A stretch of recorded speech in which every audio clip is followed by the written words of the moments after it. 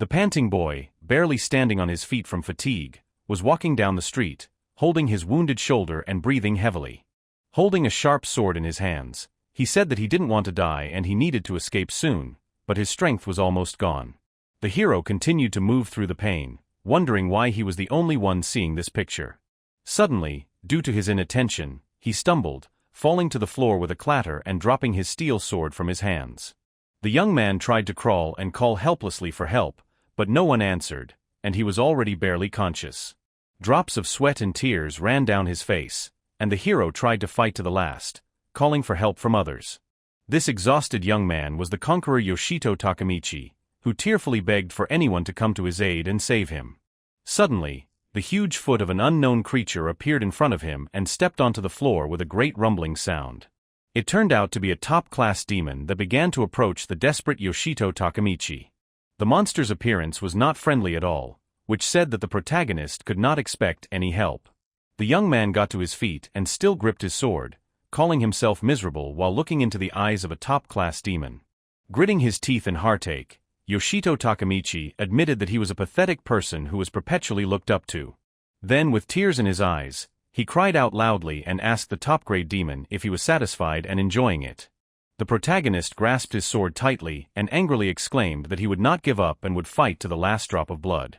He told the demon looking down on him that even if everyone was making fun of him, and even if the whole world had turned its back on him, it wasn't the end. Yoshito Takemichi began to gradually approach his opponent, preparing to strike, and the demon even froze in place for a bit. The hero was getting closer and closer, filled with rage and a desire for revenge for being constantly bullied. He confidently exclaimed that he would continue fighting until the very end and swung his sword at the top-level demon. Still, the demon was far from weak and resisted the attack of the protagonist, who was even momentarily confused. Yoshito Takemichi smirked slightly as he paid attention to the pain he felt after confronting his opponent. The young man struggled to crawl to the side, but the top-level demon began to summon a spell to finish him off. The spell was almost called for, and the enemy was not about to spare the young man who was wounded and powerless. Suffering from intense pain, Yoshito Takemichi did not give up and crawled towards the sword, then grabbed it because he was not going to give up. Then, a bright light appeared that blinded even a top-level demon, though it didn't make him nervous. The demon used magic and shot towards the protagonist, for whom he had no pity or sympathy. A tense Yoshito Takemichi put his sword in front of him and began to cover himself, hoping he could survive. The young man looked around and realized that the situation was a stalemate as the demon's blows shattered the floor. After a few seconds, the stone blocks beneath his feet began to crumble and fail, which stressed the guy out. The protagonist looked at the top-level demon ahead of him, pondering the happenings in his life. Yoshito Takemichi reminded himself that he had just become a conqueror and his journey had just begun, but it looked like he wouldn't be able to survive. It was very hard for him to acknowledge his end since he hadn't even had time to do anything, but the demon had defeated him. With fear he screamed at the top of his voice, trying to grasp at anything that wouldn't be to save his life, but the system notified him he was dead. The Heavenly Demon Tower was a mysterious building that was beyond human comprehension. All over the world these towers began to appear, and their number increased exponentially every day. Once in them, it's as if one finds oneself in a game world where one is dealing with swords, magic, and skills. On top of all this, there are a bunch of monsters inside the game world, each of which are not at all friendly. In these towers you can find magic stones and untold riches that would delight your soul for the rest of your life. Those who seek profit are called conquerors, and that is how the era of the hunt for quick riches began. But the life of a conqueror involves death, and there is absolutely nothing you can do about it but accept that fact. Even though this tower is similar to the game, if a person dies here, they will die in reality, which made Yoshito Takemichi panic. Meanwhile, the protagonist lay somewhere in the ruins, but his heart continued to beat, which gave hope for survival. What was even more surprising was that in an instant, Yoshito Takemichi began to gradually open his eyes, regaining consciousness. Opening his eyes, he tried to stay cool and wondered if he was still alive after what had happened. Yoshito Takemichi had a severe headache and realized that events were repeating themselves, but he didn't know what to do.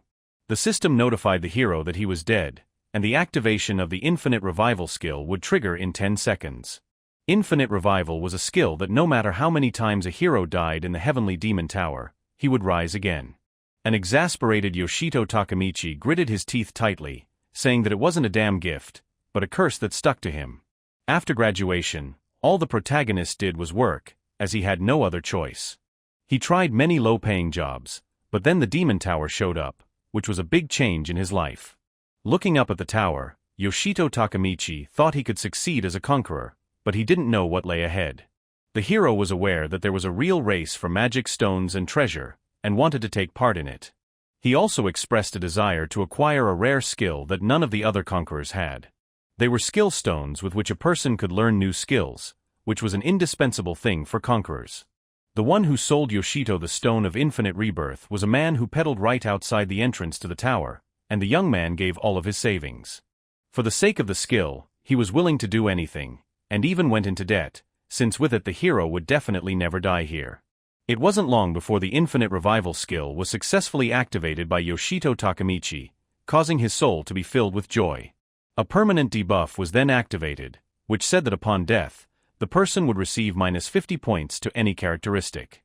The endless rebirth was slowly sucking the strength out of Yoshito Takemichi's body, and there was nothing that could be done about it. During the whole time the protagonist managed to die as many as 4 times, which means that a lot of points were taken away from him. The first death took away 50 points of defense, and his starting value was only 53. Thanks to that, Yoshito Takemichi could now be killed in just one strike, and there was no way for him to resist. After the second death, the young man lost 70 attack points, and on the third he had already lost as much as 250 health points. Each of the deaths has given the protagonist any number of points, and he only had to regret what happened. The hero was currently viewing a digital scoreboard, where he saw that the last death had taken away 60 dexterity points. A laughing Yoshito Takemichi found this amusing, as he had 61 dexterity points, and with the debuff only 1 left. Depending on the statuses, the body also changed, and if the hero lost agility points, his body would become heavy and unturnable, and he would not be able to reach the peaks. The protagonist tried to remain calm and cool-minded in everything while being burdened with debt. He was forced to accept his fate and move on despite the hardships that were his burden. The young man was absolutely serious in all his thoughts, and the system notified him that very soon he would be resurrected. Yoshito Takemichi hated with all his heart everything that was happening to him, and suddenly resurrected after being slightly blinded by the bright sun. The slightly flustered hero looked around and immediately realized that he was back in this dangerous world. As he expected, his body weight had increased due to 1 point of agility, so it would be much harder for the young man to move. Looking around, a slightly surprised Yoshito Takemichi tried to figure out where he was, assuming he had been thrown to the bottom floor. Caution swept over his mind, letting the hero know that something was wrong here, for he was on a lower floor, but the atmosphere smelled like an upper floor. Yoshito Takemichi began to gradually move forward to look around the lower floor more and draw some conclusions. Up ahead, the protagonist saw something that made him very surprised and even excited, and he began to advance there. The young man realized that there was a skill stone ahead, which to top it all off was also gold, indicating that it was super rare. The guy immediately realized that he could sell it for a huge amount of money and finally be able to pay off all his debts. With an animal-like gaze, he looked at the skill gem and said that there was no way he would leave it here. Walking calmly towards the gem, Yoshito Takemichi noticed the lack of monsters and called it the easiest money. But suddenly he heard strange noises that could not but alarm him, though the hero continued onward. Still, Yoshito Takemichi stopped while frozen with fear, and he felt a sudden chill in his back. Sharp blades appeared from nowhere and flew everywhere at great speed, while the young man tried to avoid being hit.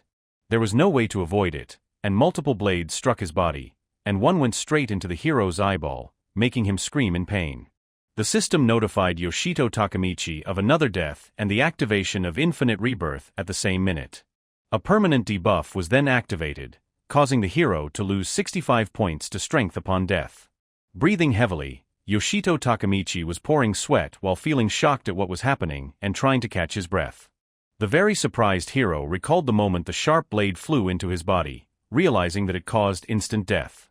Then came the realization that instant death had come because of the trap, causing the shocked lad to freeze in place. Emotions mixed together and it all led to a hysteria-like state, and Yoshito Takemichi could barely hold back his tears.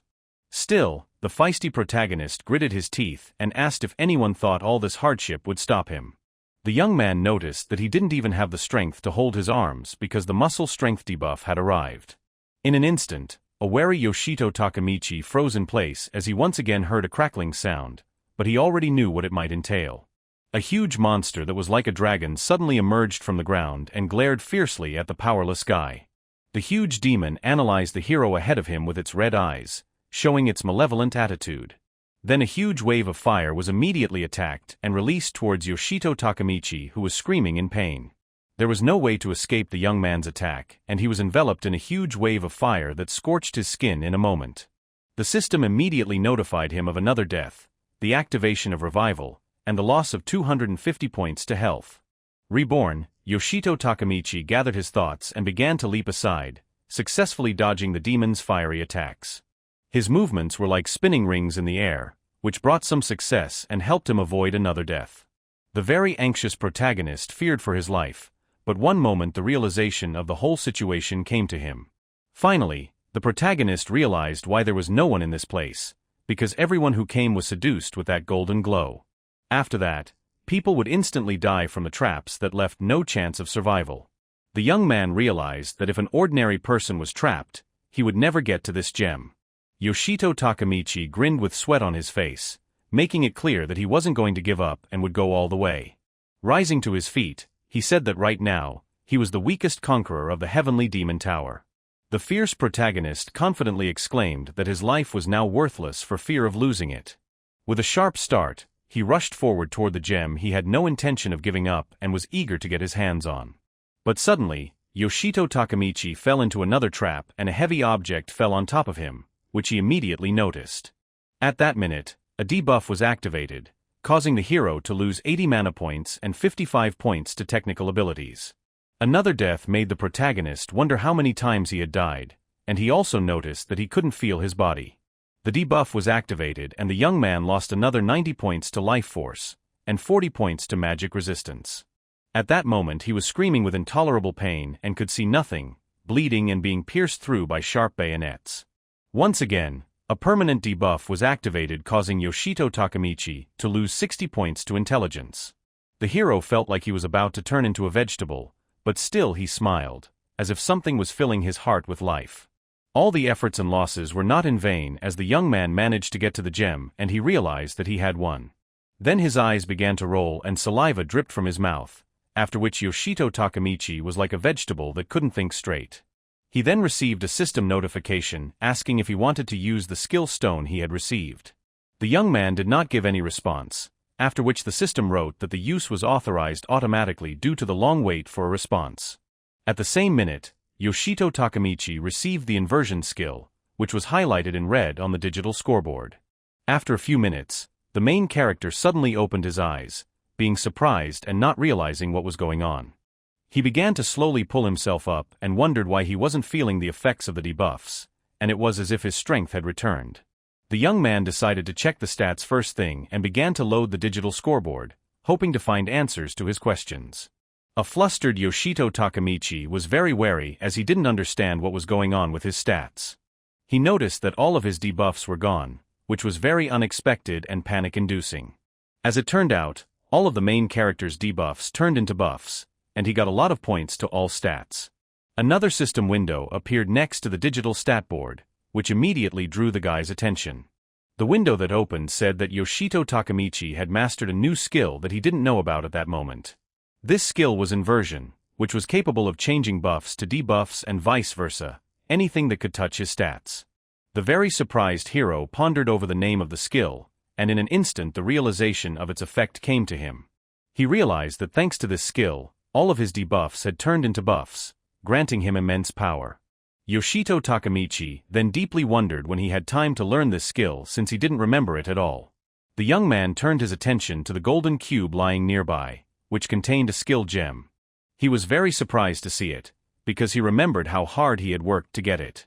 A delighted Yoshito immediately recognized the rare skill stone and realized that as soon as he grabbed it, the system automatically used it. Also, the realization came to him that it would no longer be possible to sell the gem since it had been used. However, the hero thought it was all for the best, as now the infinite revival debuffs, thanks to the inversion, only made him stronger. He was endowed with unshakable confidence, and nothing could shake his self-esteem at that moment. Yoshito Takemichi clenched his fist tightly and confidently said that with such strength, he would be able to climb to the top, becoming a top conqueror, and make a lot of money. The young man added with the same confidence that now he could become famous and there was no turning back. Then he turned around and said that of course it all sounded wonderful, but now it wasn't going to be easy for him to get home. The hero realized that he would have to go through deadly traps again to return to his native land. The young man realized that the traps would activate if he went through them and was nervous as he was close to death. Still, Yoshito Takemichi looked skeptically to the side, saying that even if that was the case, if he died from those traps again, he was already better off. But suddenly, the main character grabbed his head and exclaimed that there was no way he was going through this again. He took into consideration that even if revived, he still felt that unbearable pain that he didn't want to experience again. The hero realized that he could not die too often, as it would have irreversible consequences. These dire consequences were that the young man risked going insane, so it was necessary to proceed with caution. With sweat on his face, he gripped the left sleeve of his sweatshirt tightly, beginning to pull it aside. Yoshito Takemichi's actions were very strange, but he kept pulling the sweater as if he wanted to tear it. The young man realized that his stats were quite high right now, all thanks to his newfound inversion skill. Looking away thoughtfully, the hero wondered what if now he could get through all these traps on his own. This thought didn't leave Yoshito Takemichi for a few more minutes, and he thought it over carefully, as he had no right to make a mistake. Stepping firmly onto the floor, the hero confidently wondered what the point of wondering was, since he had no other way in anyway. He spread his legs wide with his arm down and said with confidence that it was necessary to try to pass the traps. At an incredible speed, Yoshito Takemichi rushed from his seat, not even thinking of giving up and keeping a cold mind. The mechanism of the traps was very finely tuned, so there were no misfires, and they were immediately activated. A huge number of arrows and sharp spears immediately flew towards Yoshito Takemichi, who was trying to remain calm. The young man ran straight at them at great speed, believing in his own strength and in the fact that he would manage to escape the doom and pass through the traps. He really tensed up when one of the arrows was right next to his eyeball, which spoke of the risk of another death. Still, Yoshito Takemichi was not confused and this allowed him to react quickly, dodging the attack and remaining unharmed. The hero then landed sideways, finding himself already in the rear of the sharp spears that protruded from the stone floor. The surprised young man noticed that he could see absolutely everything she was in his vicinity. He turned his attention to the next wave of traps ahead and realized they needed to be passed at even greater speed. With a sharp start, Yoshito Takemichi rushed forward, realizing that he didn't even have a second to rest and couldn't stop. Great speed and effort helped the protagonist to fly through the traps unharmed. But there was still danger ahead, so he wasn't going to stop and continued to charge forward. Filled with a thirst for speed, Yoshito Takemichi noticed that he was moving too slowly and sped up. His speed allowed him to pass through another wave of traps, but that wasn't the end of it, he had to move on. The hero rushed forward towards the next wave, while the loud explosions of traps sounded all around him, pounding on his ears. A huge monster suddenly appeared ahead and stood right in Yoshito Takemichi's path, but it didn't scare the young man. The dragon-like monster opened its mouth wide and began to growl at the guy, showing its aggressive mood. The protagonist immediately used the digital scoreboard, making it clear that he wasn't going to bow down to some monster. Then he selected the right weapon in the digital display, namely a sharp steel machete, to deal with the obstacle that appeared. Firmly grasping the handle of the machi Yoshito Takemichi swung before delivering a powerful blow. A devastatingly powerful blow was struck at the dragon-like monster, causing its head to be severed. The protagonist is frozen in place, while being surrounded by many sharp bayonets, because he has fallen into a trap. The young man's eye turned red, which spoke of his cold-bloodedness and lust for killing, as well as his lack of any compassion. At a tremendous speed, Yoshito Takemichi began to jump in different directions while swinging his sharp sword. Soon it was over. The young man exhaled with relief, realizing he had sent the danger into oblivion. All the traps had been broken, and the hero, standing in one place, had drawn many conclusions and was now sure of something. Every time Yoshito Takemichi died he activated a permanent debuff, but now it's different. The inversion skill, on the other hand, did the opposite, and the young man concluded that it would be a good idea to combine the two skills. The protagonist was filled with a thirst to become stronger and realized that he would become the strongest conqueror of the tower if he combined the two skills. He looked up and realized that this surface was a bit high, and he wouldn't have even thought of jumping up before. Yoshito Takamichi then said that things were different now and spread his legs wide to try to make a jump. At high speed, the young man first pushed off the rock, leaving a huge crack, then tried to jump higher. The hero saw the goal in front of him, but at the same time did not see any obstacles and, ignited by desire, continued to climb higher and higher. At that moment, he was like an arrow that flew at great speed and spotted a horned demon standing nearby. Yoshito Takamichi immediately lit up with a desire to fight him and avenge his previous death, the culprit of which was the demon. The protagonist apologized to him for waiting without much emotion, preparing to launch an attack. The top-level horned demon did not show any animosity towards him, and only silently looked at the guy with a small smirk. The young man, however, picked up his steel sword and began to gradually approach the monster that was also approaching him. Soon enough they got close together, where Yoshito Takamichi tried to attack, but the demon blocked his blow. Effortlessly, he pushed the confident hero back, showing his immense strength and easy perception of the enemy. The horned demon then grinned as he prepared for another attack from Yoshito Takamichi, who was determined. The confident hero drew his sword in front of him and asked the monster if he was trying to finish him off again. The devil brat became angry after those words, and gave a full voice wail that spoke of an impending attack. Yoshito Takamichi realized that he had succeeded in waking the demon and asked him to attack soon, burning with a desire for retribution. The hero then lunged at him with his sword and asked how long he would last in battle with his measly one life, against his endless rebirths. The top-grade demon took a fighting stance and prepared for the enemy's attack while standing in one place. The enemy attempted to attack the protagonist, who successfully dodged while holding tightly to the hilt of his sword. The young man scurried off to the side to prevent the enemy from hitting him, and waiting for the right moment to counterattack. Yoshito Takamichi said that it was scary to imagine how much his stats had increased, then struck a jump sword strike right into the demon's paw. Then the young man bounced to the side, but his opponent did not retreat and continued to try to strike.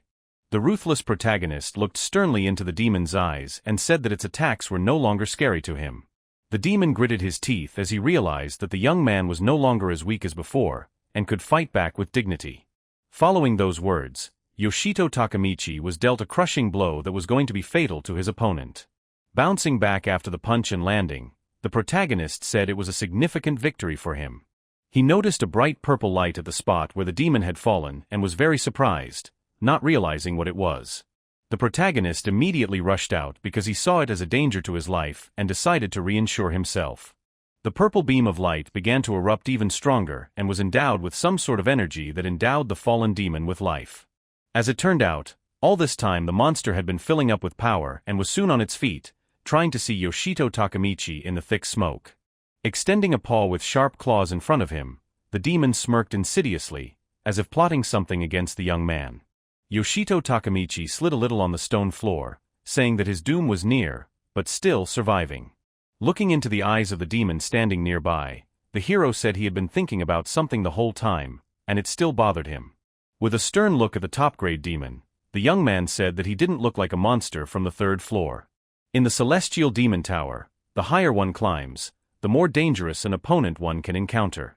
Yoshito Takamichi came close to the demon and said that clearly there must be monsters much weaker than him here. The demon suddenly stood firmly on its feet and spread its huge wings, spreading them wide, which amazed the hero. The monster prepared to launch one last attack, believing in his strength, and eager to finally take down the cocky upstart. The protagonist was not confused and began to cover his face with his hands, saying that his stats had increased significantly due to the debuff. He then made a high jump, intending to strike in mid-air, but the demon already possessed wings and rushed after him.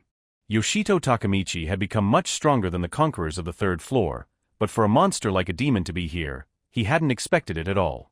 Trying to hold off the onslaught of the enemy, the protagonist said he had never heard of such a winged monster. He deftly swung his sword to protect himself from the enemy who was closing in. The best solution for the protagonist was to make a sharp landing, which he did, leaving his opponent alone. As he landed on the ground, the young man continued to hold the hilt of his sword tightly, trying to catch his breath at least a little. Harshly and incredulously, Yoshito Takamichi looked at the demon floating in the air and asked what was wrong. The creature with violet eyes looked at the young man intimidatingly, showing with its gaze a desire to end him as soon as possible. The hero realized that he would not get an answer, and it could be said that he was not very lucky to meet a strong enemy. The powerful demon opened both paws, in the center of which were magical orbs with which he was going to massacre the young man. A smirking Yoshito Takemichi noticed this and wondered if the opponent had decided to use his other hand as well. The monster paid no attention to his ridiculous sarcasm and put a lot of effort into his attack, which alarmed the guy.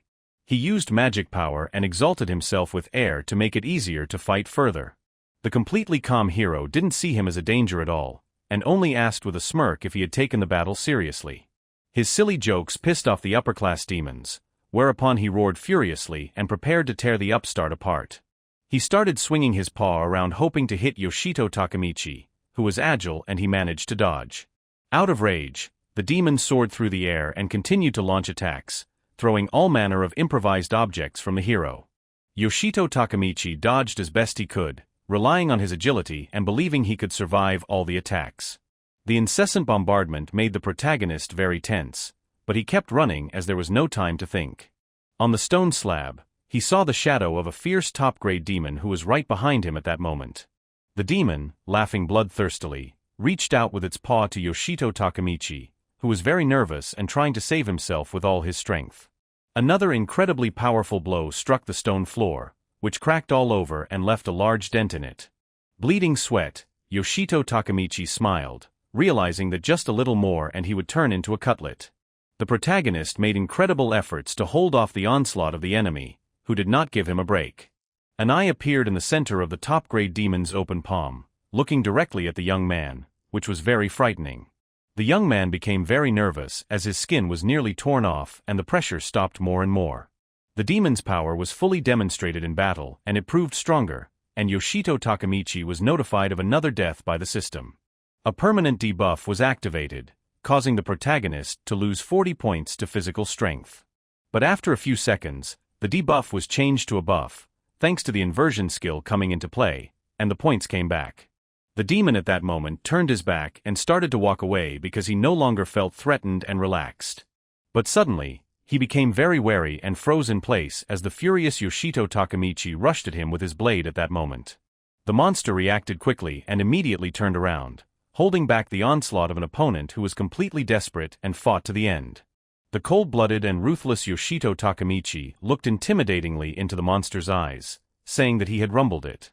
The hero added that it was the worst thing the monster could do, after which he swung his sword at it, much to the demon's consternation. The young man continued to swing his sword left and right, while the monster tried to dodge and take steps back. He was very agitated as he couldn't resist with the cold-blooded Yoshito Takemichi who was determined to kill him. With a frightening tone, the hero exclaimed that it was very painful and the monster would answer for it, after which he struck hard. The hero's physical strength increased, and now his blows were literally pushing the demon back, but there was one but. It still wasn't enough to completely massacre the enemy, so you had to turn on your wits. For all that, the monster was very scared and confused, but it only had to take the young man's blows. But still, he wasn't going to give up either and decided to take his strength in his fist to make one last attack attempt. It seemed to Yoshito Takemichi that the upper-class demon's hands had increased in size and many red veins appeared on them. The bewildered young man was utterly bewildered by what was happening, and it was as if his hands were restrained and he could not move. The system notified the guy of his death, after which a debuff was immediately activated and he lost 60 points to dexterity. Immediately, the inversion skill was activated, which instantly returned the lost points to the hero's dexterity. The maximally focused Yoshito Takemichi realized that his agility had increased this time, which also spoke volumes. The young man opened his eyes in an instant and realized that the increase in agility gave him some sort of advantage and he could act differently. Silently standing still, the protagonist stared emotionlessly at the demon standing in front of him, who was expecting an attack from him. Yoshito Takemichi complimented his opponent, admitting that he pulled off a pretty good stunt and that's respectable. Suddenly, his eyes filled with rage and bloodlust, signaling that the monster would not fare well. After that, the protagonist rushed into the attack with sword in hand, harboring nothing but hatred and anger towards the top-grade demon. The monster was once again a bit confused as Yoshito Takemichi was beyond furious. The hero's fierce eyes turned redder and redder, and in an instant, he swung his sharp blade, intending to finish off his opponent. At tremendous speed, the protagonist impaled the demon frozen in place, drawing his blade through it. At first, the monster didn't understand anything and even smirked, not realizing that his opponent's blade had gone through him. After a few seconds, realization came to him, and the dazed demon felt as if it had been shattered from within and began to dissolve. The cold-blooded Yoshito Takemichi only muttered softly that it was over, and the monster began to dissolve into space. The young man also added that it was expected since the demon only had one life, and he had initially lost when he engaged in battle with it. The rage began to fade from the eyes of the protagonist, who watched with little interest as the demon died. Yoshito Takemichi said that if a monster can get infinite life in its habitat, it can come to him. The hero looked at the monster with a strange look and said that after that, they could fight again as equals. At that moment, he was very confident and pleased with himself as he had managed to defeat a powerful top-grade demon. Being very tired, Yoshito Takemichi sat down on the stone floor and exhaled a sigh of relief, saying that he was able to overpower his opponent. The only thing the young man didn't like was that the demon had rumbled him twice, and although he was stronger, it felt too unpleasant. He then turned his attention to his steel sword, which had cracked after the battle, causing the guy to be surprised. The protagonist was utterly perplexed after the sword simply crumbled in his hands after a few seconds. Yoshito Takemichi didn't know how to react to that and only said that apparently he needed to buy some normal weapons. He got to his feet and decided to start collecting magic stones and then buy something normal. Not far from the young man were magical glowing stones, some of which were red and some of which were green. Soon, the protagonist found himself in a heavenly demonic tower called Hermes, in a safe zone that was on the first floor. As you go to each floor of the demon tower, there is an area where monsters never revive. In the common people it was called a safe zone, which was a real boon to the conquerors. In it, ordinary conquerors could take a break after heavy battles and catch their breath, as this was impossible to do elsewhere. While exploring the demonic tower, the conquerors were able to accumulate many useful items. And coming to a safe zone, they could sell their loot to merchants and buy new equipment. An overjoyed Yoshito Takemichi confidently said that the silver sword was much stronger than the previous one and decided to buy it. But at the same time, the protagonist remembered that the sword was very expensive, because he had given half of the proceeds from the magic stones for it. Still, the young man began to ward off these thoughts, reminding himself that he wanted to succeed, and to do so, he could not skimp on weapons. He realized that it was a valuable investment for the future that would help him in future battles and minor skirmishes with monsters. Up ahead, Yoshito Takemichi saw several other conquerors chatting amongst themselves, but they paid attention to him, which looked strange. The hero realized it was just people discussing him, calling him a fool with endless rebirth. Upon hearing the discussions, the young man said that he had become famous as the weakest conqueror because he had been fooled and sold a useless skill for a lot of money. Then he turned around, saying that since they knew about it, they would have been better off warning him than regretting it now. The skill of endless rebirth was more of a curse of some sort for many conquerors, but for Yoshito Takemichi it was different. For him, a person with inversion, this skill unfolded in a new way and took on other colors, and only he could unlock the potential of these two skills. Satisfied with himself, Yoshito Takemichi smiled imperceptibly as it was very cool and no one knew about it. Suddenly he shrank back in exasperation as he heard the loud shouting of a man proving his point. The protagonist's hand trembled at the sharp shout and he turned his attention to the crowd nearby, wondering what was going on. A confident fatty nearby was asking a man in the crowd who he thought could kill the boss from the 5th floor. He smugly poked his finger into his chest and exclaimed that no one else could do it but him, with the title of champion named Najishizuma. Yoshito Takemichi, meanwhile, remembered that once a conqueror kills a boss from a particular floor, he is given the title of champion. Once all the bosses from each floor are killed, the demon tower disappears, indicating that it has been completed. For defeating such bosses, you can get rare weapons that will help a lot in further fights. The hero realized that champions don't usually act so arrogant with their fellow conquerors, but here was Nojishi overconfident. Yoshito Takemichi was silently analyzing the situation on the sidelines, but at one point was very surprised as he turned his attention to someone arguing with the champion. It was a girl who said that Nojishi had cleared a tower that was only 2 floors with weak bosses and considered himself a champion. An angry Sakiya Mona said that anyone could handle something like that, and her friend Shiramaki Yuri excitedly said that there was no point in arguing with him. The The girl asked her friend to stay out of the way and said that the room with the boss was found first by them, and the scoundrel Najasan wants to take all the laurels for himself. Yuri recognized that the reward for conquering the boss sounded tempting, but it was too dangerous and it would be better if the guys handled it themselves. In an instant, Sakiyamona calmed down a bit and fell silent while thinking about her friend's words. The haughty Najasan asked with a smile on his face if he understood correctly that the conversation was over and he and his men could act. He asked the girls to calm down and watch as he and his unique equipment would put this boss to the ground in no time. The cocky braggart Najasan presented everyone with his unique Aegis Mimeshan shield, which can defend against any blow. The girls were silently frozen in place, trying to ignore the guy's bragging and remain calm. Suddenly, Shiramaki Yuri and Sakiyamona were called out by the suddenly appearing Yoshito Takemichi, whose voice they immediately recognized. The girls were very surprised to see the main character waving at them like nothing happened, not knowing what to say. He was immediately noticed by the cocky braggart Najasan, who was annoying with his brooding face. The nasty fatty laughed provocatively and said that the loser Yoshito Takemichi had come to see them, then asked if he had heard what was being said about him. He called the protagonist a loser who was shoved some junk rather than a skill for a hefty price, trying to hurt the young man's feelings. The scumbag Najasan called Takemichi pathetic and added that he didn't envy him, since he was the only one left to sit on the lower floors eating leftovers.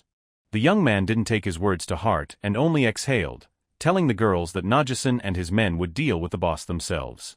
An anxious Sakiyamona realized that things were heating up, but couldn't figure out what the hero was up to. Behind his back was an insolent nosy provocateur, who could not understand what he could do, but the hero did not take him seriously. Yoshito Takemichi said in an intimidating tone that the three of them would go to the boss on the top floor, showing the magic stone in the palm of his hand. He said that while Najasan and his boys dealt with the biped, they would sort out the bigger fish. A surprised Shiramaki Yuri didn't understand what he was talking about and decided to ask again, while starting to get worried. The hero told the frozen girls that he wasn't just offering them this for nothing, and believed that the three of them could handle the boss on the top floor. Najasan was pissed off that Yoshito Takemichi wasn't taking him seriously, and was right in front of him discussing goals with the girls. The young man turned a cold-blooded stare on him, and the fat man shouted for him not to speak as if he were taller than him. The fat man then tried to strike in a fit of anger, but Yoshito Takemichi brought the upstart down with a sharp punch to the stomach. The absolutely calm hero effortlessly dodged his opponent's blow, landing another blow, but already in the jaw. After that, he began to walk away as if nothing had happened, realizing that the creep might still try to attack. A knocked-out Najasan didn't realize what was going on, and his head was spinning after a powerful punch to the jaw. A few seconds later, he collapsed to the ground with a clatter, and Yoshito Takemichi was fully convinced that he had felled the fatty. The self-righteous upstart's bewildered companions asked how he was, and the bewildered Najasan still didn't understand a thing. Being totally shocked, he asked what it was, and the hero calmly asked if he would be on the ground for long. The girls were very surprised at what they saw, and Yoshito said that now he was curious to see how the champions would handle the middle floor boss. Laughing slightly, the protagonist asked the champions if they would show him their real skills in a boss fight. After a while, the crowd was on the fourth floor of the heavenly demon Hermes Tower. Suddenly, Yoshito Takemichi was approached by a worried Sakiyamona, to whom he immediately turned his attention. The worried girl asked if the hero was sure he should have gone with Najasan, and he didn't realize what she was talking about. The tense girl tried to explain her point of view and gently said that the young man wasn't particularly strong. The equally excited Shiramaki Yuri said she was worried too, because the monsters from the middle floors are very strong and the hero might die. Yoshito Takemichi only laughed and took it lightly, asking them not to sweat it so much, and continued walking forward. Mona and Yuri were two conquerors the hero met while conquering this demonic tower. Sakiya was level 15 and Shiramaki was level 13, but compared to them, the hero was level 8 and understood why they were so worried. But the current Yoshito Takemichi, though not high-leveled, has fairly high stats, which already makes a lot of difference.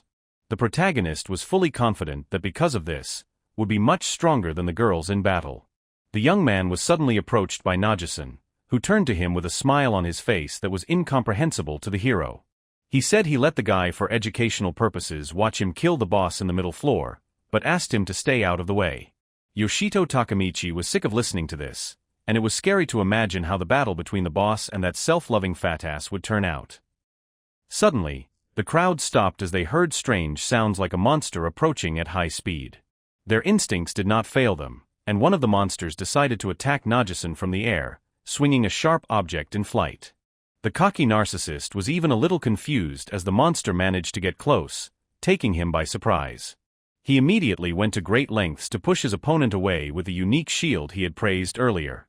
The ninja monster slid a few meters backwards, but managed to stay on his knees and not fall, which alarmed Najasan. His opponent turned out to be a lizard man who had a rather good physical fitness, and he had a sharp blade in his hands. The lizard had become enraged and was showing his aggressive mood by growling, preparing to try to attack again. Najasan was not one to be intimidated, and only smirked in his opponent's face as his opponent was only one lizard man. Standing behind Yoshito, Takamichi coldly asked him to stop, but the fatty didn't take him seriously. The protagonist concentrated on his gut and said in an intimidating tone that the enemy was not alone at all.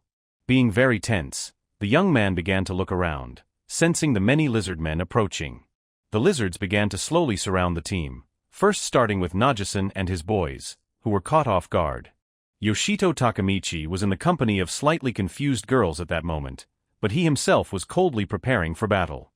A very tense Najasan didn't realize what was going on or where so many nasty lizards had come out of. A red lizard man who had a different physique from the others suddenly emerged from the shadows, and the rest of the lizard men kneeled before him. The big guy turned out to be the captain of the lizard men, who was the highest representative and commander of the pack. Confident in himself and his men, the commander held his sharp blade out in front of him, threatening the upstart Najasan. Meanwhile, his subordinates pounced on the rest of the team, causing Yoshito Takamichi and the girls to tense up a lot. Although the protagonist was very tense, but he did not lose his grip and prepared for battle with the attacking lizards. His eyes immediately filled with rage and lust to kill, and his smile changed to a bloodthirsty smile that spoke of his fearlessness. A worried Sakiya Mona still didn't take the young man seriously, and with a shout she asked Shiramaki Yuri to protect him. The girl heard her friend's request and promised to do so, and Yoshito Takamichi froze in place with surprise after hearing it. He yelled that everything was fine and they didn't have to worry about him since he could fight too. After his words, Sakiya Mona didn't feel any calmer and shouted that this wasn't the time to be a hero at all. The main character was struck by the fact that the girl did not take him seriously and did not believe that he could fight back against the enemy. In some ways it even offended him, and he couldn't believe that he really wasn't considered a worthy conqueror. A tense Sakiya Mona said firmly, then the lizard captain was not Yoshito Takamichi's opponent, so he should calm down. She added that someone like him wouldn't be able to straighten him out, and those words really hurt the hero at that moment. It was as if the world inside him had turned upside down, and his pupils even shrank in size from shock, whereupon Shiramaki Yuri addressed him. The sweat-bleeding girl said that it was dangerous here, after which she persuaded the hero to stay away. Yoshito Takamichi expressed his disagreement and tried to prove that he wasn't weak, but Sakiya Mona was fighting lizards and didn't hear him. Shiramaki Yuri was also busy fighting and didn't pay attention to his words at that moment, being focused on the battle. The protagonist watched Najasan and the others fight, realizing he could do that too, but no one believed him. Bleeding profusely, the young man said with a smile on his face that he too could fight and extended his palm forward. He immediately put it down, as everyone was busy fighting and no one could hear him at that moment, and the hero himself was only standing still. Yoshito Takamichi realized that everyone was deeply convinced that he was just ballast, and it was a truly terrible feeling. There was still a fierce battle going on all around, with Najasan and the lizard captain getting up close to each other. Suddenly, the lizard still struck at the cocky upstart, who didn't have time to dodge and was even a little confused. A bewildered Najasan flew the air and the shield didn't save him this time and the lizard landed hard on the ground. Fathead managed to land on his feet and stand firmly on his own, even though the fall itself was very unpleasant for him. Suddenly he felt a vibration under his feet that immediately drew his attention, making him tense up. A very tense Yoshito Takamichi immediately recalled the events that had happened to him earlier, and understood what that vibration was. The entire perimeter of the stone floor beneath his feet failed, after which the hero himself began to fall into the abyss, while the others managed to stay on top. The nervous protagonist could not resist falling and realized that the situation was stalemate as he did not possess wings. Mona and Yuri were very scared because they couldn't do anything to help, and the young man wondered why he had fallen into the trap and not Najasan. As the name Hermes Tower implies, it will test the conquerors on their reaction speed, because a trap may be waiting at every step. As it turned out, Yoshito didn't have the best reaction as he didn't manage to avoid the trap, but his eyes were filled with rage and he wasn't going to give up. In a moment of freefall, he focused all his strength and exclaimed that he wouldn't just die from these traps. Having come to a rage, the protagonist made every possible effort at the moment of the fall, thus remaining unharmed. Rising to his feet, he shook the dirt off his pants and said he wasn't even hurt, and that could already be a reason to rejoice. With a little apprehension, Yoshito Takemichi began to look around the area around him, trying to see if he had been here before. From behind the concrete pillars ahead, the armed red lizards that had come to his soul began to emerge. The young man immediately realized that this area was swarming with a bunch of lizardmen captains who clearly wouldn't carry him in their arms. At the same time, he realized that there was nowhere to run, and with a smile on his face, he asked if this was a trap from which there was no way out. The cold-blooded Yoshito Takemichi suddenly said that unfortunately, the hopeless trap was for the captains, not him. After saying that, he looked at the lizards intimidatingly, sternly saying that it wasn't him who had fallen into the trap, but they had fallen right into it. The main character's intimidating tone made the lizardmen worry, and he added that he didn't care no matter how many of them were here. Still keeping the blade lowered, Yoshito said he finally got a chance to test his new sword. He said in a confident tone that he was even glad of this great opportunity, because it could not have been better. He then slid forward, swinging his blade in the process, causing the lizards to be scattered in different directions. Yoshito Takemichi said sternly, even though he was very glad he'd fallen just for them, calling them rowing lizards. The hero said that if the past him had been here, he would never have gotten out alive from this trap crawling with lizardmen captains. Suddenly, one of the captains jumped up and made a high jump, intending to launch an aerial attack.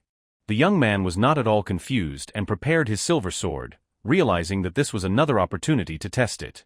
The bloodthirsty lizard looked at him as a victim, being confident, but unexpectedly, suffered disappointment after a punch to the jaw. The furious protagonist was as focused on the target as possible, and kept attacking the captain who was no longer resisting. With a sharp movement, the cold-blooded and ruthless young man chopped the lizard in two, shouting that he could finish them all off now. Two more lizardmen captains approached him from the back, and made a leap to launch an attack. But Yoshito Takemichi ruined all their plans by reacting sharply to their appearance, then ducked and prepared to strike. Shocked by his incredible speed, the lizardmen captains looked around in great surprise, not knowing what to expect. Without showing an ounce of compassion, the hero cold-bloodedly decapitated two lizards without even looking at the result of his actions. He then lowered his gaze to the floor, and with it his silver sword, asking the rest of the lizard crowd what was wrong. Looking sternly at the crowd of lizardmen, Yoshito Takemichi asked if they were scared since they froze in place after what they had seen. He also questioned in a firm tone why they didn't act, since they were so looking forward to food falling into their trap. Smiling provocatively, the protagonist asked the lizards to come up and kill him, since he himself is asking them to do so. The provocations from the young man had taken their toll and the lizards were getting angry with him as he had hurt their feelings. A whole bunch of captains were once again pitted against him aggressively, which is exactly what the guy needed at that moment. Yoshito Takemichi dealt with the lizards with particular coolness, paying attention to the fact that there were quite a few of them here. With bloodthirsty eyes, he stared harshly at his opponents, not showing them an ounce of compassion during battle. Landing on the ground after another strike, he said that this many monsters were not enough to break through his defenses. After hearing those words, the three lizardmen captains froze in place, looking at the guy with great bewilderment. Yoshito Takemichi's look at that moment was very intimidating and he asked them if they knew about it. After mercilessly finishing off the remaining lizards, the cold-blooded young man said he was a pro at this. The last captain was powerless, and lay on the ground with tears in his eyes, realizing that collapse was inevitable, and Hiro said he would kill them as quickly as possible.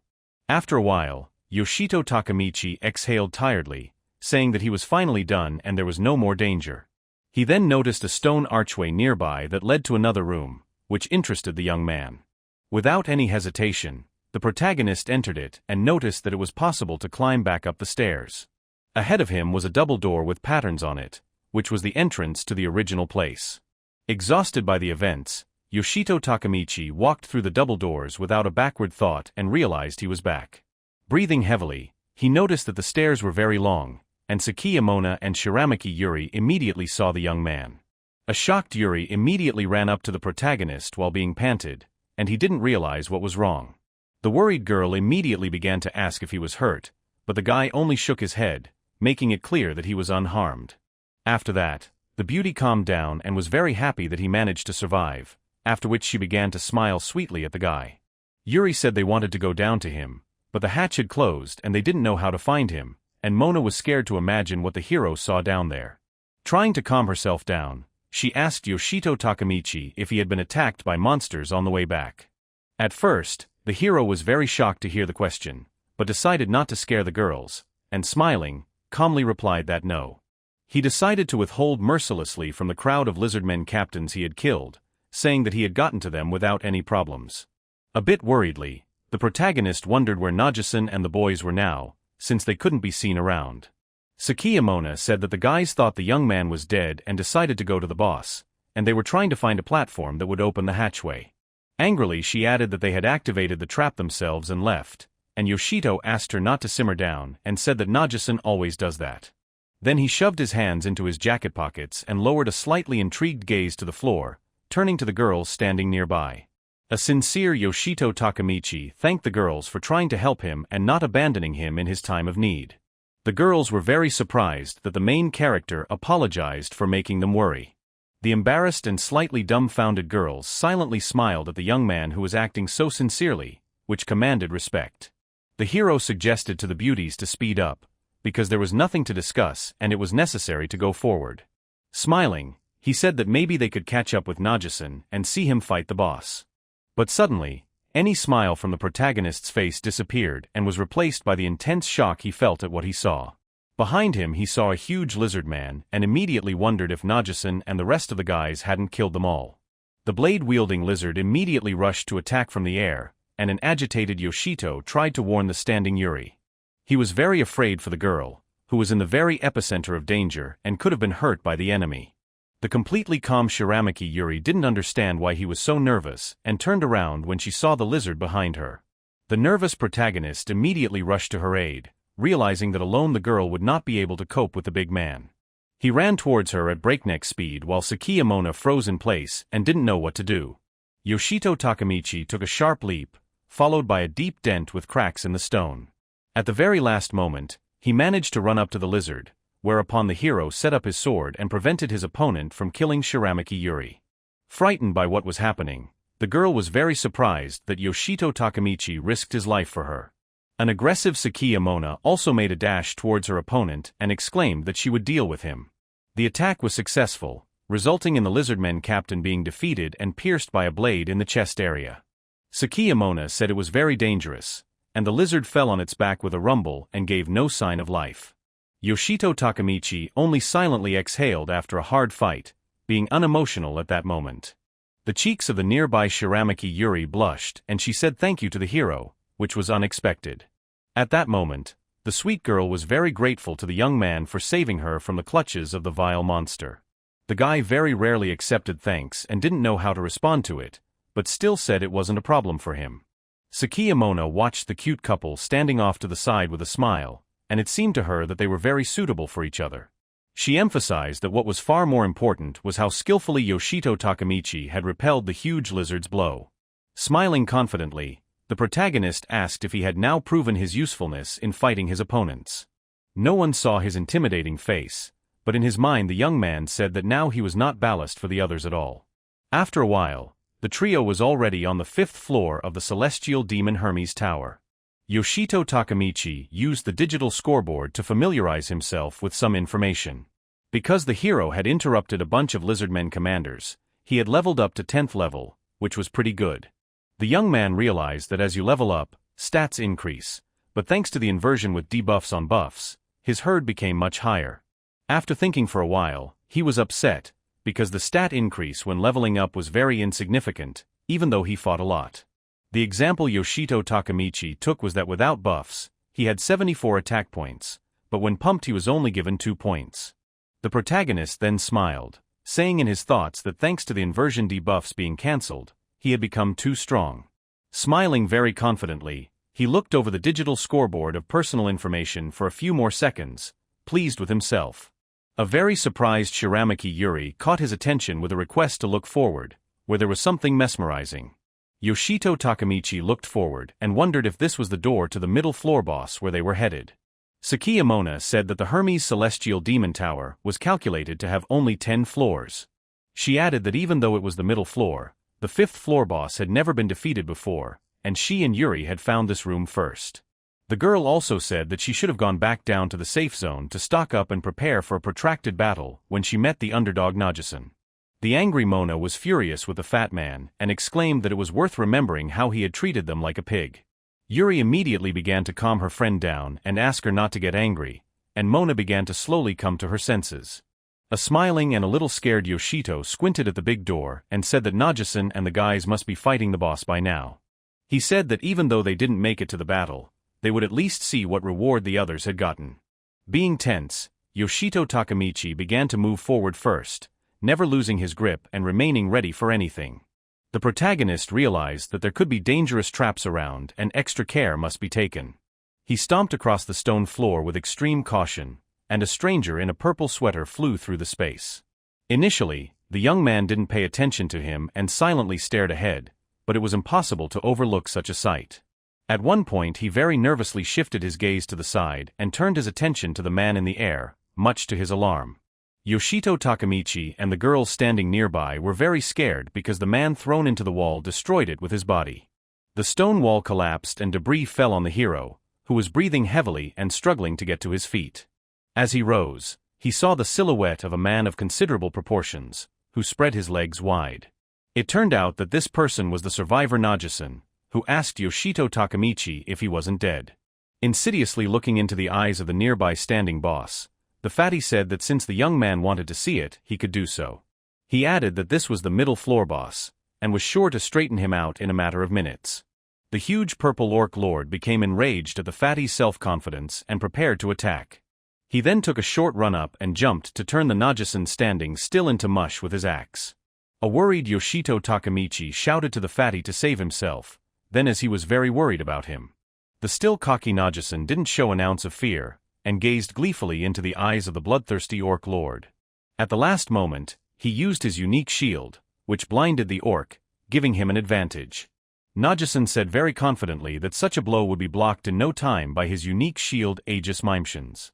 The knocked-out orc lord didn't realize what was going on and tried to attack, but he failed. Thickpaw said that when the lizardmen attacked, he was certainly caught off guard, causing him to not show his full glory. He then confidently said that there was no way he would lose in a one-on-one fight with the middle floor boss. Bragg Najasan asked Yoshito Takemichi to watch the fight more closely, which the hero did with great interest. Fatty said that unlike such a little kid standing aside like a hero, the adults would fight to the end. The orc lord didn't listen to his rant anymore and rushed to the attack, smiling bloodthirstily at the fatty. An excited Yuri asked Yoshito how he was feeling, and he, holding his wounded arm, replied that he would live.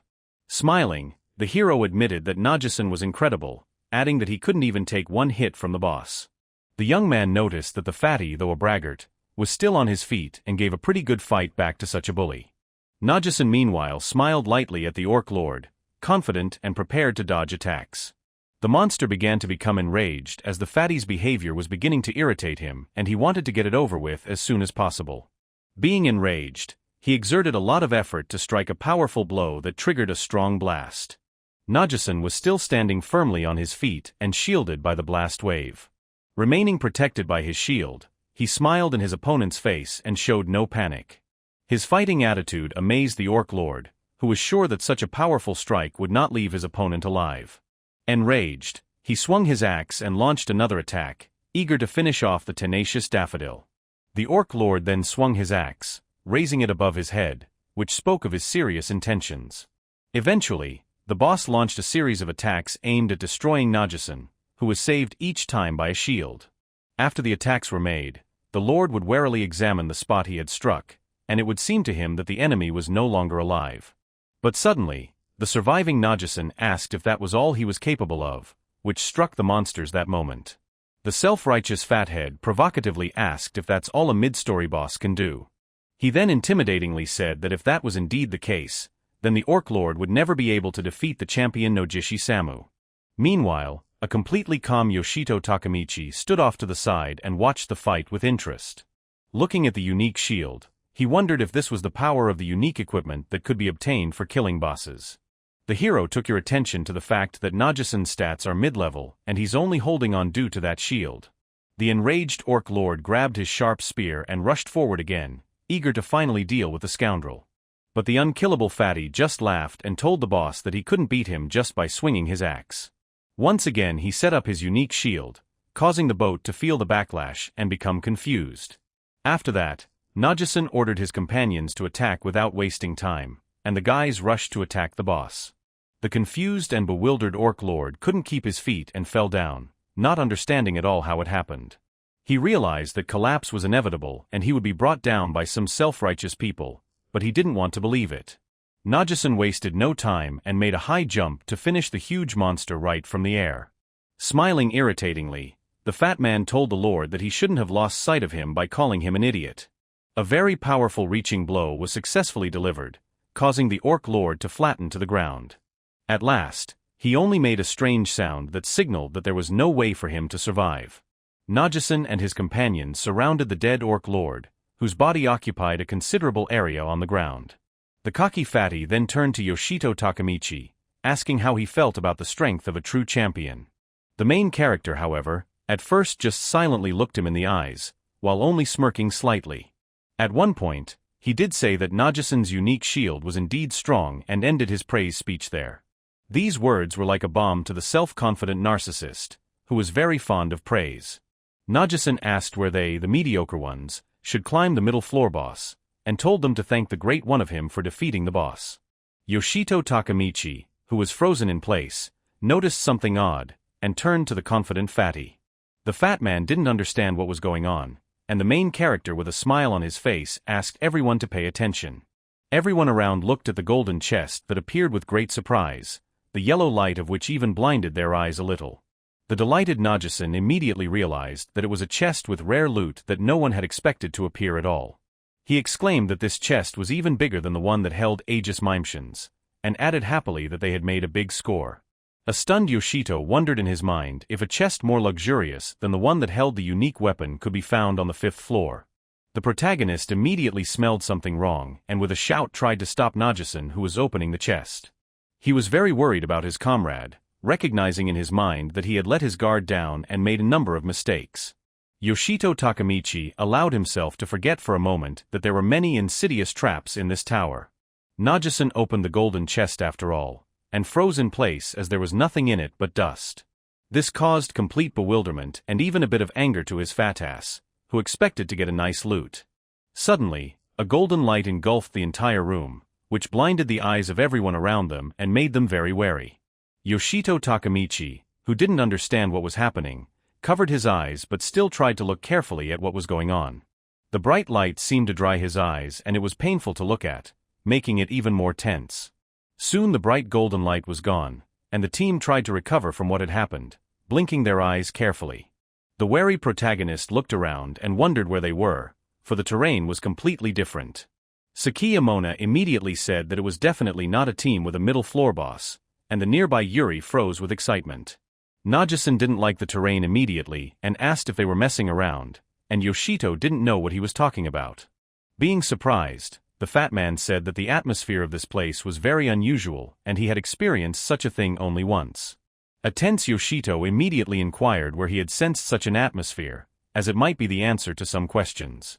Nervous Najasan with sweat on his face immediately replied that he had sensed such a thing on the highest floor of the Celestial Demon Tower. Suddenly, strange things began to happen around again, and a strong wind picked up and a purple light began to envelop the room. In another part of the room, a huge throne could be seen, upon which sat an equally sizable creature in armor. The feet of the unknown creature were similar to human feet, but still had some distinctive features. As it turned out, this was all for a reason, because Najasan had sensed such a thing in the room of the final boss, which was the creature. The huge demon immediately looked angrily and aggressively at the humans who had disturbed his peace. Then he jumped up from his throne and prepared to pounce on them, and the team was even a little confused. With a voice trembling with nerves, Yoshito Takemichi asked if this was really the final boss room. The hero and the rest of the team immediately excitedly opened the digital scoreboard to find any information about it. The system warned that they had all been forcibly teleported to the room to the final boss of the Celestial Demon Tower Hermes. The astonished Yoshito Takemichi couldn't believe it and didn't know what would happen next, since the boss possessed immense power. He realized that it was the master of the tower, which was the Ogre Emperor, looking bloodthirstily at the frightened humans. The final boss was very determined and didn't like to waste time, so he immediately rushed to attack, taking his chance. The team was at a complete loss as the Emperor acted very quickly and took them by surprise. Without a backward thought, he threw a very powerful punch, destroying the floor, but Yoshito Takemichi managed to bounce to the side. The concerned hero recognized that the Ogre Emperor was indeed very different from other opponents. Also, the young man realized that no one but him would be able to give resistance to such a powerful boss. He immediately shouted to the others to leave, promising to detain the boss, but Nagisan asked him to stop talking nonsense. Turning around, the fat man asked Yoshito if he realized that he would die one-on-one without lasting a minute. The confused protagonist didn't understand why he was so sure he was dead, but he still didn't argue. The fearless Nagisan rushed to the attack and ordered his companions to run after him, while the hero asked them to wait. The enraged young man rushed after them with sword in hand, because he was not going to stand by while his comrades fought. He began to deftly swing his sword in different directions, gradually sneaking up on the final boss from the rear. The other two companions fought just as bravely and desperately, showing all their hatred for the enemy with their sword. Satisfied with the results, Yoshito said that at least a little, but it looked like they were able to damage the huge Ogre Emperor. The Emperor himself suddenly waved his hand upwards, which made the crew very wary as they did not understand his intentions. Desperately shouting with all his voice, Nagisan showed bravery and courage by rushing to attack the Emperor alone. Covered by a unique shield, he ran forward, shouting that he was the champion who would defeat the Ogre Emperor. There was no fear in the fatty's eyes, but only hatred for the enemy he wanted to get rid of as soon as possible. The Ogre Emperor brought him down with a sudden swing of his sharp blade, severely wounding the cocky Nagisan. Nagisan's eyes felt like the whole world had turned upside down as he couldn't believe that the shield hadn't saved him and he was seriously injured. The shocked associate couldn't believe it along with the excited Yuri who was sitting next to her. The bewildered protagonist looked at Nagisan, who was defeated before his eyes and gradually dying. The young man couldn't believe it, as the shield could block absolutely any attack, but this time even it didn't help. The system notified that Aegis Mimeshin's characteristics were far weaker than the enemy's strike and as a result no longer recoverable. A bleeding Nagisan lay on the stone floor with no signs of life, and Yoshito Takemichi couldn't believe it had happened.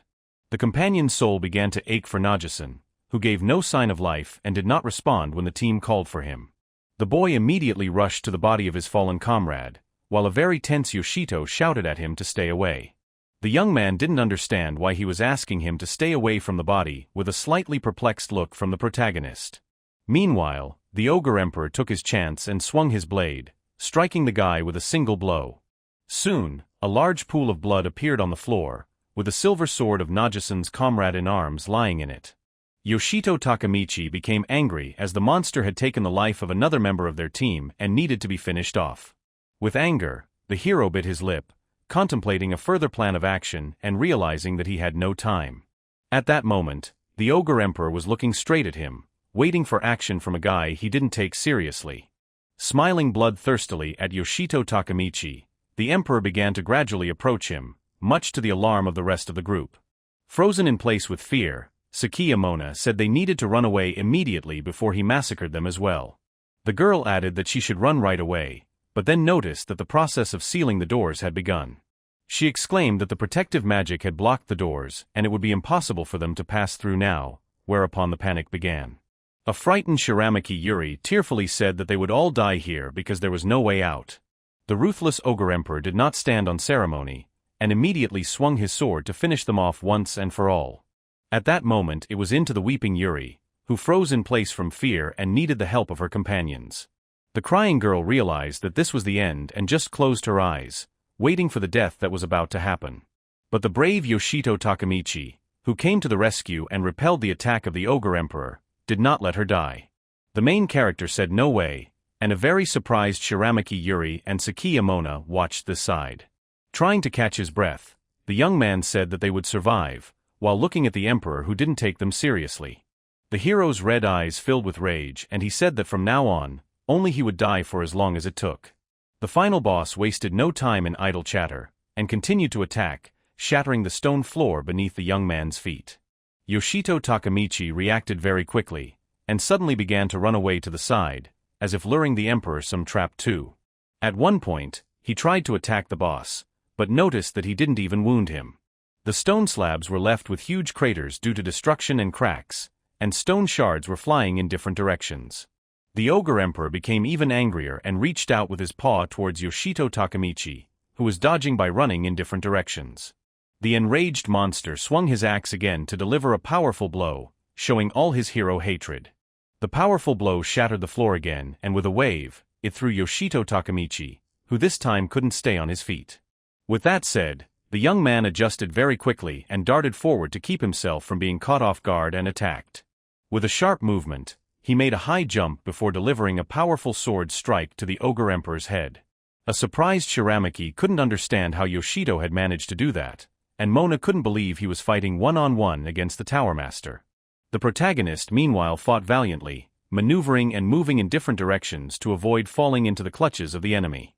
He realized that even though he was strengthened by the buffs from inversion and infinite revival, it still wasn't enough. The young man said that as expected from the Tower Master, his current strength would not be enough to win. The soles of his sneakers squeaked on contact with the stone floor as he maneuvered around a lot. Yoshito Takemichi decided to first test the ogre emperor for endurance before drawing conclusions. Fueled by his desire to kill, the hero said they'll see how many more times he dies before he finishes off the boss. At lightning speed, he began to move from one side to the other, gradually misleading the enemy. The hero observed caution and calmness in his actions, so as not to do something stupid that could cost him his life. In an instant, he managed to strike with his silver sword right at the emperor's head, who had no time to react. Pushing off his head while in the air, Yoshito Takemichi swung his sword again for another strike. The ogre emperor was furious and rushed to the attack, because he had had enough of the antics of some pathetic human. The protagonist tried to dodge his attack, while feeling for a bit of pain from the blowback. Being nervous, he gritted his teeth tightly and wondered if this was the limit of his abilities. Still, he wasn't going to give up and kept moving in different directions while trying to strike the emperor. A concerned Shiramaki Yuri was watching this downstairs and stayed out of the fight, but was very worried about her hour point. In an instant, her eyes went wide as she witnessed Yoshito Takemichi being killed. The system notified him that the debuff had been activated and he had lost 55 dexterity points, but the hero thought he was fine. The debuff was changed to a buff and the dexterity points returned, so there was nothing to worry about at all. Yoshito didn't worry about anything and knew that everything was fine since he could come back to life for as long as he needed to. Sakiya Mona said it was an endless rebirth, and Shiramaki Yuri became even more worried knowing the consequences. She said that activating Infinite Revival activates a permanent debuff on a random characteristic afterward. Concerned, the girl wondered how Yoshito Takemichi was still capable of fighting. The protagonist, meanwhile, received another wound, dropping the silver sword from his hands and covering his face with his hands. The debuff was changed to a buff and he gained 20 points to magic resistance, but they didn't do him any good. Enduring the powerful blows of the Ogre Emperor, in his mind Yoshito Takemichi was saying that he needed a completely different performance. This time the system notified him that he had received 320 health points, but the young man still needed something else. He opened his palm tightly, saying in his mind that he really needed a buff to help him kill the Ogre Emperor. Yoshito Takemichi's fierce eyes were turning increasingly red, and his mind was filled with lust to finish off the final boss. The young man hoped that infinite rebirth would be on his side and he would be able to gain a buff that would help him. Suddenly, the protagonist opened his red eyes, not realizing where he was, since he was fighting the boss just a few seconds ago. He immediately jumped up and began to rise to his feet, looking around and trying to figure out what this place was. Yoshito Takemichi looked at his sweaty palm, which didn't have a scratch on it and was very clean. The hero put his palm to his face, saying that he might go mad that way, for he felt the pain of death almost constantly. That said, he smiled as he finally got the BAF he had needed all along. The young man got 140 points to his offense, calling it no small increase and adding that it was a definite success. After a few seconds, the digital it was gone, and Yoshito turned around as he heard the notification sound. The system notified him that he had obtained a new level of the Infinite Revival skill, and he was added the revival point ability. The young man became curious as to what this new ability was, and he decided to read more information about it. Having opened the desired page with information on the digital board, the hero began to familiarize himself with it carefully. After a couple minutes, he finished reading it and smirked, saying that it was clear to him now and it was time to try her out. The hero rested his hand on the floor to get to his feet, then concentrated to try out the ability. He was as focused as possible and closed his eyes as he was very curious about how the ability worked. At that minute, the system notified him that very soon he would be resurrected and asked him to prepare for it. The protagonist's eyes reddened again, and his face showed all the determination and readiness for another attempt at battling the boss. Firmly grasping the hilt of his sword, he rushed to attack while dodging the blows of the Ogre Emperor, who was also not slumbering. The system notified that the hero could now specify a revival point within a radius of 3 meters or more from the location of his last death. Yoshito Takamichi speculated that it was an ability conceived to reduce debuffs. He said that if one were to be reborn in the same place, death would definitely be impossible to avoid. The young man projected the situation in his head and realized that by doing so, the person would simply be spun up in a place where he would immediately die. The hero realized that this ability was just what he needed to escape the death noose and break its bonds. Walking calmly past the Ogre Emperor, the protagonist pondered the next plan of action. Time was stopped all around, and standing nearby were Sakiyamona and a very worried Shiramaki Yuri, who was worried about him. Yoshito Takamichi, on the other hand, wondered what would happen if he could use this ability during battle. Using the ability the protagonist wanted to use before hitting the enemy's back and thought it was a good idea. He stopped stopping time and prepared for battle, calculating all his moves to the smallest detail ahead. Firmly grasping the hilt of his sword, Yoshito Takamichi rushed to attack the Ogre Emperor, who did not expect him to come in from the rear. The hero's plan worked. He managed to strike an silver sword directly into the back of the boss, who immediately wailed in pain. A surprised Sakiyamona wondered if the protagonist had teleported and was behind enemy lines. The young man turned his attention to Mona and Yuri and wondered if he was correct in realizing that they could observe the process. The enraged Ogre Emperor tried to lash out and stop himself from attacking, but the hero had already thought several moves ahead. Yoshito continued to attack, saying that Najasan and the other guys were certainly still scum. He prevented the Emperor from even trying to hit him, as he was very maneuverable and moved from side to side.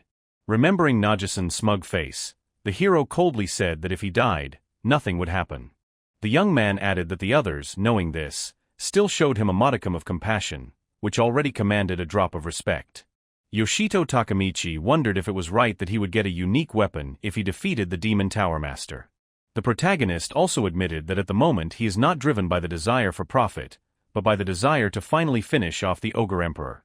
The final boss was offended by his words and rushed to attack, harboring great hatred for his opponent, and destroying everything in his path.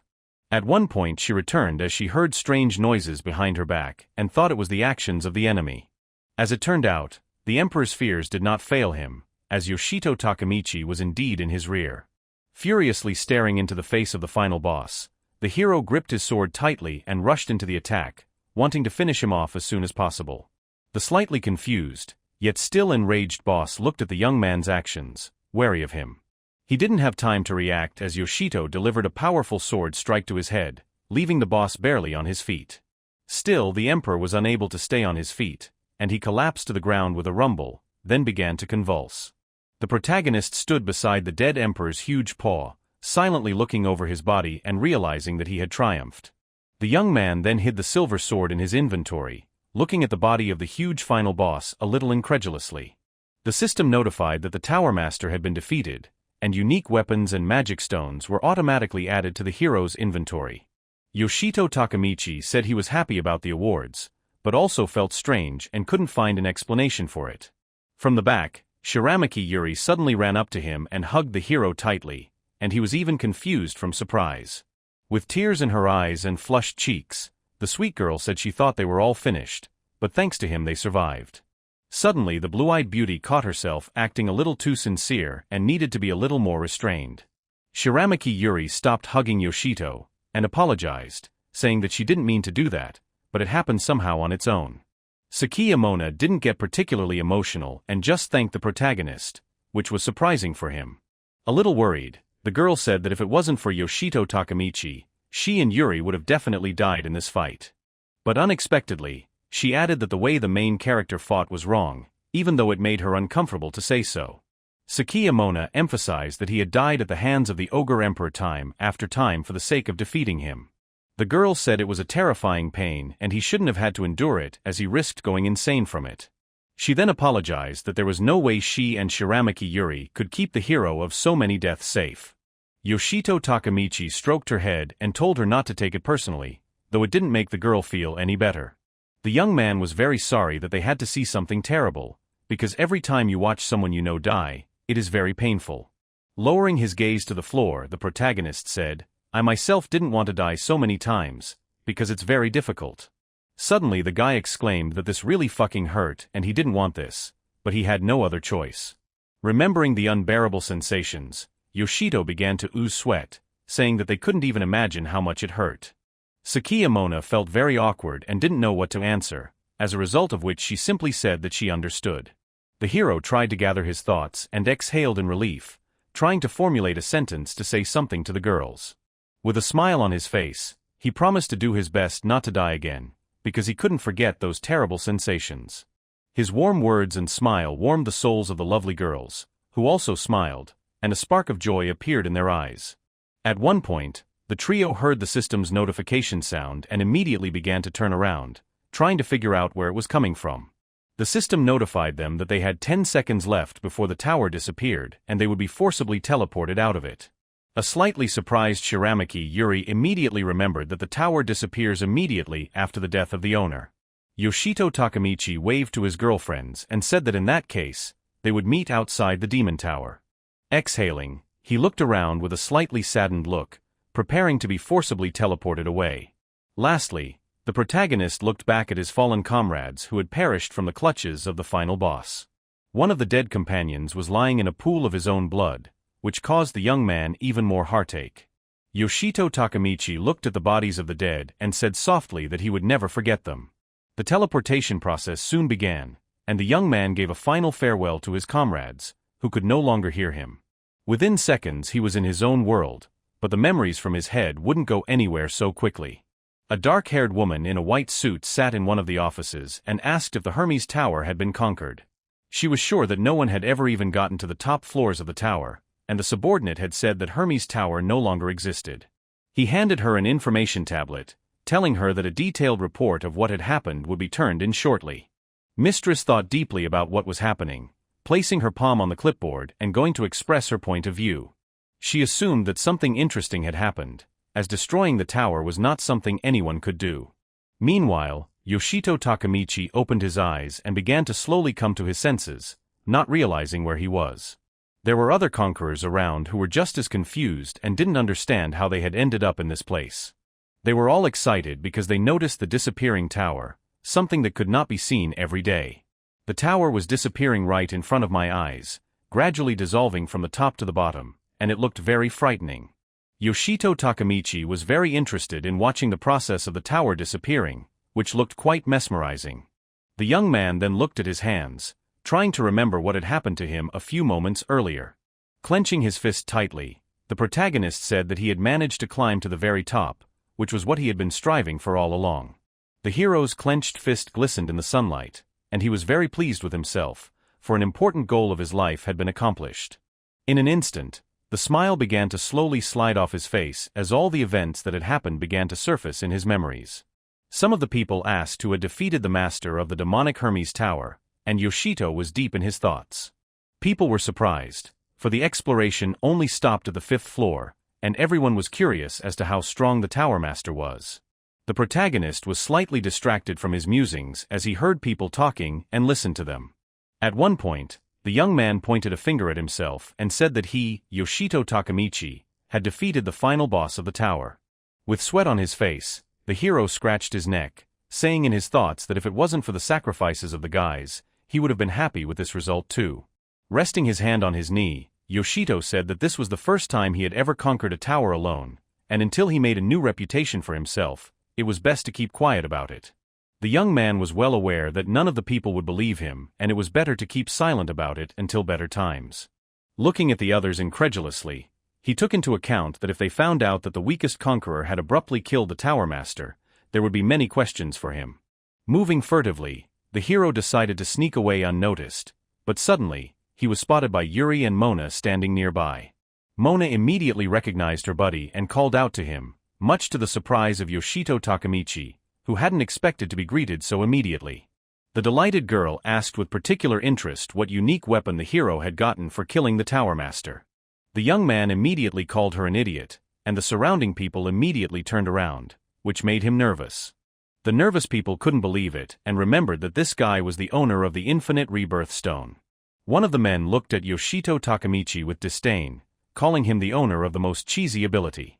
He couldn't believe that this helpless kid had become a champion and managed to defeat the Hermes Tower's master.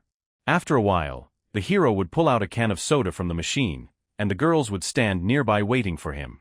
Opening the tin can, the young man with sweat on his face nervously said that they were very lucky to escape from the crowd of people. Upon learning that he had become a champion, a crowd of people immediately pounced asking him what weapons he used and if he wanted to join their squad. Sakiya Mona apologized to Yoshito Takemichi, excusing herself for not even thinking about it, but he held no grudge against her. The smiling Yuri said that if he had single-handedly defeated the Tower Master and become the champion, no wonder there was so much attention on him. The young man felt strange, since he was the weakest conqueror of the most useless ability until recently. If he hadn't bought the Infinite Rebirth Skill Stone back then, his life might have turned out very differently. Interested in this matter, Shiramaki Yuri decided to ask the hero about the Infinite Rebirth skill. She immediately asked if it was true that he was given a debuff to a random characteristic when he died. The girl asked how it was possible that every time the hero was revived, it felt even stronger. Yoshito Takemichi felt very uncomfortable at that moment and didn't know what to answer, scratching the back of his head and trying to formulate a speech. He wondered if he should tell the girls about the inversion, and how he would explain to them where he had found the gem. A flustered Yuri said that if he didn't want to, he didn't have to answer her question, because she was just curious, but she didn't want to pressure him. The young man thanked her for her understanding and took a sip of his soda, for while it wasn't hard for him to tell them everything, there was one but. Sakiya Mona intervened in the dialogue, saying that they would drop the subject while thinking about something else entirely. Far more important to her was the question of what kind of weapon Yoshito had gotten, and he'd picked up on the fact that she was outright burning with curiosity. The protagonist tossed the soda can into the trash can, asking the girl to wait a few seconds. The young man tried to open the inventory window to pull out the unique weapon he had received, but it wouldn't open. One of the girls said that it was logical since they were outside the Heavenly Demon Tower. The inventory window was a tool that could only be used while in the tower itself. Outside the tower, of course, one could not use swords, magic, or skills, and such people were unaffected by their stats. This restriction is designed to prevent conquerors from rampaging in the world outside the Demon Tower. However, there is an exception to the rule, and that is the only place outside the tower where you can enable the inventory window. Yoshito Takemichi and his friends immediately went to the ruins of the demonic tower. Approaching the line where the ruins of the demonic tower began, the hero held out his palm, which seemed to be endowed with some strange energy. He stared forward in wonder, trying to understand the changes that were taking place as he entered this area. Yoshito noticed that as soon as they entered the ruins, the atmosphere immediately changed, and there was no way to get used to it. This time the hero managed to open the inventory window, which made him smile, because at least something made him happy. The girls began to look out of the window with particular amazement, and Mona was eager to learn the name of the unique weapon the young man had received. As it turned out, the weapon was called Fos Animos, which not everyone managed to pronounce correctly the first time. The protagonist immediately selected it in his inventory to bring it into the real world and finally try it out. A bright yellow light appeared all around, which made the trio a little wary and they didn't realize what was going on. At first, Yoshito Takemichi looked worriedly at the inventory window, hoping that nothing terrible would happen. Soon, Fos Animos was successfully transferred to the real world and he was able to take up arms to inspect the detailed. The hero examined his blood-colored blade with admiration, the appearance of which he liked very much. The enthusiastic Shiramaki Yuri said that this was the treasure that could be obtained after defeating the master of Hermes Tower. Yoshito Takemichi looked at his new unique weapon silently and with a smile, remembering how he had gotten it. After waving it around, the hero said it was very light and easy to handle, and he was eager to try it out when conquering the new tower. The girls were surprised and even a little excited to hear that he was going to conquer new towers. Sakiya Mona suddenly had an idea in her head that she didn't want to take too long to realize. She immediately turned to Yoshito Takemichi, while Shiramaki Yuri silently watched what was happening. Mona suggested that the hero form a squad to conquer the new tower, which made the blue-eyed girl worried. The beauty immediately raised her hand and exclaimed loudly that she too wanted to join their squad. The bewildered Sakiya Mona and Yoshito Takemichi looked at the girl who was showing such a great desire to fight. Shiramaki Yuri then blushed a little and asked in a soft tone if the main character even wanted it. The young man briefly replied that he didn't mind, because they had known each other for a long time, so there was no point in refusing.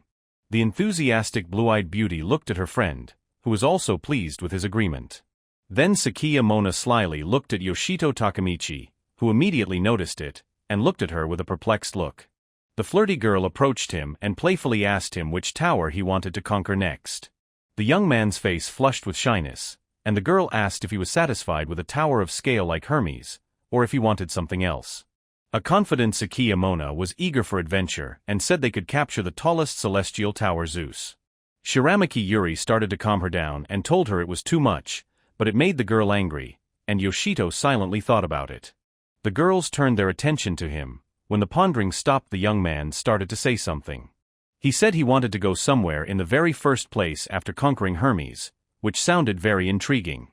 Concerned Shiramaki Yuri immediately asked where he was planning to go because she was worried about him. Yoshito Takemichi said that the first thing he planned to do was to go to the Tokyo branch, and he is not giving up on that goal. The protagonist then clarified that he needed to get into the conqueror's control, and sounded very firm about it. The girls were a little confused and Sakiya Mona asked if he wasn't planning on going to the new tower. Yoshito put his palm to his face and said that he would be able to sell magic stones at inflated prices at the central office. Starting to sweat, the hero said that he really needed money because he had previously spent all his savings. He stunned the girls by saying that he had spent all the money to buy the stupid infinite revival skill, and even went into debt. The two beauties felt very sorry for Yoshito Takemichi as they could hear all the pain and fatigue in his voice. The Tokyo branch of the Conqueror's office was a unit set up by the government to support them. In it you can find new information on towers, their passage, monsters and bosses, as well as buy weapons and sell magic stones at inflated prices. The department advised against doing business with merchants in the towers themselves, because most of them are crooks who are willing to cheat. Also, central control exists to nurture the next generation of conquerors by training them from the ground up. In addition to unique weapons, Yoshito Takemichi was given some number of magic stones as a reward for defeating the Tower Master. He said he would sell them and he could pay off at least part of his debts and he would feel at least a little better. He was greeted at the register by a polite employee who asked if he wanted to sell them magic stones, to which the hero replied, yes. Yoshito caught himself thinking that he was just now thinking about the number of magic stones, and decided to check it out. The worker was amazed as he dumped a whole mountain of purple magic stones on the table that glowed brightly. The girl couldn't believe her eyes, because earlier in her career she hadn't had such cases and she didn't know how to react. The dumbfounded Yoshito Takemichi couldn't believe that either, that he had gotten a whole mountain just for winning the final boss. The manager apologized, saying that it would take some time to calculate the price of his magic stones. After a while the hero came out with a wad of money and said that with it he could almost pay off his debts. Holding the wad of money with trembling hands, Yoshito Takemichi smiled contentedly as he realized that he had become fabulously rich in an instant. He headed in the direction of his friends who were waiting for him outside while talking about personal matters. Seeing a big wad of money, the girls realized they needed to tell the main character that it wasn't that simple. Sakiya Mona jabbed her finger at him, saying that when people get a lot of money, they start spending it indiscriminately and fall into debt. She asked him not to spend the money on nonsense, and a frustrated Yoshito promised not to, even though he was already imagining buying things for himself. Suddenly, an unfamiliar dark-haired girl appeared nearby and turned her attention to the hero. The atmosphere for Yoshito Takemichi immediately changed and he started pouring sweat without realizing what was happening. It was as if the stranger held him in a barrier, saying that she had heard about a guy who brought a whole mountain of magic stones and wanted to meet him in person. She began to approach the young man little by little, walking on a blue and very sharp heel that made loud noises. The emotionless protagonist looked at her and decided to wonder who she was, since they hadn't met before. The girl with the gorgeous emerald ones replied that she was the head of the Tokyo branch of the Conqueror's office. She then said in a soft tone that her name was Fuyun Rido, before walking up close to Yoshito. The charming girl asked if the hero would give her some of his time, and called him the champion of Hermes Tower. Her emerald eyes darkened slightly and seemed to emit some kind of energy, and Fuyun Rido herself softly mouthed the young man's name. A wary Yoshito Takamichi thought about her name and realized why her face seemed familiar to him. Fuyun Rido was the head of the Tokyo branch who could rally all the conquerors around her, and was nicknamed the monster in a skirt. She was called that for a reason, for she had conquered 3 towers single-handedly, for which she had risen to the rank of head. She is known not only for her power and influence, because she can be easily seen in various talk shows, on the covers of fashion magazines and billboards. Currently, Fuyun Rido was looking with her emerald eyes in surprise at Yoshito, who didn't answer her question. A little worried, the protagonist asked what he owed to the very head of the Tokyo branch. The head replied that, first, he wanted to know how he had defeated the master of the Hermes Tower, when reports said that the conquerors had only explored 5 floors. She then showed the number 2 with her fingers, about to voice something else, and Yoshito looked at her perplexed. Fuyun Rido said she wanted to see what the new champion could do in person, which sounded a little intimidating. She learned that a trap had caused the group to be teleported to the top, and said she was compiling a report on everything previously said for the other conquerors. The chapter thanked Yoshito Takamichi profusely for the story about the death of champion Nojishi and his squad members. The girl promised to contact the families of the fallen heroes and notify them of what happened. She first looked at the hero and the girls with pain in her eyes, and then said that death in the towers, even a champion, is not as rare. The branch head began to walk away, saying that still, it was very sad, but there was nothing that could be done about it. Fuyun Rido's voice was filled with sadness and pain as she felt sorry for those who had died, even though it was not her fault. Yoshito Takamichi didn't say anything to her and just watched silently, sweat dripping down his cheeks. Suddenly a wave of memories came over him again, making him bite his lip, and the puzzle in his head began to take shape. In his mind, he said that in that terrible moment, the guys were fighting the boss, putting their lives on the line. That said, all they can hear in response to their heroism is just that the branch head is saddened. Realizing this made Yoshito Takamichi let more than one tear fall, as the leaders didn't care about the deaths of heroes. The young man immediately began to wipe away a tear, but he was also slightly relieved that Fuyun Rido was honest in her words. After a short while, they had already arrived at the training ground, which was incredibly large on the inside. Yoshito Takamichi and his girlfriends looked around in amazement as the head looked something up on the digital scoreboard. She then turned to the main character, to whom a sharp sword suddenly flew towards him and he immediately caught it. Taking the sword in his hands, the young man said that it was very light, and Fuyun Rido said that it was an ordinary sword for swordsmanship practice. The head said they would use them for something, but she just looked him in the eye without saying anything. After that, the girl suddenly bounced to the side, causing the protagonist to be somewhat wary. Fuyun Rido still agreed that these light swords were the ones they would use in fencing sparring. She added that her duties also include assessing the abilities of the young talents, which is what they will do right now. A tense Yoshito Takamichi exhaled heavily, realizing that apparently he was not being given the right of refusal. Sakiya Mona began to support him, saying that if the hero takes this case seriously, he will defeat the chapter as well. The young man's eyes filled with lust for battle, and he confidently said he would try to fight in earnest. Fuyun Rido looked into his eyes and asked in a calm tone if he was ready, and the hero replied without a doubt that he was. Yoshito realized that his opponent was the head of the Tokyo branch and one of the strongest conquerors, but he was also strong. The hero reminded himself that he had recently defeated the Tower Master himself, so he would be able to give her a decent fight back. Holding out his palm in front of him, the young man said that the duel could begin, and Fuyun Rido stood silently in place. But in an instant, she moved to an unknown direction, which made Yoshito Takamichi very tense at that moment. In a second, the head of the branch came close to the protagonist, who did not have time to react and was confused. He didn't understand how the girl was capable of such a thing, and Fuyun Rido meanwhile prepared to deliver the first blow. The hero was nervously expiring sweat and trying to defend himself so he wouldn't lose the fight in the first minute. The branch head was completely calm and acted with a cool head, making no missteps.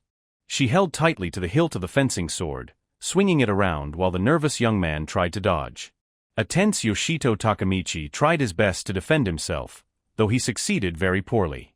But at one point he started to get good at it, and the maneuvers became more and more unusual, and he had to do a lot of tumbling. Despite this, the protagonist was very nervous and out of breath, but realized that you can't stop for a second. He scrambled to cover his body in any way, and at that moment, Fuyun Rido flew over him and wanted to strike. A nervous Yoshito Takemichi immediately turned around with intense apprehension to at least somehow anticipate her next actions. It triggered a small collapse in the floor, but the protagonist managed to stay in one piece but slip backwards a bit. Being behind the puff, he took every opportunity to catch his breath at least a little, and tried to catch his breath. The hero realized that there was a colossal difference between the two, and he was able to defeat the boss because he was constantly dying while getting buffs. But Fuyun Rido had conquered as many as 3 towers without ever saying goodbye to her life, and that was their big difference. A very excited Yoshito Takemichi was deep in thought at one point, and the thoughts in his head stirred. The young man realized that no matter how many times he died, his strength was in his own persistence, and he realized it only now. He looked into Fuyun Rido's eyes with a smile on his face, coming to the realization that he was becoming stronger by looking death right in the face. In his thoughts, Yoshito Takemichi said that now, in order to compete with the mighty head, he should not be defensive. Fuyun Rido didn't stand on ceremony and rushed back into the attack, and the hero realized that he needed to look death straight in the eyes again. During the raid, the girl tensed up a bit as the protagonist began to behave differently than he had before.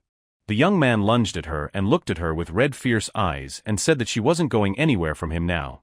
The branch head was a little confused, but she tried to remain calm and immediately came up with a plan of action. The girl gripped the hilt of her sword tighter, and Yoshito Takemichi noticed that she had slowed down. He realized that now was the right moment to strike and swung his sword, which made the girl worried. But unexpectedly, Fuyun Rido dodged the sharp blow without much trouble, then ended up behind the guy's back. What happened was very surprising to a sweating Yoshito Takemichi, who had expected to defeat her with one punch. The branch head seized the moment and threw a punch, but the young man set up a block and was thrown upwards. The protagonist was very dissatisfied with the result and became angry, clenching his teeth tightly and thinking of a further plan of action. Fuyun Rido looked at the young man with a serious gaze and recognized that there was a rather unexpected lunge. Yoshito continued to move from side to side, saying that for humans and monsters alike, it was natural to avoid direct attacks from the enemy. He attempted to deliver a sharp sword strike again, but the cold-blooded branch head put up a block in time, preventing it from happening. The hero said that against her, you can't hesitate, otherwise all he'll do is only defend against attacks.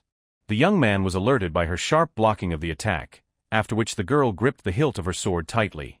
She then threw the dagger in a sharp motion, pushing Yoshito Takemichi away from her, thus reducing the risk of being pinned against the corner. The protagonist though bounced back a few meters, but still stood firmly on his feet and wanted to know something from the girl. With a grin on his face, he swept up Fuyun Rido's hesitation as he realized that he wasn't her equal at all. The young man added that it was only for a moment, and the head of the branch looked at him silently and listened. The guy went on to say that when he went on the attack, she instinctively slowed her hands down. Yoshito Takemichi then said softly and a little intimidatingly that Fuyun Rido herself was giving him the opportunity to overpower her. He said that because of the infinite revival skill, he had to analyze his opponent a lot, and apologized for the boring conversation. The protagonist didn't coddle anymore and rushed to attack, but Fuyun Rido met him with dignity and set her sword up to block him. The young man's eyes turned red again, and he said that he realized that an ordinary person was unable to defeat the branch head. The girl looked at him with a stern gaze while remaining silent and not giving in to his verbal provocations. The main character's attack was once again repelled, and Fuyun Rido sank into deep thought. In her mind, she said that she had read Yoshito Takemichi's dossier that detailed how his skill worked. She knew that the young man's skill was immortality, and that was why he was so treacherous going forward without thinking of the consequences. This fight was no exception, and Yoshito Takemichi was going for it, not worrying about the consequences at all. His assertiveness of fearlessness even frightened Fuyun Rido a little, who felt a shiver run down her spine at the moment. She looked into the fierce red eyes of the protagonist, saying in her mind that this power was what made him a monster. But nevertheless, the branch head managed to repel his attack, then stabbed his sword straight into his jaw, knocking the young man out. He was badly bruised, and a distraught Yoshito Takemichi fell to the ground, still conscious. Fuyun Rido walked up to him and softly mumbled that she would no longer hesitate during their battle. At that point, the main character felt really bad and said that even though he didn't die, he was still in a hell of a lot of pain. His pupils were still red and he paid attention to the gaze of the branch head who was acting very strange. Fuyun Rido's emerald eyes began to light up, and her gaze itself was something akin to a surprised look. Suddenly Yoshito jumped up from his seat, and in a second the blade was at the throat of the girl, who froze in place, being surprised. The young man said that the pain during death was far worse, while looking threateningly into the eyes of the head frozen in place. With that, Fuyun Rido tried to remain calm and there wasn't an ounce of fear in her eyes, but the blade was still at her face. A slight smirk suddenly appeared on her face because she liked Yoshito Takemichi's combative demeanor. The girl then snapped her fingers and began to walk away, telling the protagonist that she had seen enough. After that, she wanted to admit defeat, but she didn't have time to finish as the exhausted hero fell to the floor. The head of the branch did not understand what was happening to him, because everything happened very abruptly and without any preconditions. A surprised Fuyun Rido began to look at Yoshito Takemichi lying on the floor, trying to figure out why he had fallen. The exhausted Yoshito Takemichi felt very bad, which was evident from his face, and tried to say something. He said he didn't care at all about winning or losing and added that he was dying and his eyes began to roll.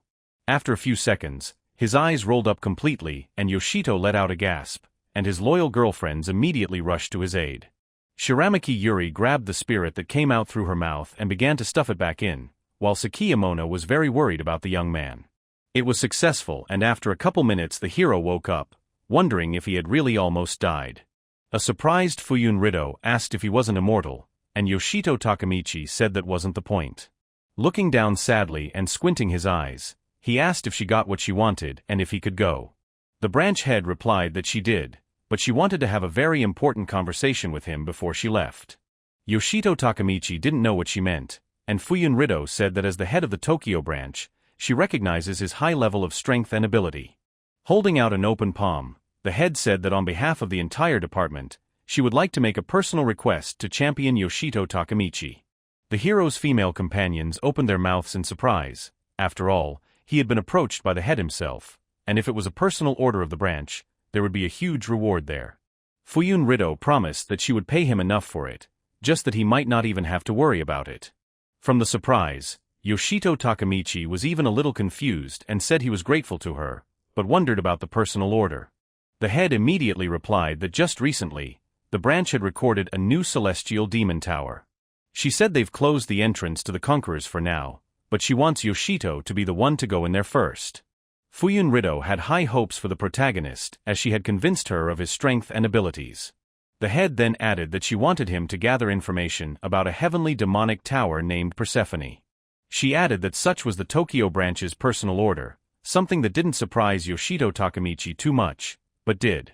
The young man reminded him that such an investigation should be handled by branch agents, and asked what he had to do with it. Fuyun Rido stunned him by saying that they had already sent agents to investigate this heavenly demon tower. She added that they sent 2 teams of 5 men each to survey the tower, totaling 10 agents from the Tokyo branch. After that, the branch head said that of the 10 people, no one had ever returned, after which goosebumps ran down the young man's back. Hearing this made Shiramaki Yuri very nervous, and Sakiyamona assumed it was some kind of mistake. Fuyun Rido lowered her gaze to the floor and said that she thought so too, so she ordered a rescue team to go. She said it didn't take long to find the victims because they were all dead already on the first floor, not far from the entrance. From the arrangement of their bodies, it could be inferred that they were all desperately running towards the exit but failed to make it. A pensive Yoshito Takemichi asked if there wasn't a safe zone in each tower. Fuyun Rido confirmed that it was, and monsters don't enter the safe zone, and the hero asked how people died then. She replied that on the bodies, there were no wounds from the monsters, and their hearts had simply stopped, and they were only able to take the corpses away for examination. The head added that no one knows when, from whom or how these people died, and this is the situation today with Persephone Tower. Yoshito exhaled heavily and asked if he understood correctly that they had decided to hire a person with the infinite rebirth skill for such a risky mission. Fuyun Rido asked not to misunderstand her, saying she's giving him this order not because she doesn't consider his life. She said she had no one else to ask, for at the moment of all the conquerors, he was the only one who could handle the task. The branch head then looked emotionlessly into the eyes of the protagonist, asking if he would take the order. At first, the slightly nervous young man stared silently into her eyes, contemplating a decision that was not given easily. Afterward, he scratched the back of his head with sweat on his face, and still, agreed to fulfill the order from the branch. After a while, Yoshito Takemichi was already in the safe zone, on the first floor of the demonic Persephone Tower. The first thing the protagonist decided to do was to take a deep breath through his nose to feel the whole atmosphere and prepare for further trials. After inhaling, he began to whip his head around to fully concentrate and rid himself of unnecessary thoughts. Yoshito thought soberly, remembering that he just needed to identify the cause of the loss of life, and get back quickly so the others wouldn't worry. The hero remembered the crying Shiramaki Yuri who didn't want to let him go, and he didn't want her to get even more anxious because of him. After that, he decided to focus on the task at hand, and opened the inventory window, figuring it was a good time to use the new weapon. Without too much thought, the young man took the unique weapon out of his inventory, anxiously awaiting its appearance in the real world. He looked admiringly at the blood-colored blade called Fos Animos, which looked amazing. Somewhere nearby, silhouettes of unknown creatures could be seen in the fog, which gradually approached the young man. As it turned out, they were aggressive skeletons who were going after the soul of a stranger, disturbing their peace.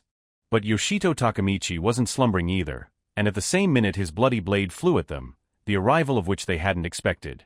It immediately reached its target and pierced through one of the skeletons, who was shaken from surprise. Several more skeletons were defeated by the hero's sudden attack, whose eyes began to fill with rage again. Smiling in thought, the hero said that Fos Animos was light and deadly, and he expected nothing less from the unique weapon. Yoshito Takemichi then decided to test out what else his new unique blade could do and went ahead. Suddenly, he became very alarmed because a strange magic began to appear around him, surrounding him from all sides. It was a kind of purple mist, and upon seeing it, the protagonist began to cover his face with his hands to protect himself. Being wary, the young man wondered what else was going on while keeping his blade at the ready.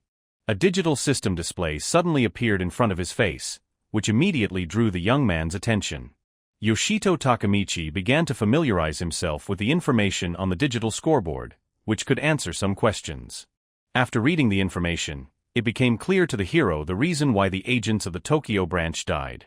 There was a warning on the red digital scoreboard that the young man was under Persephone's curse status and would die within 2 minutes.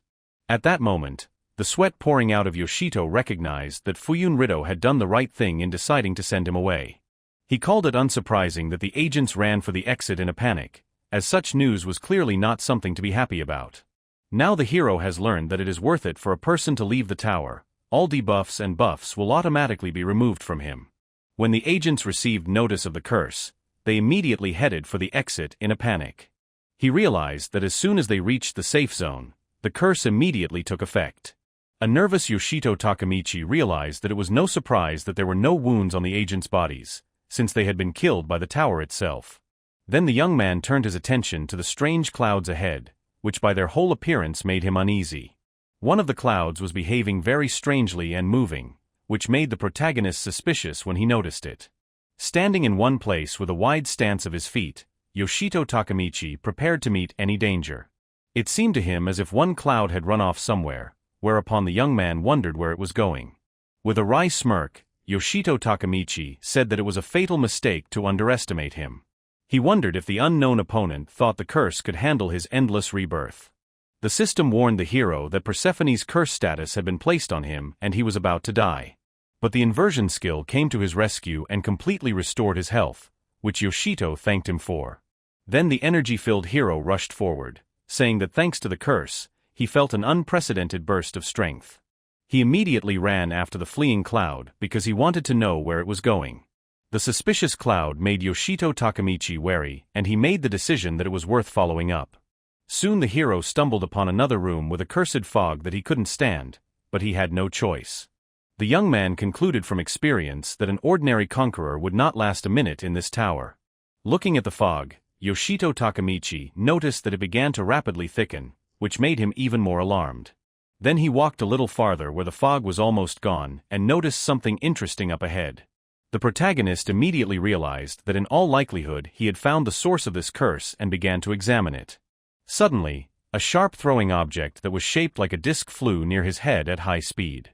A very tense Yoshito Takemichi managed to come back in the last moment, and the disc flew the other way. The object crashed into a stone wall, right into a small explosion, and the hero looked at the spot where it had been released from. There was also an unknown creature in a black robe upstairs that was triggering the magical spheres.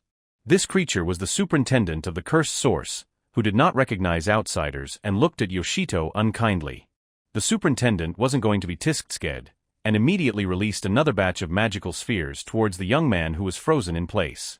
The protagonist didn't slow down and moved in different directions, dodging balls while being ready for anything. This really pissed off the cursed source watcher, who was beyond furious and didn't know what to do. Being enraged, it raised a huge fountain of liquid from the cursed spring, which alerted the hero. Alarmed, Yoshito Takemichi turned his attention to the thick fog that was appearing, which was greatly reducing visibility. The fog was increasing in size more and more rapidly, and the superintendent was behind it, which gave him an advantage. Then the strange monster began to clap his hands, rejoicing at his little victory and the fact that he had led the kid astray.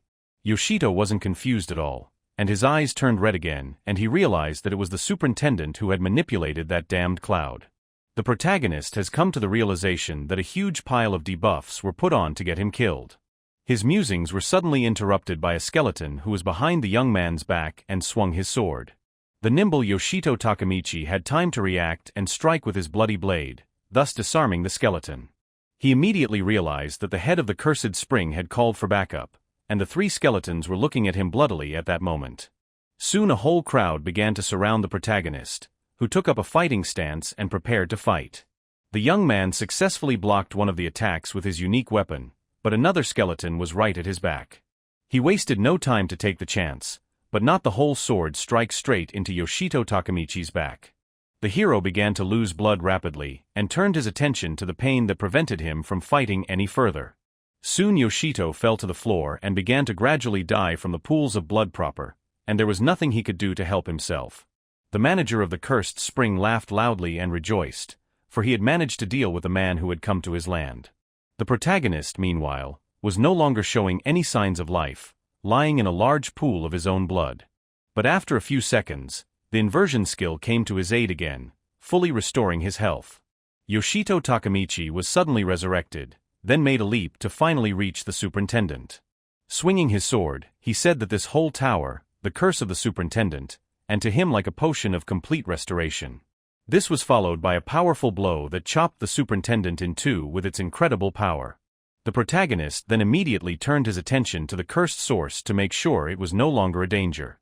The young man was very surprised because the cursed spring changed color to a crystalline blue, and assumed it had cleansed. Soon, Yoshito was at the Tokyo branch, where Fuyun Rido asked if it was true that the branch agents were killed by the curse. She found it hard to believe that a tower of such dire consequence even existed. The head then said that wasn't what was important, and asked Yoshito Takemichi if he had managed to find a way to get rid of the curse. With a confident smile on his face, the hero tossed her the bottle that was proof, saying that of course he did. Fuyun Rido caught the flying bottle that contained a crystalline blue liquid. Yoshito said that he killed the manager of the cursed spring that spread the curse, but after his death, the spring was purified. The system wrote that it was now Persephone's holy water, which was a potion that could lift the curse and give immunity to it. The hero said that with this potion, absolutely any conqueror would be able to enter the tower and survive in it. He began to tell me that he had gotten to the third floor after defeating the superintendent, and there was a cursed spring on every floor. At that moment, the young man deeply analyzed the situation and realized something very important for the operation. Yoshito realized that in order to survive on each floor of Persephone's tower, one must purify the springs all the way to the top. Fuyun Rido thanked him for his work, saying that through his exploration, he had not only brought them valuable knowledge, but also made it possible for others to conquer the tower.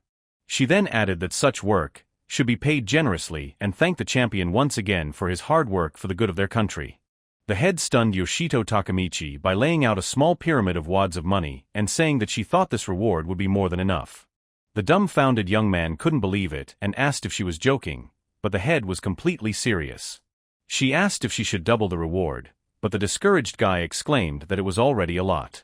After a while, Yoshito was walking down the branch hallway, being a bit gnarled, causing people to be perplexed. The hero has completed a special assignment, conquered the Tower of Hermes, and now he has not just a pile, but a whole sea of money. A passing child told his mom that the uncle was very strange, and she only asked him not to point his finger at passers-by. A couple days later, Yoshito paid off all his debts, but even after that, he still had a lot of money left and went to a brand-name clothing store. Passers-by laughed from his strange outfit, because the leopard fur jacket caused only a smile. Yoshito Takemichi didn't care about the opinions of the people around him, but he still felt kind of weird. Not far away, the young man heard Sakiya Mona's voice, and immediately became nervous as he didn't want her to recognize him. She said that Persephone was now open to all comers, and suggested that Yuri take Yoshito to set out to conquer her. The very stressed-out main character made sure it was his girlfriends and hoped they wouldn't notice him. Lowering his gaze, the young man tried to walk past the girls discussing the special mechanics involved with the water in the tower. The hero managed to get past them unnoticed, but he still didn't relax, because everything could change at any second. Still, the girls walked a few meters forward, after which Yoshito Takemichi exhaled with great relief. But suddenly, Sakiya Mona stopped and turned around to look at the passerby, and he sensed it. Yoshito Takemichi, who was standing still, became nervous again because he felt her staring straight back at him. The girl approached the young man suspiciously and examined him incredulously, but he did not look her in the eye.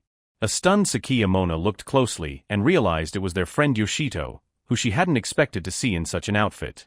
The nervous protagonist immediately exclaimed that she was mistaken, but the girl couldn't believe it. The tense young man said loudly that it was just the first time in his life that he had gotten so much money and wanted to please himself somehow. The girls didn't emphasize his bad taste and said they understood that, because it was his business how to spend his money. Still, Sakiya Mona said his outfit sucked, to say the least, and Yoshito said it was cruel. Then she asked if he would go with them to conquer Persephone's tower, for that was what they wanted to meet him for. A slightly worried Yoshito Takemichi asked where she was in such a hurry, and warned that the conquest would be quite difficult. Mona said that magic stones that were under a local curse were worth a lot of money, and you could make a fortune off of it. Yuri complimented that thanks to the branch, the strategy to conquer the tower was developed in just a few days, but Yoshito still asked why the rush. Sakiya exclaimed that it was all because he wasn't the only one who wanted to live a life of luxury, and asked him to help them become rich too. Shiramaki Yuri said a bit shyly that if Yoshito went with them, the tower conquest would be fun. Yoshito Takemichi was thinking soberly and realized that if the girls took enough potion, they definitely wouldn't die from the curse. He pleased the girls with his agreement to go with them, but he wanted to set conditions first. The girlfriends began to listen very carefully to the demands he was going to make before he shipped out. The blushing young man only said that he needed to change his clothes as soon as possible before departing. Meanwhile, inside Persephone's celestial tower lay the body of a weeping man, whose eyes showed all the horror he had experienced. Near his palm was a bottle containing a crystal potion that had been extracted by Yoshito Takemichi from a purified cursed spring. Also around the man lay several more dead conquerors, and their bodies were guarded by a ghost-like creature with a scythe. The unknown monster was completely covered in a white robe, and there were 3 sharp spikes sticking out near its neck. His face was like a skeleton with his eyes glowing pink and purple colors, inspiring terror. On the 10th floor of the demonic Persephone Tower, meanwhile, sword-armed skeletons were rampaging. One of these received a powerful rebuff from Yoshito Takemichi, who had a unique weapon at his disposal. The protagonist managed to effortlessly block the skeleton's attack, which spoke of further carnage. The young man looked sternly at the skeleton, who although he couldn't show much emotion, he was stunned by such a fighting technique. A few seconds later, an entire row of swings of the unique blade was spent, taking the life of the skeleton. Yoshito Takemichi deftly dealt with him and stood in the rain of bones, looking up proudly, which commanded respect. A surprised Sakiya Mona started clapping and said that he really had gotten much stronger, and Shiramaki Yuri just froze in place. The hero reminded them that they've already gotten this far, so it's no surprise since he's pumped. But the truth was that level-up points didn't play a role for his stats, and now his powers are justified by his high level, which is pretty handy. The young man contented himself with the fact that at least a little bit of level-up points added up, and then turned his attention to the scoreboard that appeared. It was a system warning that the effects of the Persephone Holy Water Potion would wear off in exactly 1 minute. Yuri got worried, and Mona said that on this floor, the spring had already been cleansed, and they were unlikely to fall under the curse. Taking out a couple bottles of holy water from the inventory window, the girl said that still, it was better to back up. She then tossed one of the bottles to Yoshito Takemichi, who caught it and turned his back to the girls. The tense young man clutched the bottle in his hand, realizing that if he took even a sip of this potion, a curse would be cast upon him due to the inversion. With sweat on his face, he carefully turned around, looking at his smiling girlfriends, and continued to ponder. Yoshito Takemichi realized that he had missed the moment when he should have told them about the inversion, and wondered if he should tell them. Turning around, still a bit tense, the young man asked the girls to listen because he had something he wanted to tell them. But at one point he became very alarmed as an unknown skeleton-like creature loomed over his friends. The monster placed its bony paw on the face of the frozen Shiramaki Yuri, who didn't realize what was happening. Torture and the skeleton dragged the girl behind him, and the dazed Sakiyamona was very scared and screamed in fear. She was very afraid for a close friend who had accidentally dropped Persephone's holy water bottle. The skeleton meanwhile continued to swiftly scurry away, holding Shiramaki Yuri firmly under his bony arm. The girl was very frightened and could not break free from his clutches, and the monster was not going to let her go.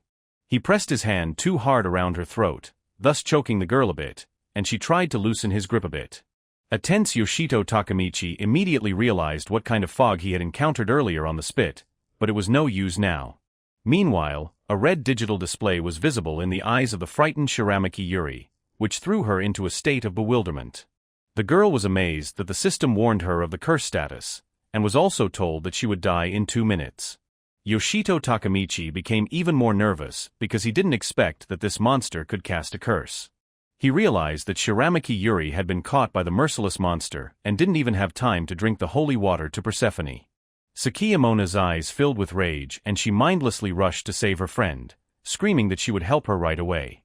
The bloodthirsty monster wasn't scared of her at all, but the girl still wasn't going to retreat and prepared to strike. Suddenly the mighty skeleton twirled his sharp scythe in his hand, hinting that there would be no mercy. The fury from Mona's eyes immediately disappeared, and she was wary because she hadn't expected him to be so deft. Then there was a powerful explosive blow that threw the girl aside, and she could not resist it. Shiramaki Yuri was very worried about her friend and screamed in fear as she watched the horror of it all happening. Sakiyamona survived the blow and landed firmly on her feet, and Yoshito shouted at her to immediately fall backwards. Filled with lust for battle, the hero immediately rushed to the attack, saying that he would deal with the skeleton himself. Grasping the hilt of the bloody sword firmly, he began to strike, but the skeleton managed to block them. The main character didn't like it, but he wasn't going to give up his intentions and continued to probe the ground. Furious, the young man swung his sword even harder, hoping to do some damage to his opponent. The powerful skeleton became angry and his eyes filled with rage, turning redder and redder with each passing second. In his bony hands, he held 2 blades firmly, which he used to block Yoshito Takemichi's blows. The young man tensed up as he realized there was no way he could hit the skeleton, but he had very little time to think. The hero recognized that this monster was definitely not the little scum they had killed on their way to the top of the tower. He then decided to bounce back, hiding behind Sakiyamona's back to gather his thoughts and think of a plan of action. Yoshito scrutinized his opponent, but he still didn't understand anything and continued to think. The protagonist recognized that the skeleton was clearly strong, but all he was doing was only defending himself, and it was unclear why he would do so. A wary Sakiyamona told her comrade in arms that they needed to hurry because the setup was heating up. Being very excited, the girl said that there was less than 90 seconds left before the debuff was activated. A terrified Shiramaki Yuri could barely hold back her tears and begged the skeleton to let her go, but he didn't care about her pleas.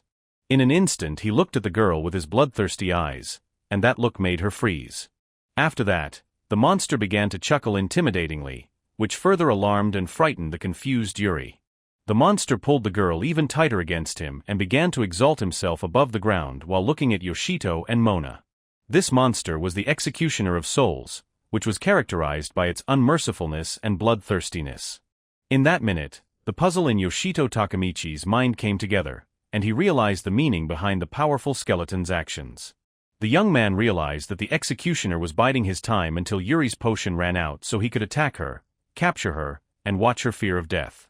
Sakiyamona was worried about him, and an enraged Yoshito Takemichi rushed to attack, exclaiming that he wouldn't forgive the scumbag executioner for this.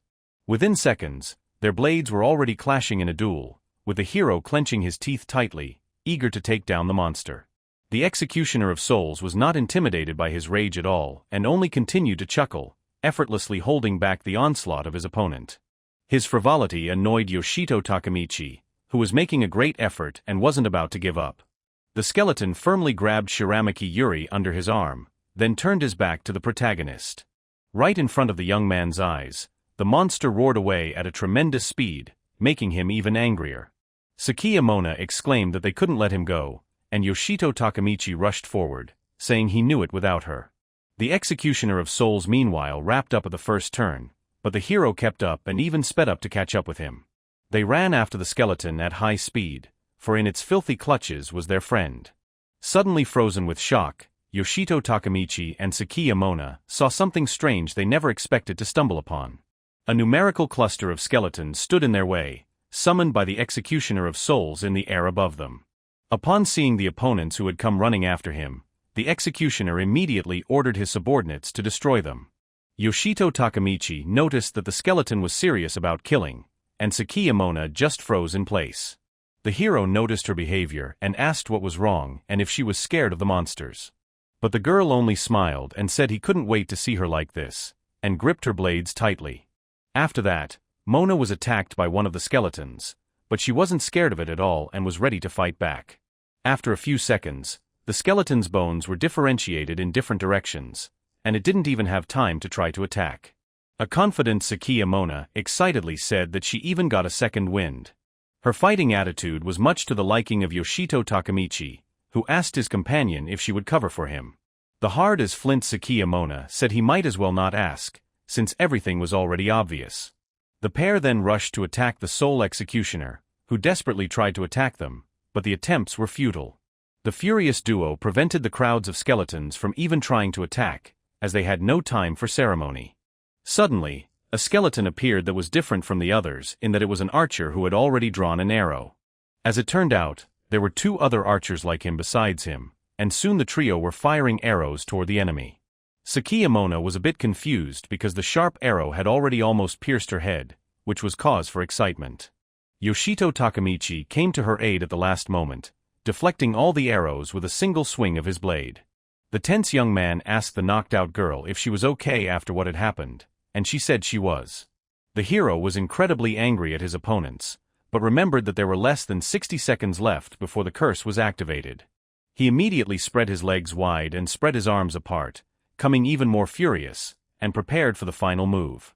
An enraged Yoshito Takemichi said he would clear the way and rushed into the attack, destroying all the skeletons in his path. In an instant, the hero turned his attention to a digital display that appeared, the reason for which was unknown. A ring called the Dead Man's Secret Offense fell out to him, wearing it would cause a person to take lethal damage every 5 seconds. Familiarizing himself with the ring's abilities, Yoshito chuckled slightly and wondered what kind of useless nonsense it was. He said no one in their right mind would ever wear that ring, but he was curious to do so. When asked by the system if he wanted to equip the ring he had received, Yoshito Takemichi answered without hesitation yes. Soon the ring was on the middle finger of his hand, and the system notified him that he would now take lethal damage. The hero understood that this ring with the inversion skill would restore his health, so he might not worry about defense. After that, the confident young man rushed to attack the crowd of skeletons without a backward thought, eager to deal with the Executioner of Souls. Skeletons one by one were killed by his unique blade that took their lives with just a gentle touch. A furious Yoshito Takemichi took aim at the Executioner of Souls and said that now was the time, and he was trying out his new skill on him.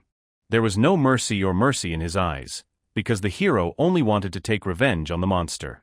He was eager to try out the Fos Animo's skill, for it was a special combo consisting of 7 strikes where each successive one would be stronger than the previous one. The hero realized that if he slowed down even for a second, he would have to start over, and remembered that the skill took a long time to recover. Due to his long recovery, the young man had previously been reluctant to use it, but that had now changed. But unexpectedly, all his plans were shattered by a sudden blow from the Executioner of Souls, which made Yoshito Takemichi scream in pain. A worried Shiramaki Yuri started crying, then as she was very worried about the main character. Slightly defeated, Yoshito fell to the floor, injured, but he wasn't about to give up. The ability healed his deep cut very quickly, after which the protagonist returned to the battle with his previous mood. He tried again to deliver an incredibly powerful blow, which the Executioner of Souls once again blocked with his blade. A confident Yoshito said that he now regenerates his health every 5 seconds. This strained the Executioner of Souls, who had previously doubted his powers and not taken him seriously, but now he found it harder to hold back the onslaught. But he had a couple more trump cards up his sleeve, and the monster decided to use magic, pushing the guy aside. He took his chance and distanced himself, but the assertive Yoshito Takemichi immediately rushed towards him. The insidious monster began to chuckle annoyingly, as this was another trap for the hero. Soon there was a massive explosion, after which Yoshito Takemichi began to bleed to death and was unable to survive. But an inversion immediately came to the rescue, and the death status was changed and health was fully restored. The Executioner of Souls tried desperately to stop him from attacking, but the attempts were futile and the hero was getting close to him. The monster became very nervous, and Yoshito Takemichi said in an intimidating tone that it was time for the 7th strike.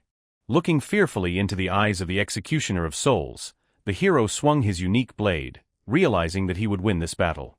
The 7th strike triggered a powerful chain of inflorescence that signaled a successful combo. After this combo, the Executioner of Souls could not survive and began to gradually dissolve into space. Shiramaki Yuri was missed from his grasp, and began to free fall to the floor while unconscious. At that moment, she risked losing her life due to her head hitting the floor, but Yoshito Takemichi immediately rushed to her. The protagonist managed to run up and caught the falling girl, who began to slowly open her eyes, regaining consciousness. Quickly regaining consciousness, a shocked Shiramaki Yuri couldn't understand what was going on or why he was holding her in his arms. Smiling, the young man said she was safe now. The delighted girl told him thank you. Just then, Sakiyamona came running to them, reminding them that Yuri still had a curse hanging over her and needed holy water immediately. Yuri immediately poured a bottle of holy water on her hand, and her friend said it was definitely okay now. Still, Mona said they should keep the holy hand underwater, and Yoshito Takemichi noticed something strange. In front of him, the guy saw many red digital windows that alarmed him and he didn't realize what it was all about. But after a few seconds it came to him that it was all because of the ring worn on his right hand. Yoshito Takemichi looked at the glowing ring and wondered if he would always get that notification. He read again that by wearing a dead man's secret offense, one would take lethal damage every 5 seconds. Suddenly the gemstone on the ring cracked, which the protagonist did not expect at all and became very wary. The bursting ring began to spew forth with an incomprehensible energy that frightened the young man even more. Yoshito Takemichi looked at the eruption of energy with great apprehension, not understanding the reason for it, and withdrew his hand to the side. His girlfriends, meanwhile, stood off to the side as if nothing had happened, and the young man assumed the ring had exploded. Looking at the ring incredulously, the hero wondered if it had broken, which was very unfortunate. What was even more surprising was that in an instant, the ring glowed with a pleasant purple light that was almost blinding to the eyes. Yoshito Takemichi's face changed maximally from bewilderment, and his forehead even turned slightly red, covered in sweat. The system notified that the limit on the number of deaths from the dead man's offense had been exceeded, and it was now transformed into a rusty ring. The friends asked what was going on, and the young man replied that the object he had picked up had suddenly changed right on top of him. He realized that the ring had no effect on him, so he decided to take it off to start figuring out what had happened to him. Yoshito Takemichi then asked his girlfriends what their next plan of action was, because it was impossible to stand in one place. Sakiyamona said that Yuri was clearly tired of everything going on, so they should take the magic stones and call it a day. Shiramaki Yuri felt very uncomfortable and apologized to her companions for everything. Her friend standing next to her only laughed and said they understood, so she shouldn't worry. The girl then confidently asked her friends to provide her with mining magic stones on this floor. A couple moments later, she was already fighting the skeletons in full force, with her companions cheering her on. But after a couple hours of them being tortured, they begged Shiramaki Yuri to stop, but she got into a taste of it and wouldn't do it. The sweep of Persephone's tower was going smoothly, and many conquerors, as well as branch agents, were sharing the knowledge they had gained about the floors of the tower. It took only a week to find the boss's room on the 30th floor of the tower, which was a staggering figure. However, it wasn't all smooth sailing, and Yoshito Takemichi was meanwhile in the canteen of the Tokyo branch of the Conqueror's office. A slightly sad young man sat at the table, sipping coffee and pondering the essentials of life, wishing he could be alone. Suddenly he heard a man nearby asking his comrade if he had heard of the boss of Persephone's tower. The man also asked if his friend had heard that rumor that the door to the boss's room was sealed and no one had been able to open it. A surprised Yoshito then shifted his gaze to his girlfriends who entered the dining room, apologizing for the wait. A smiling Sakiya Mona asked the protagonist if he wanted to visit Persephone's tower boss today. The girl pushed back her chair to sit down, and the young man asked if the door to the boss house wasn't sealed so no one could get in. The friend acknowledged he was right, but said a good friend of hers shared a clue on how to open this door that was stored on the upper floors. A tense Yoshito asked loudly if she was serious, and Sakiya Mona asked him to be quieter so as not to attract attention. She whispered softly that she had learned something about the door to the boss, and the protagonist began to listen to her intently. The girl only spoke of the brink of death and the offering of rotten proof, which sounded very incomprehensible. Somewhere beyond the brink of death was a huge open bony hand that held a tantalizing glowing orb. A wary Yoshito Takemichi looked earnestly into Mona's eyes, asking what the phrase she said meant. The girl also warily replied that she had no idea, and that was where the conversation came to its silly end. They were puzzled because they didn't know what to do now, but a smiling Shiramaki Yuri said she had a suggestion. The girl said that many of the conquerors in the towers had a ring with a death debuff, which was not a bad clue. Sakiya Mona was surprised to ask Yoshito if he had the same ring Yuri was talking about. Yuri said that every person who has ever been to the tower can definitely get a ring like this. Yoshito pulled the ring out of his inventory, and the girl added that many speculate that the ring and could be the clue to unlocking the passage. The hero remembered that after this ring fell out to him, it didn't fall out to him again from other monsters. He thought deeply about Mona's expressions about bringing up rotten proof of a game not death, after which everything became clear. Shiramaki Yuri said thoughtfully that people tried to put that ring on, but the boss room never opened to them. Yoshito Takemichi suddenly turned around and began to silently walk away, and the surprised girl asked where he was going. The interested hero replied that he was going to Persephone's tower because he wanted to find out something. He tossed the ring with a smile, saying that apparently it would help him open the door leading to the tower boss. With an even more confident smile, Yoshito Takemichi caught the ring, saying that his hands were like a magic key. The young man realized he had made a cool statement, but at one point wondered what if he was wrong. He imagined Sakiya Mona stepping on his lower back, making him suffer in pain, and saying it was a huge shame. The hero realized he wasn't ready to see contempt in his girlfriend's eyes, and the pensive Shiramaki Yuri meanwhile had something she wanted to say to him. The girl wondered what made him think his ring would be able to open the door to the boss's room.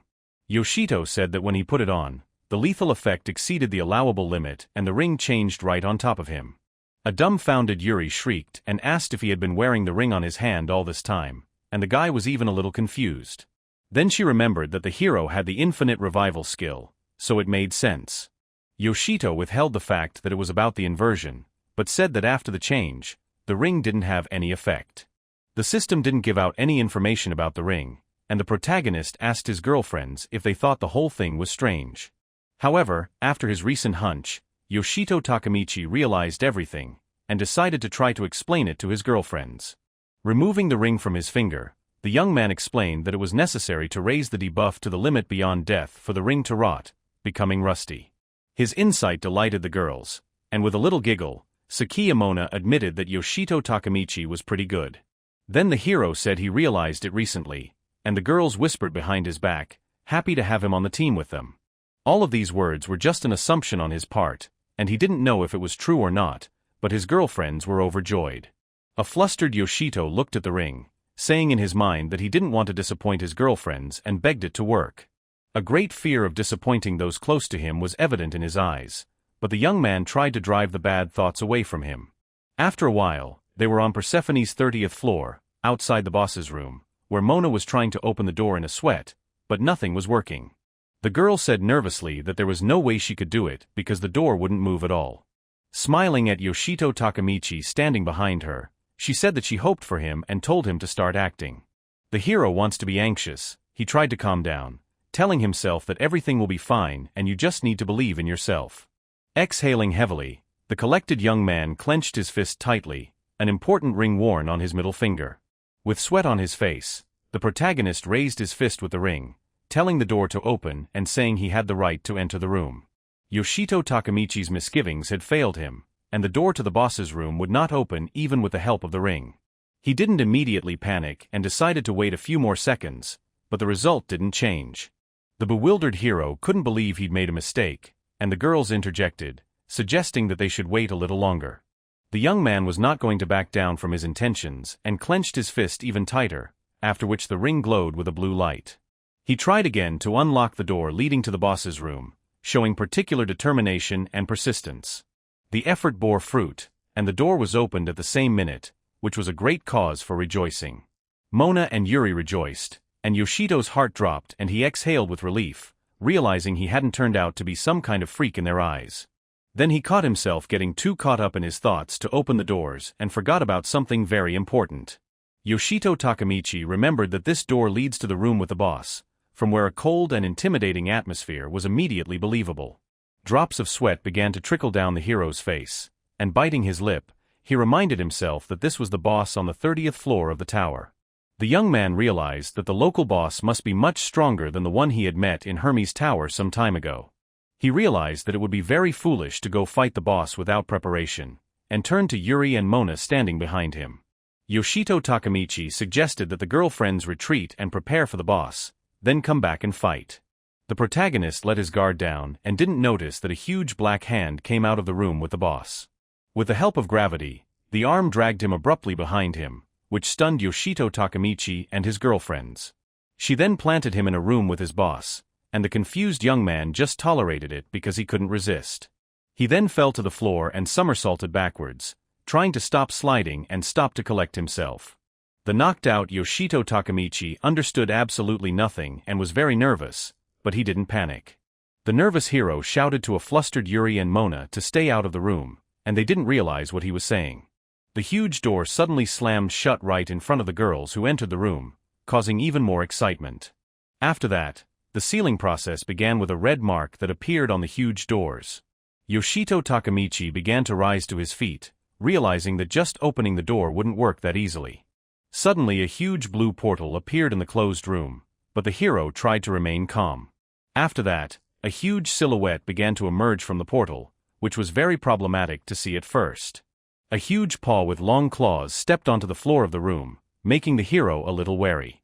Soon the portal disappeared, and in its place was a huge long-haired monster with elf ears. Yoshito Takemichi and his girlfriends remained calm, ready for a fight and realizing that this was the boss. The boss acted cool and calm at first, and hid his face while cradling his head in his hand. But soon he showed his true colors, and his eye was red, which spoke of bloodlust and lust to kill. The mysterious monster slammed the Boston on the floor, making it clear that no mercy would be shown and it was ready for a fight. With his long and vile claw, he pointed at the trio who were coldly waiting for the battle to begin. The boss then began to chuckle insidiously and intimidatingly, and his red eye glowed even more. Suddenly, he took advantage of the force of the wind, which made the team barely able to stand on their feet but resisted with all their might. Experiencing great hardship, Yoshito Takemichi drew his bloody blade, realizing that there was no other way out. The hero said that since he himself had opened this door, it was up to him to deal with this powerful boss. The Bone Elder Priest threw off his hood, revealing his bright blue mane and readiness for battle. He then displayed his aggressive growl, which indicated that the boss would soon launch an attack. With the help of magic, the first powerful attack was launched, which made the team worried. The wary trio still stood still, taking no action, though time was short. As it turned out, with his magical ability, the priest summoned many skeletons that were ready to beat the runny nose. They emerged in droves from the blue shells the elder had launched and immediately tried to identify targets. A whole crowd of aggressively inclined skeletal acolytes were ready to fight, looking bloodthirsty at the team. Yoshito Takemichi immediately realized that the priest was calling for backup and this was his main battle tactic. In his thoughts, the protagonist said that he was sorry, because he thought of ending things one-on-one, but things turned out differently. Firmly grasping the hilt of the unique blade, he rushed into the attack at great speed, leaving a streak-like trail behind him. The young man thought to take the priest by surprise and wondered if the enemy thought he would beat him on foot. An enraged Yoshito Takemichi made a high jump to launch an aerial attack and grab the priest's horns. He was startled when, at the last moment before striking, the elder created a protective barrier around himself. The hero did not expect this turn of events at all, and looked at the priest with wide-open eyes. The red-eyed opponent looked at him with a small smirk, still in complete safety. In the same minute, the huge protective barrier exploded, and the unharmed priest was on the floor watching. Yoshito Takemichi was thrown aside by the blast wave, but stopped sliding, angry that the boss had used a barrier. Behind his back was suddenly a sword-armed skeleton who was not going to show any mercy and swung. The hero was immediately stabbed through with the sharp blade of the insidious skeleton, who only gloated at this. Choking on his own blood, a stunned Yoshito Takemichi looked at his opponent who had caught him off guard. The skeletons weren't about to give up his chance at survival and swung again to finish the hero off, whereupon he died. Still, the debuff was changed to a buff and the lost points returned, and Yoshito stealthily attacked the skeleton. The priest's novice was going to fight to the last and set his sword up, blocking the hero's attack. The young man grabbed the hilt with both hands, so hard that the veins in his arms began to protrude. He clenched his teeth tightly, holding back the strong onslaught of the skeleton, which although it was an ordinary knuckle, it was very strong. The enemy swung his sword, and the hero noticed that his attack power and reaction speed were much higher than the guys from the lower floors. At one point, Yoshito Takemichi got very nervous as his opponent didn't give him a break and clamped him in a vice-like grip. The young man realized that he could handle a couple and the elder's novices, but he didn't know what to do with such a huge number. The two skeletons started climbing on top of him and trying to paw his arms, but Yoshito didn't give up and tried to throw them off of him. The sturdy skeleton cradled the powerless young man's head and slammed him to the floor, pinning him down hard and giving him no chance to get up. Soon the elder who was lying on the floor, Yoshito Takemichi, was approached by an elder who was looking at him arrogantly. At that moment, the powerless hero needed support and could not resist expressing his hatred for the boss verbally. One of the skeletons was still pinning his head to the floor, and the elder laughed irritably, looking away. Suddenly the young man noticed that they were looking in a different direction. At what exactly, it was unclear. As it turned out, the crowd of skeletons were looking at Mona and Yuri, who were ready to fight back, even though they were very nervous.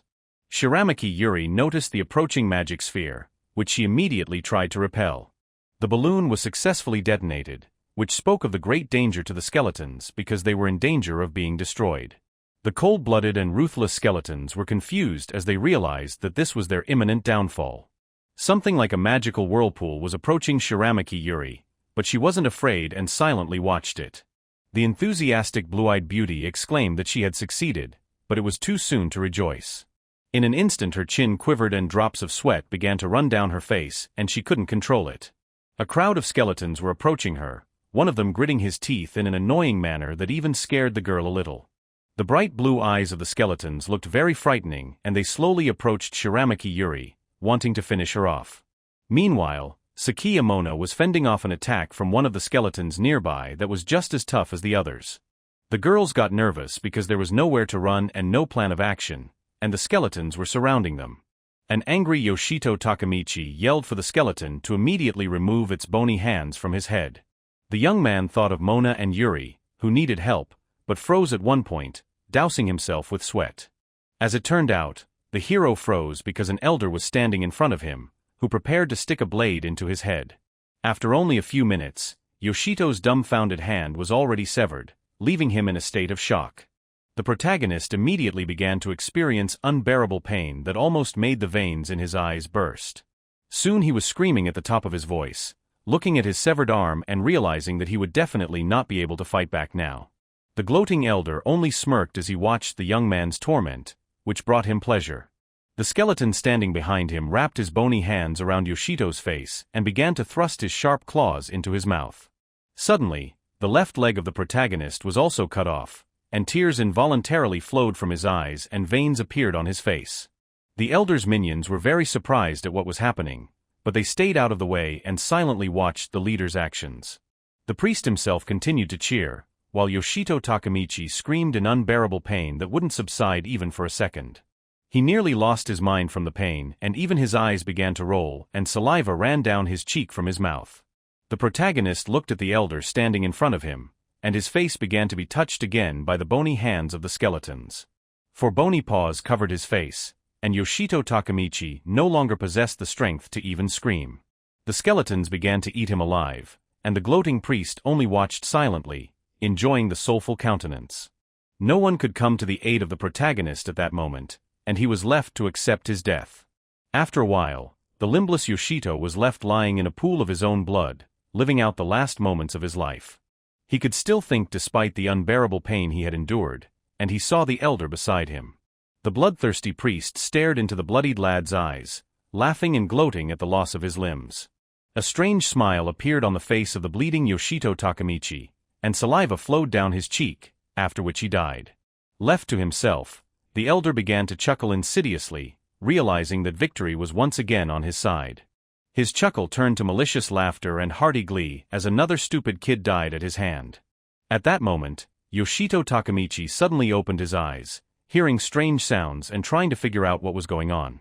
Before his eyes he saw the intimidating face of the elder priest, who was smiling at him in a frighteningly intimidating manner. In a cold sweat, the hero immediately jumped up, screaming in fear and trying to recover from the horror he had seen. The young man immediately recalled the moment when the elder mercilessly chopped off his arm because he began to scream. The hero immediately examined his hands and realized that they were fine, and the digital scoreboard said he was dead. Then the moment of chopping off his left leg, which had horrified Yoshito Takemichi with unbearable pain, came to mind. These memories brought great fear and tears to his eyes, and the young man wrapped his hands around his face.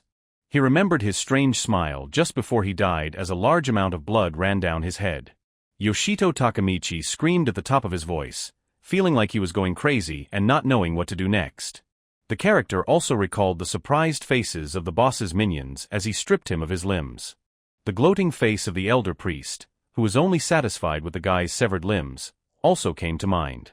Exuding sweat, Yoshito Takemichi began to slowly come to his senses, trying to gather his thoughts.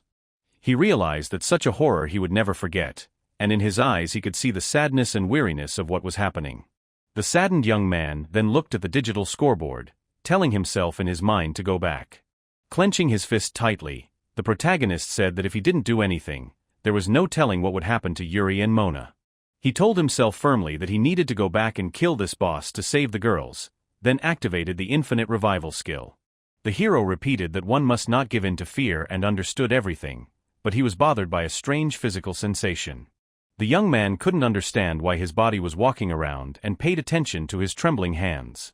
The system notified him that he would die if he didn't confirm the activation of the skill, and the hero decided he had to change his revival point. In the same minute, the revival point was changed and Yoshito Takemichi was back on the battlefield where he saw a large crowd of skeletons. Also nearby, he saw the agitated Yuri and Mona, who were huddled by the crowd and confused. The very intense main character immediately concluded to draw the attention of the crowd, giving the girls a chance to escape.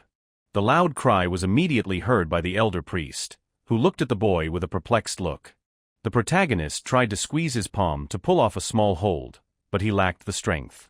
The skeletons paid no attention to him and continued to press the girls against the wall, which made the young man feel even heavier on his soul. He stood in one place with his blade in his hands, being tired of everything that was going on, and called himself a lowlife. Yoshito Takemichi was very embarrassed and admitted that he was so scared that he couldn't even move. Meanwhile, his dear friends closed their eyes and hugged each other, preparing to die, because the skeletons had already completely pinned them down. The sweat-bleeding protagonist clenched his teeth tightly, and his mind and heart that moment were filled with anger. He looked fiercely at the elder, who was smiling irritatingly, and lit up with a desire to get it over with as soon as possible. The red mark on the door leading to the boss room, meanwhile, glowed even stronger and strange signs appeared on it. Suddenly, it burst into flames, creating a massive fire around it, which began to spread rapidly in different directions.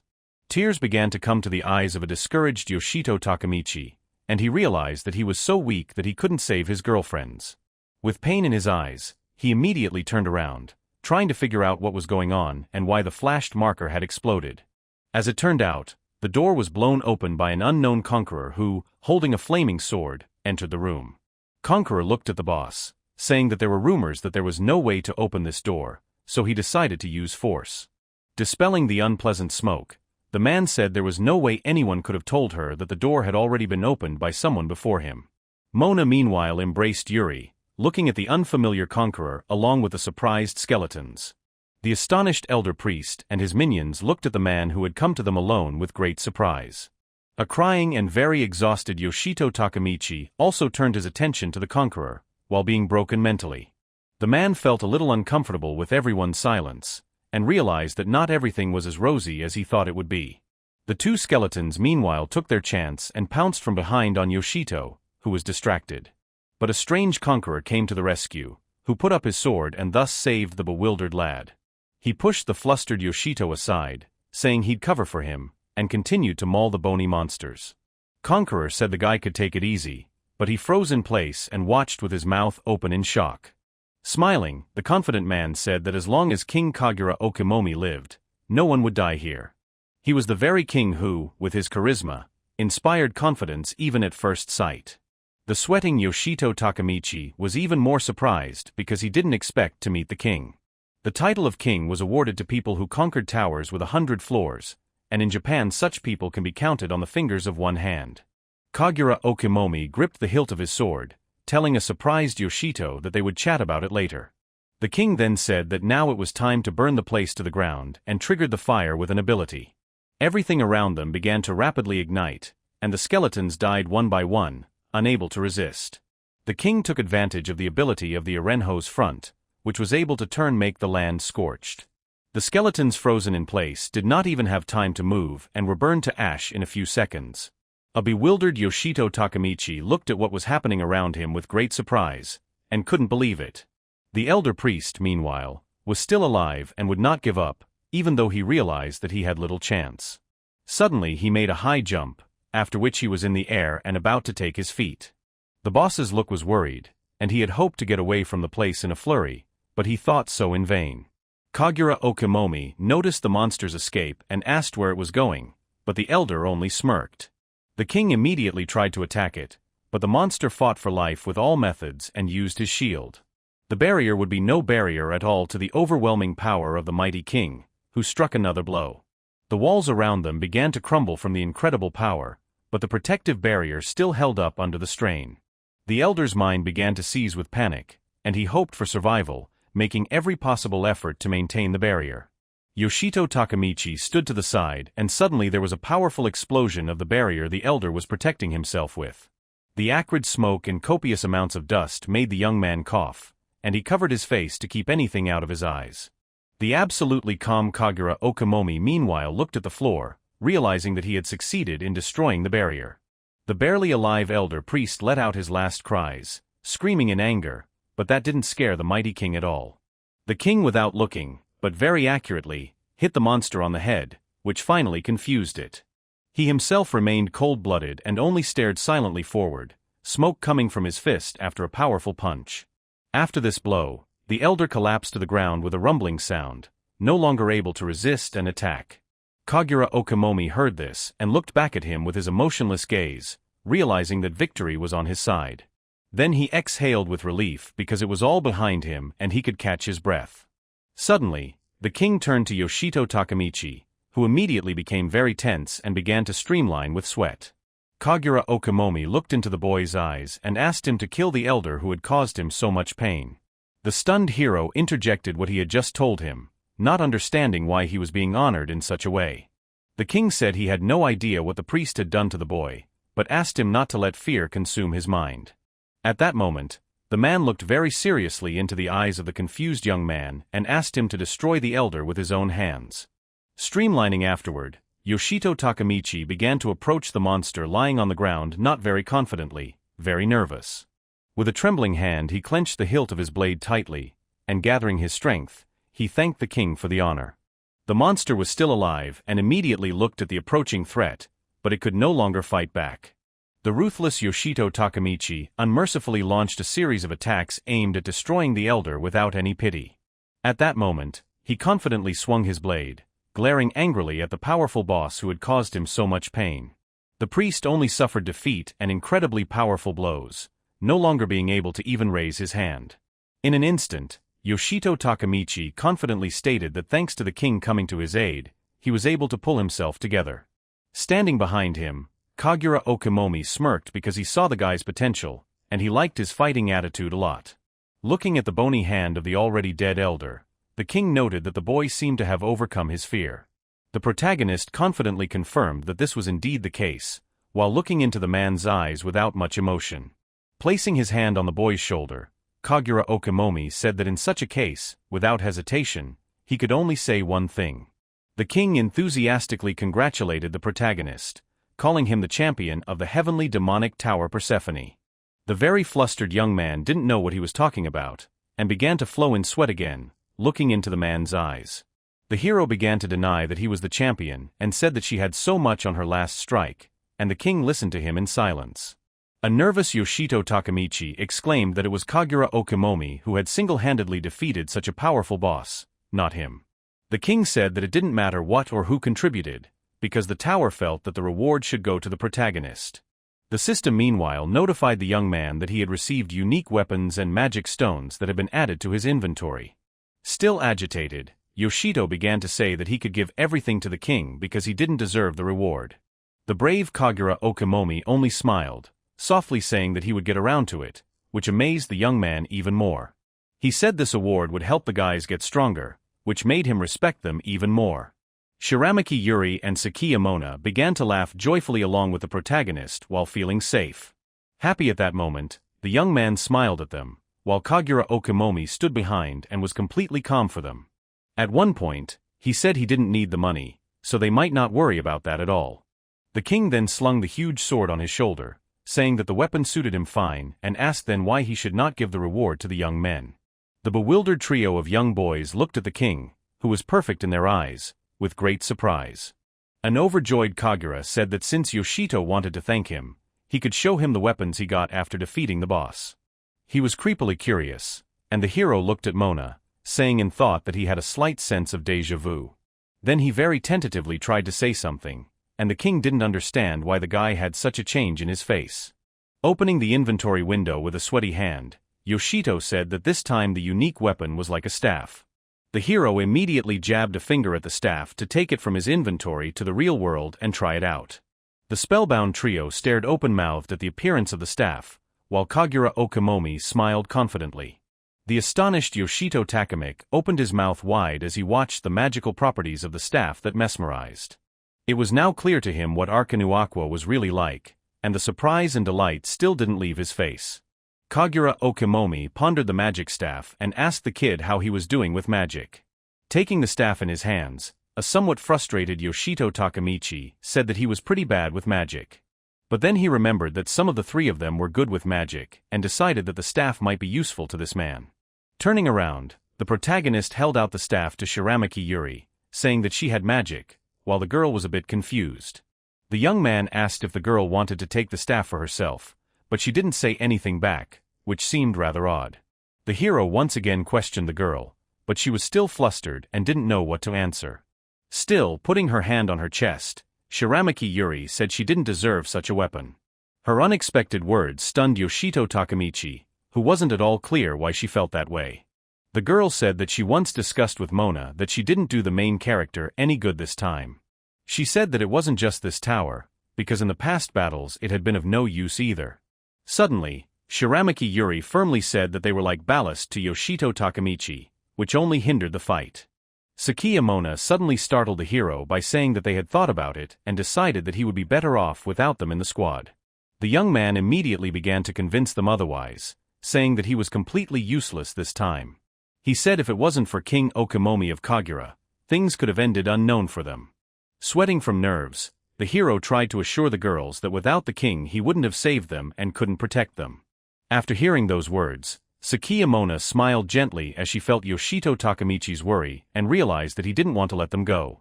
A smile appeared on the hero's face and he felt a little calmer, and the girl said that he answered his own question. Smiling slightly, she said that he was forever protecting them and they couldn't even help him with anything. Yoshito Takemichi tried to prove him otherwise, but he was running out of arguments and there was nothing more he could say. At that moment, it was as if the girlfriends were standing on the other side of the cliff, and the protagonist realized that he would not be able to jump to them. His skin turned pink from nerves, and drops of sweat flowed down his face profusely, and the young man himself even trembled slightly from nerves. Sakiya Mona suddenly exclaimed that this was why they decided to become stronger and stop being ballast for him.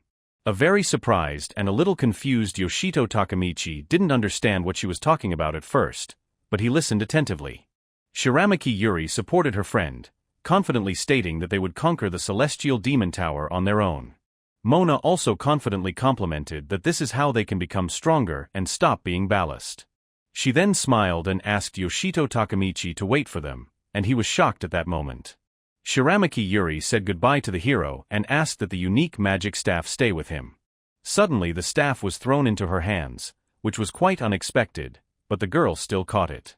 She didn't realize what was going on and looked at the staff, which looked amazing, with great surprise. An emotionless Yoshito Takamichi said that since that was the case, she would need the staff more. A dumbfounded Yuri didn't know how to react. He smiled at his friends and advised them to use the resources to become stronger and conquer the demon tower.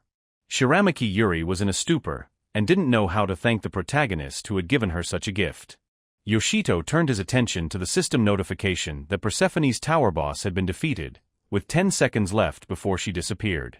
At the end, the main character told his girlfriends that they would see each other again soon, after which everyone returned to the normal world. Once back in the normal world, Kagura Okamomi approached the guy and said it was a rather mature goodbye. Being completely calm, Yoshito Takamichi said he didn't think so while looking at one point on the ground.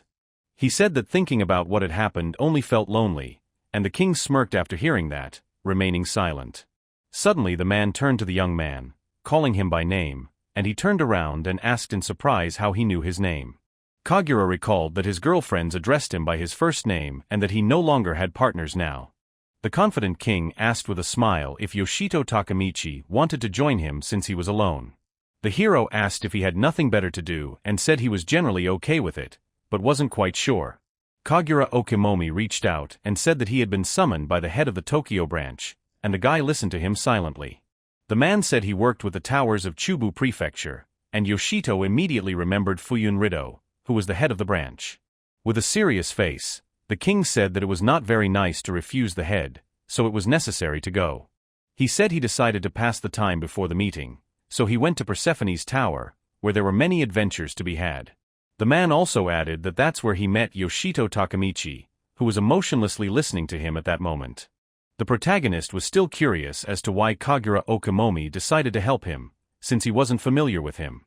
The young man realized that the king hadn't seen the power of endless rebirth, so he didn't know that he didn't have to worry about it. Kagura Okamomi replied that he had heard from branch head Fuyun Rido that Yoshito would be one of the best conquerors of this generation. At first, the stunned hero froze in place, because he could not believe the words he heard. He then asked loudly if the head seriously said that, and the king nodded his head, confirming it. The man said he was surprised to hear Yoshito's name in the boss's room, and didn't expect to meet them so soon. Yoshito Takamichi chuckled slightly and hesitantly said that he ended up doing nothing in that battle. Kagura Okamomi smiled and said that he gained valuable experience. He will try better next time. Then he looked at the time on his phone and said that they seemed to have defeated the boss too, and there was still plenty of time. The man stepped firmly onto the stone slab, quickly coming up with a plan of action and about to voice it to the young man. The king told the guy that they were going to go shopping now to get some distraction and pass the time. He said that he would show Yoshito how to spend his money properly, since he had just become a champion and it was hard for him to manage his wealth.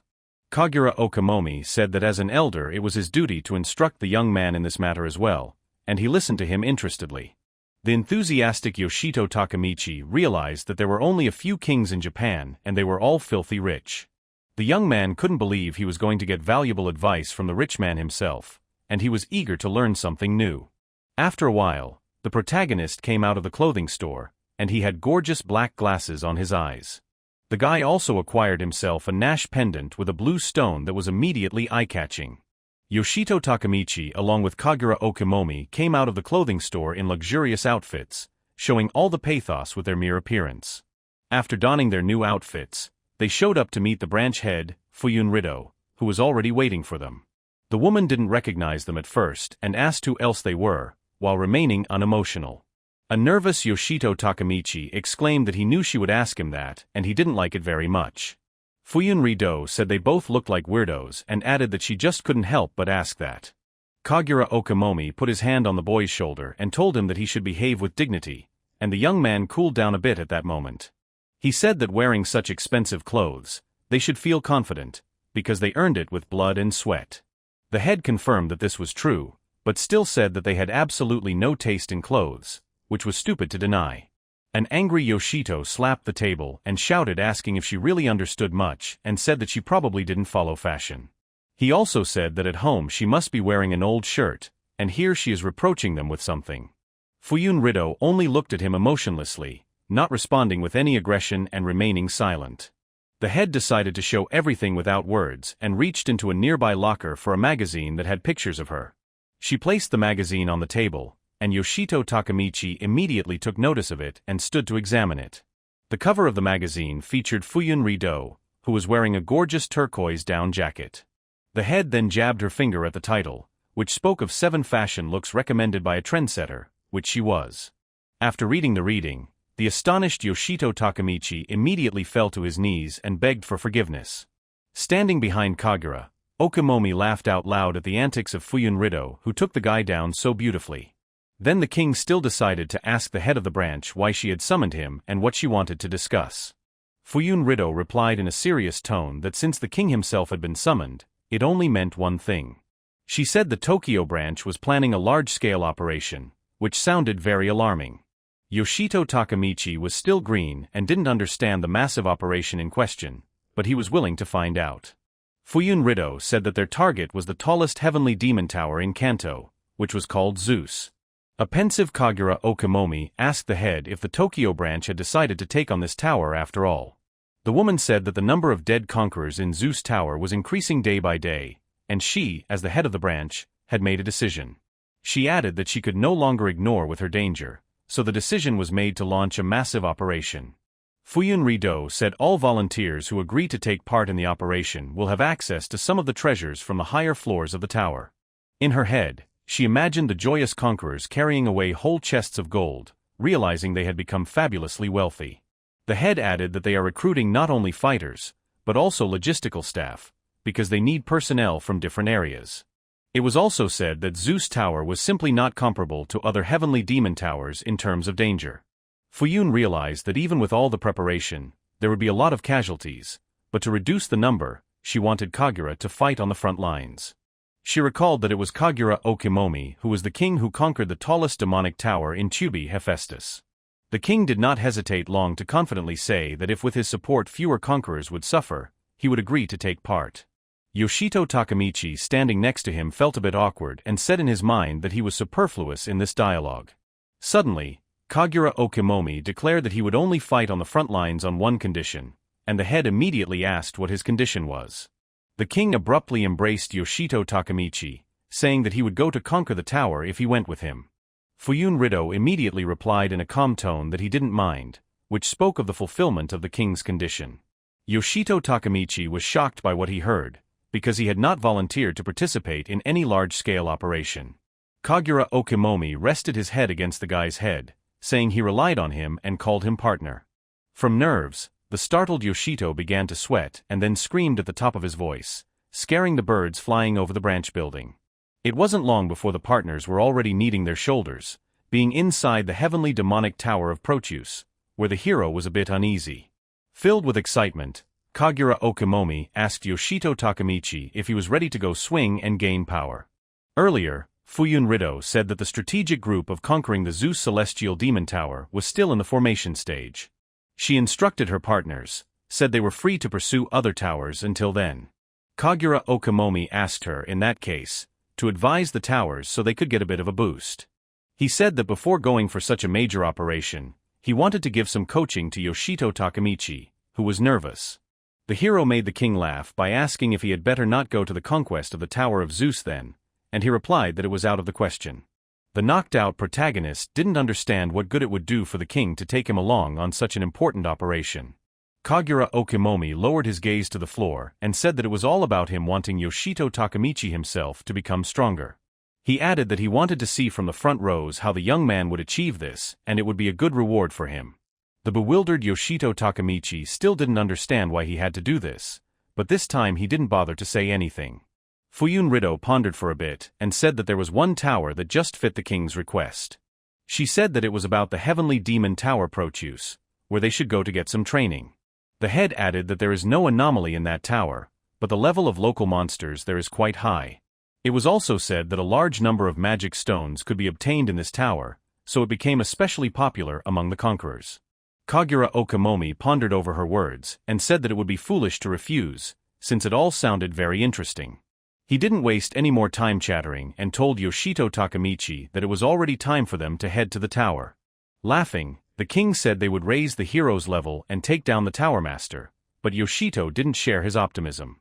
They were currently inside the demonic Proteus tower, where a knight in armor appeared in front of them. Kagura Okamomi asked the protagonist to demonstrate his skills and asked if he could handle this opponent. A nervous Yoshito Takamichi tried to calm down and exhaled to gather his strength and show what he could do. He then took a fighting stance, holding the hilt of his sword tightly, and the knight at that moment slowly approached him. The protagonist didn't waste time talking, and being fierce rushed into the attack, quickly getting up close to the enemy. The opponent immediately used a blocking attack, which confused Yoshito a bit and prevented him from striking. The rage from the young man's eyes never went away, and he continued to be assertive in his fight with the knight. Still, the protagonist managed to deal a powerful blow to the knight's armor, but he didn't do much damage with it. The knight tried to block his attacks, but Yoshito Takamichi insisted and tried to pin him against the wall. The enemy fell slightly, but immediately tried to get up and grabbed his weapon to fend off the hero's onslaught. He leapt exalted the hilt of his huge sword above his head to deliver a mighty blow to the hero who knelt beneath him.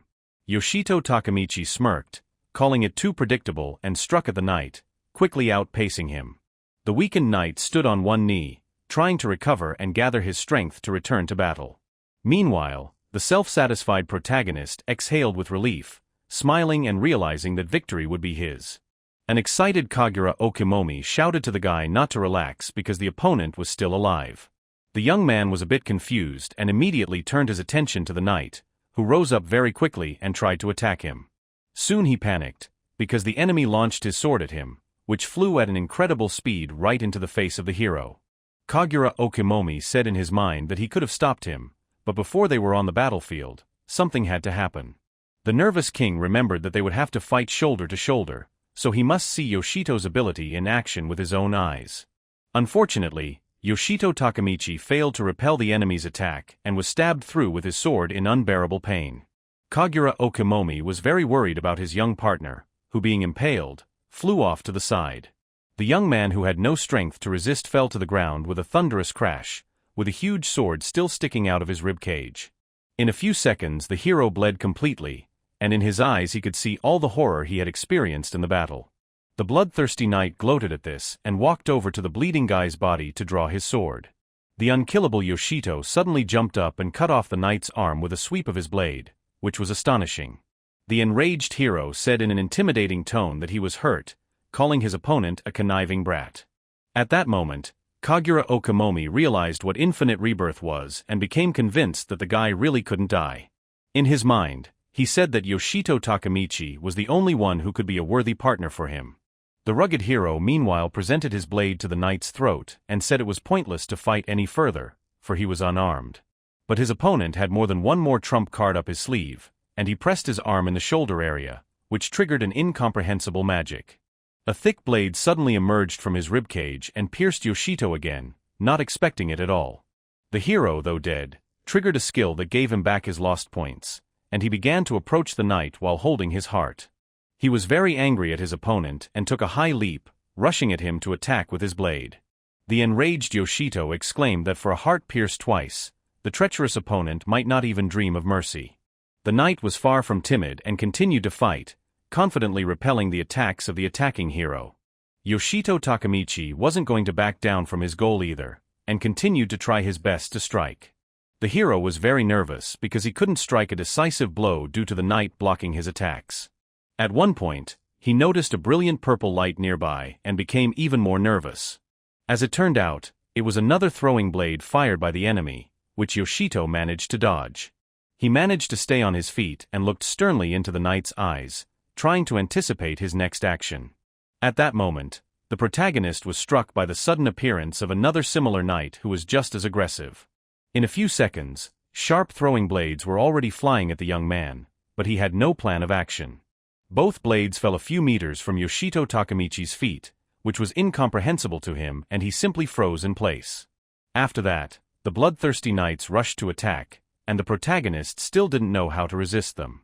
Soon the young man was surrounded by several such knights, and he asked if they had been taught that it was ugly to attack one in a cluster. Yoshito Takemichi didn't stand on ceremony anymore and immediately tried to attack his opponents, but they were still on their feet. One of the knights with a sharp swing tried to throw a punch, which the young man blocked, but it was very difficult to hold him back. The protagonist swung his blade in a full turn, but the two opponents managed to dodge, remaining unharmed. Yoshito Takemichi, who had come to a rage, fought in sweat as he tried to throw punches and dodged his opponent's blows. At one point he still made a blunder and a small cut appeared on his cheek, which no longer pleased the hero. The young man realized that if he continued to fight like this, he would die again, so he needed to change his plan of action immediately. But suddenly, he turned his gaze to the side as he heard footsteps approaching him. As it turned out, approached the protagonist at that moment was Kagura Okamomi, who wanted to express his point of view. He said he had already seen enough from the hero's side, after which he prepared to fight the knights himself. With a single swing of the king's blade, two powerful knights were destroyed before they could even react. In a few seconds, they were all thrown back into the wall and died without a chance of survival, and the king only watched in silence. Kagura Okamomi then told Yoshito Takemichi standing next to him that his power was truly unique and there was no denying it. He then looked forward sternly, saying that now it was his turn to show what he could do. At that moment, two tenacious knights pounced on him from the air, swinging the blade that was in place of his right hand. The cold-blooded Kagura Okamomi gripped the hilt of his fiery sword tightly, preparing to give a fitting rebuff to his opponents. The firepower was so strong that the two attackers were immediately burned to ashes. In his heart, the king rejoiced and enjoyed how quickly his opponents were killed by his mighty sword. Stunned by such power, Yoshito Takemichi silently watched on the sidelines, unable to stop wondering. Kagura Okamomi only smiled, realizing that once again victory was on his side, and very quickly at that. Then he turned to the dumbfounded Yoshito Takemichi with a serious face because he wanted to discuss something with him. The king said he wanted to show him a different level of power, but his opponents somehow died quickly. A stunned Yoshito said that he had already realized how strong Kagura Okamomi was, so there was no need to try. The slightly frustrated king said he too wanted to demonstrate how desperate he was to fight. Being a bit angry, the man added that the hero's style was truly unique, so he couldn't replicate it. This infuriated the young man. He asked if the king had just called his style desperate, whereupon a brief argument ensued.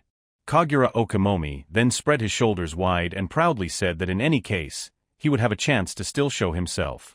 A panting Yoshito Takemichi decided to ask his guide what their future plan was.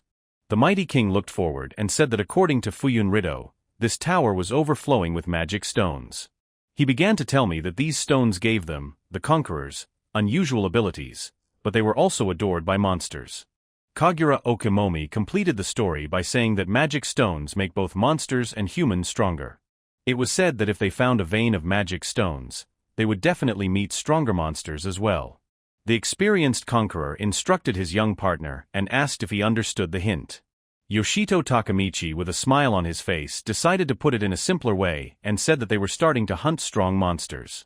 Kagura Okamomi said that since the guy understood everything, it was already time for them to go hunting, and held out his fist to him. Somewhere in the depths of the tower, meanwhile, was a mine of magical stones where other conquerors worked. One of the young lads was working very hard and trying to mine a magic stone with a pickaxe. Meanwhile, the smiling girls sat on the rocks, chatting amongst themselves and sipping water. There were many magical blue stones around, which were of great value and not easy to obtain. The joyful people were chatting among themselves, but they didn't even realize that there was a mysterious monster among the pile of cobblestones. Soon, Yoshito Takemichi also came to the magic stone deposit on the 25th floor and was very surprised. He was fascinated by the huge amount of magic stones that gave off a very bright blue light. Kagura Okamomi immediately asked the guy if this was his first time in the magic stone fields. The very interested young man replied that he had never once found something like this in the heavenly demon towers. Then he remembered that he had brought a pile of magic stones last time and received a huge amount of money for them. With that in mind, Yoshito Takemichi began to examine the vast amount of rocks around that were potential riches. The young man realized that if he took out all the stones here, he would become fabulously rich, and he was very happy. He immediately looked at Kagura Okimomi and firmly said that they needed to get a pickaxe right now and start mining rocks. A drop of sweat ran down the king's face and he said he appreciated his young partner's zeal, but there was one but. The man asked why then, by Yoshito's logic, the conquerors here had not yet become fabulously wealthy. The young man immediately thought about the matter and assumed that it was all because they were bringing too few helpers here. Mentor said that in such deposits with a bunch of stones, if you took a stone, there wouldn't be much magical power there. He began to explain to the young man that one large stone gives rise to several others of the same kind, but smaller. Kagura Okimomi added that each one absorbs a bit of the original stone, making the magic in each one not so much. Toward the end, the man said that even if Yoshito Takemichi took out this entire deposit, he definitely wouldn't become rich. He explained that all these people were not conquerors, but stone miners, whom the bureau took care of and put them in the protection of the conquerors so that they could work. The king said such people pay the bureau a small percentage of the stones mined, so it's a lucrative way for the conquerors to make some extra money. Yoshito Takemichi understood everything after the explanation, and meanwhile the girls were rejoicing in the multitude of magic stones. Two of them said they needed to find bigger rocks and push on, and the hero pointed out that the three of them were having a lot of fun. He immediately thought of his girlfriends Shiramaki Yuri and Sakiya Monet, whom he missed dearly, but they had gone to conquer the tower. The memories were very painful and brought on sadness because the young man had come a long way with his close girlfriends. Looking at the happy trio of girls, in his thoughts he recognized that working alone wasn't much fun. He was suddenly distracted from his musings by Kagura Okimomi, who called out to the young man and was rapidly approaching. The joyful man embraced the guys began to squirm in his face, which was very unexpected and a little annoying to him. Yoshito asked what he wanted, and the king asked if among the girls was the one he fancied, for he had just been staring at them. The young man was very uncomfortable talking about it, and Kagura asked him to share what type of women he was attracted to. The nervous hero replied that he had no type and didn't want to talk on the subject at all. Kagura Okimomi folded his arms at his chest and called him a boring guy for his years, which sounded very wild for a hero. Suddenly a thought popped into the king's mind and he asked Yoshito if he liked any of the girls around him. The first thing Yoshito Takemichi thought of was the beautiful Shiramaki Yuri, whose cute smile he liked a lot. But the king asked if the two girls who were with the young man in Persephone's celestial tower weren't cute. The young man clearly in his mind also pictured the charming Sakiya Mona, who was equally beautiful. He also remembered the blue-eyed cutie Yuri, who was always very friendly and calm. Kagura Okimomi in addition suggested that Yoshito might be attracted to girls like Fuyun Rido. Putting his hand on the shoulder of the hero, who was feeling very uncomfortable, the man asked him to lay it out as it was. Meanwhile, she exclaimed that they were in the heat of battle and asked the strangely behaving Yuri to focus. Yoshito Takemichi, on the other hand, abruptly pulled the king's hand away from him and nervously asked what kind of stupid questioning he had started. The young man recalled that they had come here to train and asked what kind of love comedy he was playing out. With a serious look, Kagura Okimomi looked at Yoshito, pointing his fingers at him, which was incomprehensible to the guy at that moment. In a harsh tone, the man called him shy, and the hero got even more angry and asked him to shut up. Then he heard one of the girls behind him ask to turn suddenly to an interesting place she had found. As it turned out, the girl found an incredible deposit of magical stones, where there were a lot of them. Overjoyed, she grabbed her pickaxe and immediately swung it to start mining the jewels as soon as possible. After the blow, the girl dropped the pickaxe and exclaimed that it hurt a lot, but she didn't understand why, because it was much easier with other veins. The flustered maiden was trying to figure out what was wrong, and Yoshito Takemichi standing nearby was peering at her carefully. The trio of girls at that moment hadn't yet realized that it wasn't a rock deposit at all, but a lurking monster with red eyes. At one point, a very tense Yoshito Takemichi turned his attention to the deposit and realized it was a bloodthirsty monster. The red-eyed monster that had come to rage no longer hid and made itself known. Stone dust began to fall everywhere, and the dazed girls froze in place and didn't realize what was happening. In panic, they immediately rushed out, naively believing that they could escape the huge bloodthirsty monster. The monster immediately struck an incredibly powerful blow with its entire body, resulting in a violent vibration. The stone monster wasn't going to recover and continued to attack everyone around it, raising a lot of dust and smoke. With the ability, he held a few crystals in the air, which soon turned into dangerous weapons.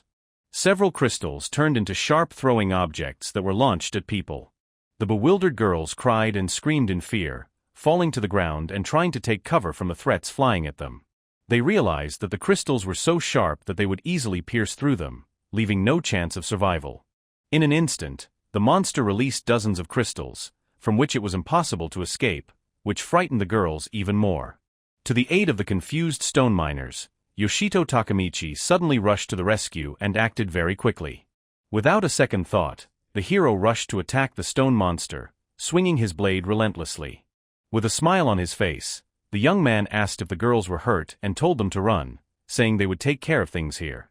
The delighted girls smiled sincerely at their suddenly appearing savior and followed his request.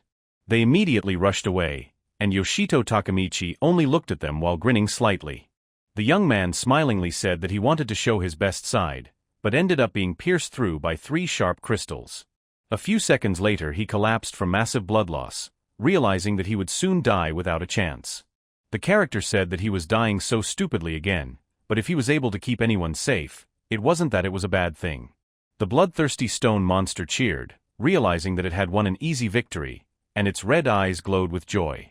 Yoshito Takemichi wondered when he would become like Kagura and be able to also defeat strong enemies, and instill faith in the weak. The stone monster meanwhile was about to crush the powerless guy lying on the ground under the press. The protagonist was relentless in his thoughts, saying that he wanted to become like the powerful Kagura Okumomi. Yoshito Takemichi reminded himself that he had managed to conquer a few demon towers and make some money, but there was one but. He wondered what he should do next, for he had absolutely no clarity or purpose. The hero has not yet found an answer to this question, although it sometimes worried him very much and did not go out of his head. However, after meeting the powerful Kagura Okumomi during a duel in Persephone's demonic tower, something inside him changed. The protagonist recalled how skillfully his greatest mentor wielded the sword and burned with a desire to become the same. The young man found himself wishing he could be that cool conqueror too, remembering the moment he had saved the girls from the monster. He realized that all of this required a lot of effort, and with all his might he endured the pain of being pierced by the sharp crystals. Yoshito Takemichi really wanted to become the very conqueror who protects the weak, becoming a hero to them. Presently, a merciless monster crushed him with a press, after which the hero died, but with the help of the ability, the lost points returned. The young man thought deeply about the pressing matter at hand and enumerated what he had in order to achieve the desired result. His eyes lit up with rage again, and he said he had everything but combat experience to do so.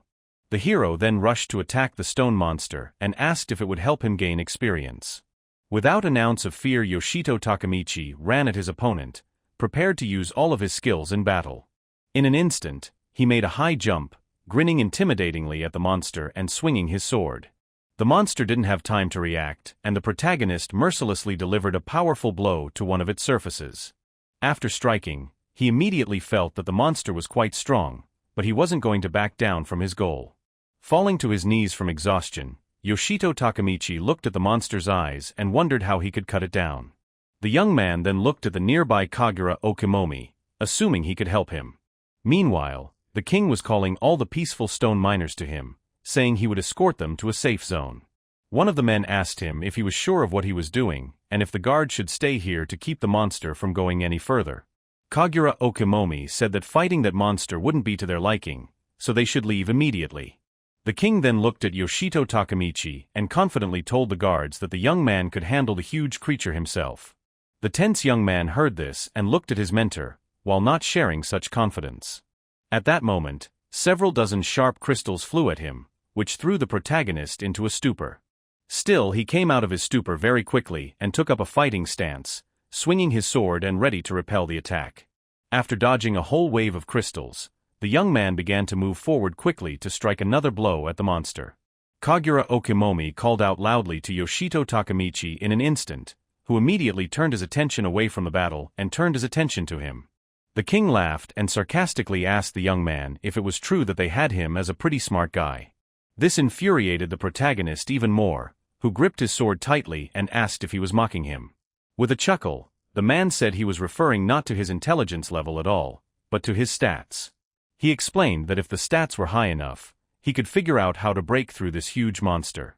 The monster meanwhile continued to attack, completely calm for its safety. Kagura Okimomi raised her hand high up and said that she was relying on Yoshito Takemichi, who was facing a tough battle. The serious hero looked at the monster sternly at that moment, saying that it was much easier said than done. Looking at the monster, the young man remembered that intelligence was an important metric for magic classes. The higher this score, the more powerful and complex spells you can use during combat. Thanks to the inversion, Yoshito's intelligence had increased, but not enough for him to use magic, and he wasn't sure if it would help him in any way. The system wrote that the intelligence score had reached a new mark, and the skills of magical intuition and energy manipulation were available to the hero. The magic sense skill said that the young man was now able to recognize the magical power of the creatures around him. Manipulating magical energy in turn made it possible to concentrate the surrounding magical energy into a single point. A surprised and somewhat wary Yoshito Takemichi wondered if the beginning skills of the magic class were now available to him as well. Then he remembered the system notifications that the debuff had been changed to a buff earlier, and he gained 34 points to intelligence. The hero wondered if he should use these skills since he had paid for them with the agonizing pain of death. Without thinking long, Yoshito used his newfound magical sense, looking sternly at the huge stone monster. He noticed the purple haze around the monster and wondered if it had magical power. A pensive Yoshito took into account that he couldn't use this skill to its full potential yet, so he needed to concentrate. Taking advantage of the skill, Yoshito's face changed and began to bleed profusely with sweat as if he had seen something terrifying.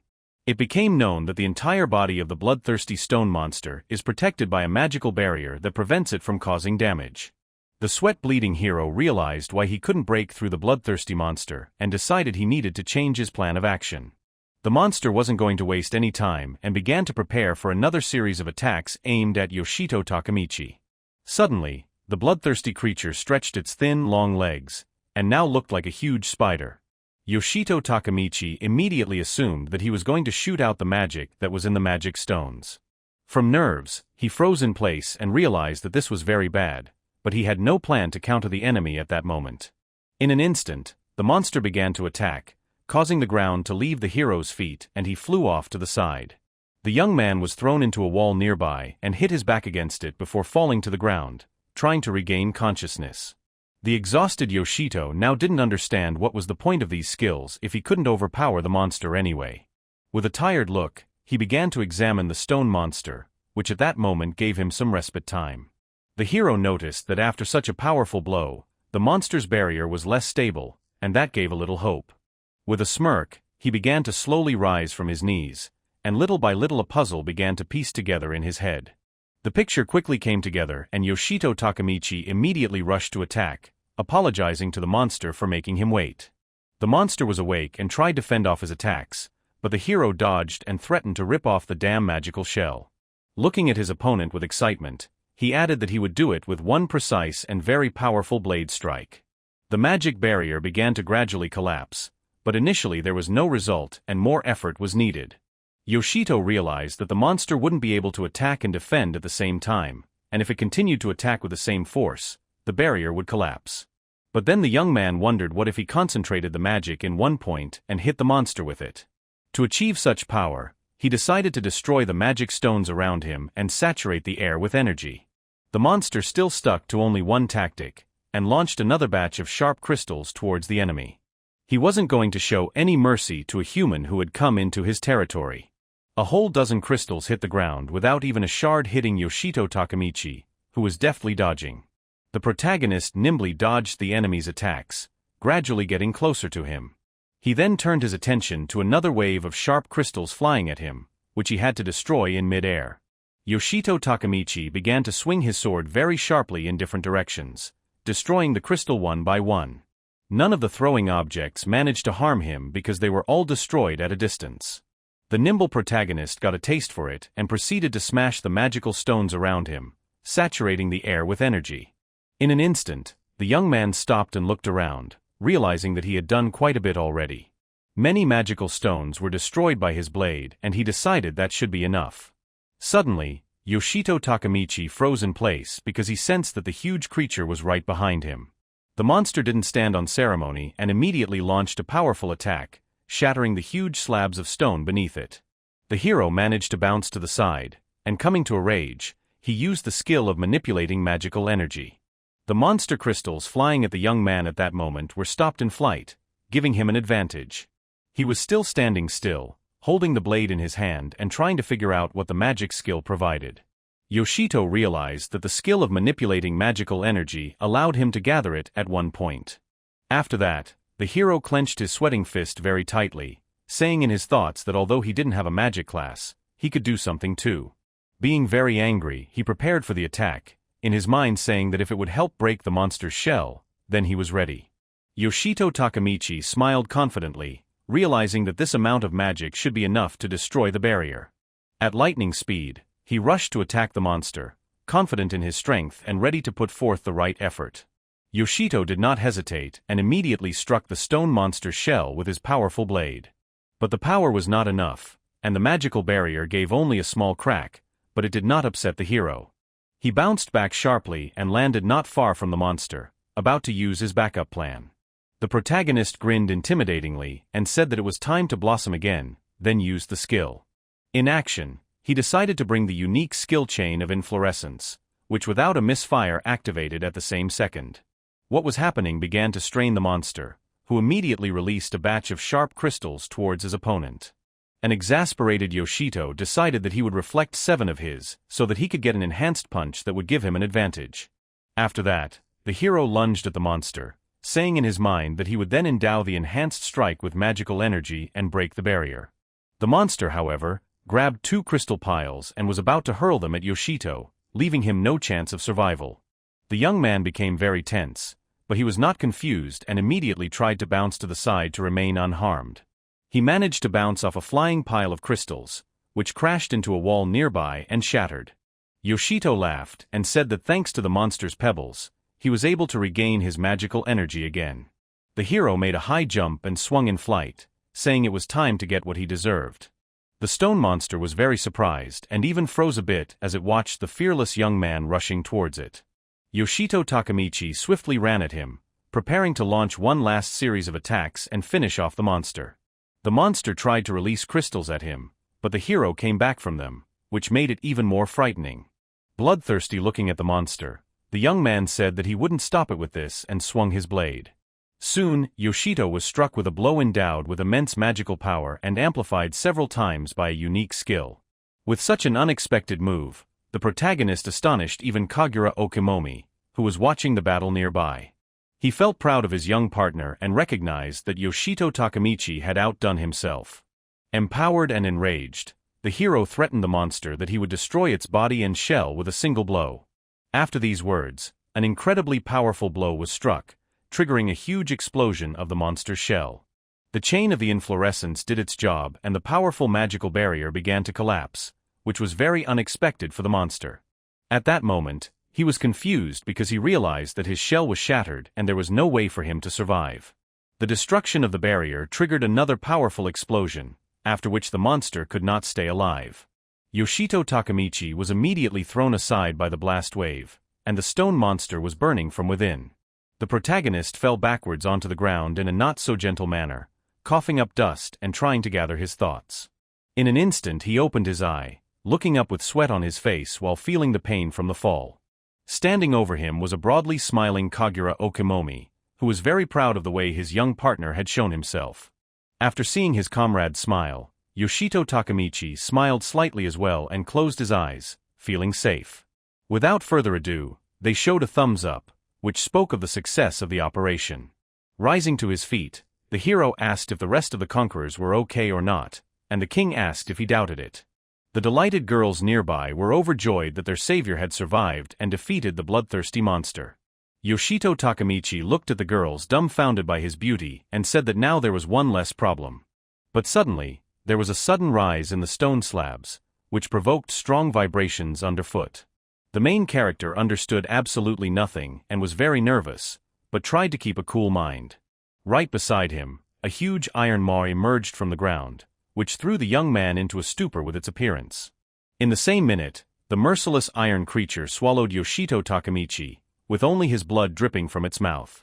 Kagura Okimomi was very worried about his partner and couldn't believe that an unknown creature had swallowed him.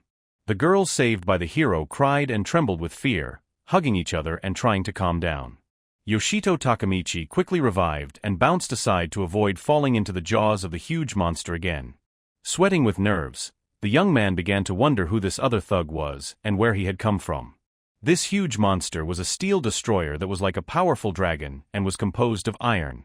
The hero was surprised that the monster just burst through the wall and ate him and assumed it was an abnormal monster. At that moment, he froze in place and examined the incredibly large monster that looked at him bloodthirstily.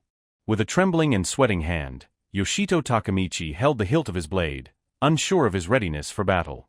The monster didn't stand on ceremony and tried to attack Kogoro Okemomi standing nearby, much to the dismay of the protagonist. The king immediately began to defend himself and hold back the monster's onslaught with all his might, though it was given with great difficulty. Still, there was a smile on his face as always, and the man said that the monster was behaving well and was quite strong. Kogoro Okemomi still managed to repel the monster's onslaught, which looked very surprising to those around him. Smiling, the sweating king said it was best not to mess with this guy unless you wanted to end up in his belly. He then decided to go to extreme measures to finish off the mighty monster as soon as possible. The king utilized the ability of the Erencho's front, which summoned a super powerful fire that was immediately aimed at the enemy. The dragon-like monster immediately began to burn with a powerful fire that it was unable to extinguish. Standing nearby, Yoshito Takemichi covered his face with his hands to avoid the risk of foreign bodies hitting his eyes. But in an instant he changed in his face because he was shocked by what he saw and couldn't believe it. The hero noticed that the monster wasn't bad and realized that Kogoro Okemomi's flames weren't taking it. The young man immediately turned to the king, who said that apparently their opponent was immune to fire. The iron monster really didn't care about the fire attacks, and it only grinned in its opponent's face. Kogoro Okemomi was not going to back down and said that in that case, they would have to fight the monster the old-fashioned way. After saying that, the king rushed to attack the huge monster with just his sword, not feeling the slightest bit of fear. The dragon-like monster opened its mouth wide and roared at the top of its voice, hoping to frighten the human. The king began to try to attack it, but the monster managed to dodge and the blows landed on the stone slabs. The man was not going to give up and made high jumps to increase the power of the strike. One of the strikes was successful and went straight for the dragon's iron tail, which had a slight misstep. The monster roared in unbearable pain, and Kogoro Okemomi was convinced of the correctness of his actions. Making a leap, the king threw the stones into the dragon's mouth and asked, did he really think that the enemy would get into his mouth so easily? Suddenly, something like launchers appeared in some places on the monster's body, which was very alarming. Kogoro Okemomi tried to keep a cool mind and not jump to conclusions, so he watched silently. A bayonet-shaped object with an iron tip suddenly flew out of the launcher at high speed. The iron-tipped chains were aimed at destroying the enemy, which was the monster's crowning trick. The wary king got a little nervous, saying in a sweat that he certainly hadn't expected such a turnaround. The chains with iron rotors then began to attack him, but the man was not confused and tried to dodge them. He bounced to the side with all his might, keeping himself out of harm's way and trying to remain calm. His partner was suddenly joined by Yoshito Takemichi, who couldn't stand by and just watch. A very tense Kogoro Okemomi noticed this and became very worried about the youngster who was in danger. At that moment, a chain with a sharp iron tip was pointed directly at the hero, who became nervous upon noticing it. He unfortunately didn't have time to react, causing the huge rotor and half of the chain to pass right through his body. Yoshito Takemichi said that he was in a lot of pain, but was also glad that he was able to get close to the monster. His eyes reddened again with bloodlust, and the young man himself said that now they would test how strong the dragon's eyes were. Without the slightest hint of compassion, he stuck the sharp blade right into the center of the huge monster's eyeball. From the unbearable pain, the dragon screamed at the top of its voice and threw itself off Yoshito Takemichi, who was a bit confused. The hero wasn't too happy with this arrangement, as he realized he could have thrown a few more punches. In flight, Kogoro Okemomi came to his aid and grabbed the guy under his arm, thus securing his further fall. At that moment, Yoshito Takemichi was very nervous because he didn't understand the situation and thought he would crash to death. The king apologized, saying that because of his carelessness, the guy had to die, but he laughed and said it wasn't the first time he'd had to. Both of them quickly moved away from the topic and turned their attention to the dragon, which was still alive and dangerous. The enraged monster was smashing everything around it with its iron tail, ready to attack at any second. He was destroying the stone floor beneath people's feet to make it harder for them to move and hurt them in any way. Then the fierce dragon opened its iron maw wide and roared with a roar that was very shocking to the ears of the people. But at the same time, the monster could not do anything, because the protagonist and his partner were in a safe zone. The dragon didn't care about that and kept trying to attack them, and Yoshito Takemichi called it unbelievable. Covering his face, the hero said that it was the first time he had seen a monster trying to make its way into a safe zone with such fervor. Before, the dragon hadn't given up trying, but in an instant, its behavior changed and it turned its head in the other direction. His gaze was now directed upwards, which was completely incomprehensible to Yoshito Takemichi. The wary protagonist immediately assumed that the monster is up to something, because he behaves so far from nothing. Suddenly, the monster stuck its head straight into the ground, being like an ostrich at that moment. A pensive Yoshito immediately wondered if he was going to go downstairs to sneak up on them. The hero got nervous and said that this is not normal, because everyone knows that the power of the monsters grows with each floor.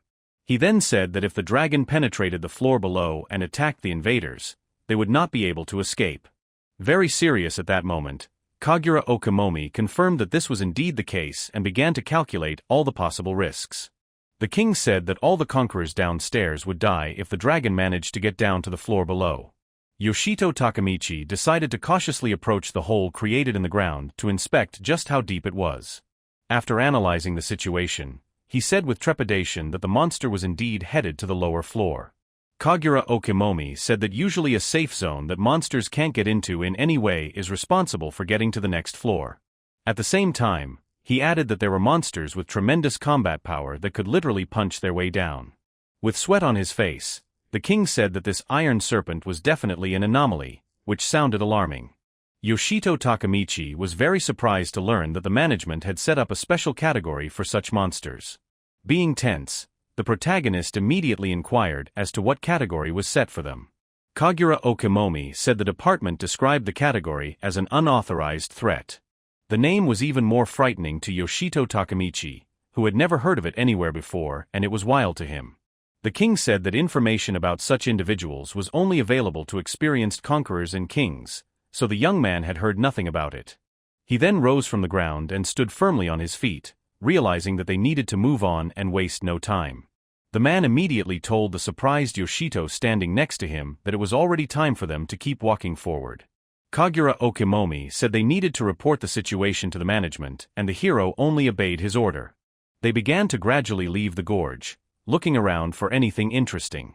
Suddenly, a female voice addressed them and asked them to stop, and Yoshito Takemichi immediately turned around. Behind him stood 3 terrified girls, one of whom tearfully asked if it was true that he had just died. The main character immediately realized that this was the first time they were seeing a person who had been resurrected immediately after death. At that moment, the hero said with a smile on his face that he didn't even know how to explain the process to them. Laughing, he said it was just an illusion and that was how they confused the enemy, and he remained unharmed. The young man realized that it was better not to tell the intimidated girls the truth, because they felt bad enough as it was. One of the girls was still tormented by the question, and Yoshito Takemichi, smiling, was ready to answer anything. The beauty poked at the patch of ground where a lot of Yoshito's blood remained, which immediately made the young man nervous. The hero tried to get out of it by saying it was also the remnants of an illusion, and the surprised girls said it was very natural. But still, the third adorable girl also wanted to say a few words to the guy, because her friends had already done it. She decided not to be shy and walk up to Yoshito Takemichi to say something else, and he immediately turned his attention to her. The trio of cute girls smiled sincerely at the protagonist, and thanked him for saving their lives. The hero was very surprised and even froze in place, because gratitude was something he very rarely accepted. Smiling, Yoshito Takemichi said there was no need to thank him, and the main thing was that they were all fine. His demeanor was greatly admired by the girls who couldn't get enough of his beauty. Much to his surprise, one of the girls abruptly ran up to the hero, intending to say something to him that startled him. Very worried, she offered to exchange numbers if he didn't mind, much to Yoshito's surprise. Shiramaki Yuri, meanwhile, exclaimed that she sensed impending danger, and Mona reminded her that they were actually fighting. Kagura Okamomi shouted to the lovebirds that it was time for them to get the hell out of here, and added that they were the only ones left. A tense Yoshito Takemichi said they were on their way, while giving no response to the girl's suggestion. This puzzled the beauty, who expected to hear the young man's agreement, but he only said that it was indeed time for them to go. Yoshito Takemichi asked if the girls would like to meet that Iron Hulk again, which was very unpleasant. He then went up to the king and apologized for the delay, while the man said he didn't mind waiting a bit at all. Snapping his fingers, Kagura said that after all, the guy had accomplished a feat and he was due some glory. The hero replied that he was not trying for that at all, and the perplexed king looked at him and asked if he was serious. The man didn't dwell on it any further and said it was time for them to head back to the first floor. Portals were a tool that could be used to move freely between floors of the tower. They were equipped on the 1st, 5th and 10th, that is, every 5 floors, and were most often placed in a safe area. As soon as any of the conquerors discovered a new floor, a portal would immediately appear. A pensive Yoshito Takemichi asked what would happen to the people on the other floors if they met behind the Iron Serpent. Then he said that people might not be able to get to the portal, and the serious at that moment king recognized his rightness. The king said that was why they were obliged to come back here with help, otherwise the people could not be saved. At that moment they were approaching the entrance to the portal, the blue light of which dazzled their eyes a little. Kagura Okimomi also said that they would go to Fuyun Rido's house right now to plan the way forward. A short time later they were in the office of the branch manager, who thanked them both for this report. She said there are already several victims on the lower floors of Proteus Tower so far. Fuyun Rido said that all those people were killed by a bloodthirsty monster called the Steel Destroyer. They were also told that they, as representatives of the Tokyo branch, needed to immediately eliminate the unauthorized Class 1 threat. Standing up from his chair, the head said that for the time being, the Conqueror branch was freezing the project to conquer the heavenly demon Zeus Tower. She added that they set their main and only goal, and that was to kill the Steel Destroyer. Kagura Okimomi said that he and Yoshito had already fought against him, and they failed to hurt him even a little. He advised the branch head to carefully choose those conquerors who would go on a mission to eliminate the monster. A drop of sweat ran down the face of a tense Yoshito Takemichi as he watched the negotiations in silence. The head replied to the king that he didn't have to worry about the choice of people because they had everything covered. Her left arm behind her back suddenly lit up with an emerald color, as if spewing out energy.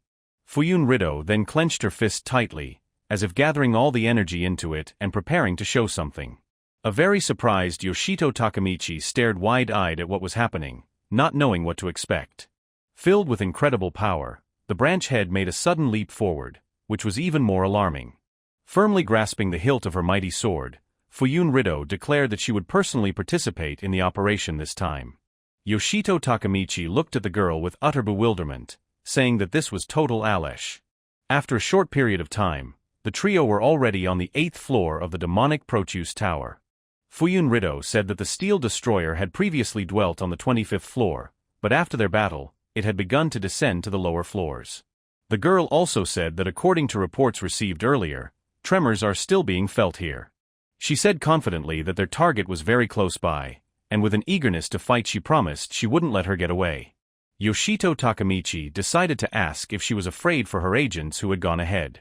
The exasperated hero said that the last time Fuyun Rido did that, a lot of people went down in Persephone. The head, however, said that this situation was different, and she had sent those who had encountered the anomaly for more than the first time on this mission. A smiling Kagura Okimomi said that when a ray is remembered, the sun also appears immediately. Still tense, Yoshito Takemichi immediately decided to pay attention to what the king was talking about. King said it was a rapid response team led by the branch director, commonly known as the Ice Flower Squad. A stunned Yoshito Takemichi asked why they had that name, and Kagura chuckled and asked him to pick his jaw up off the floor. One of the agents reported to the head of the branch that the reconnaissance was completed and the reports were correct, because all the seismic tremors were still going on. The guy assumed that the monster was hiding somewhere in the walls, because the seismic tremors are due to his tower movement. A wary Yoshito Takemichi looked at the agent with a serious gaze, listening intently to his report to the head. The agent then looked at King Kagura Okimomi and champion Yoshito Takemichi, and carefully clarified their names.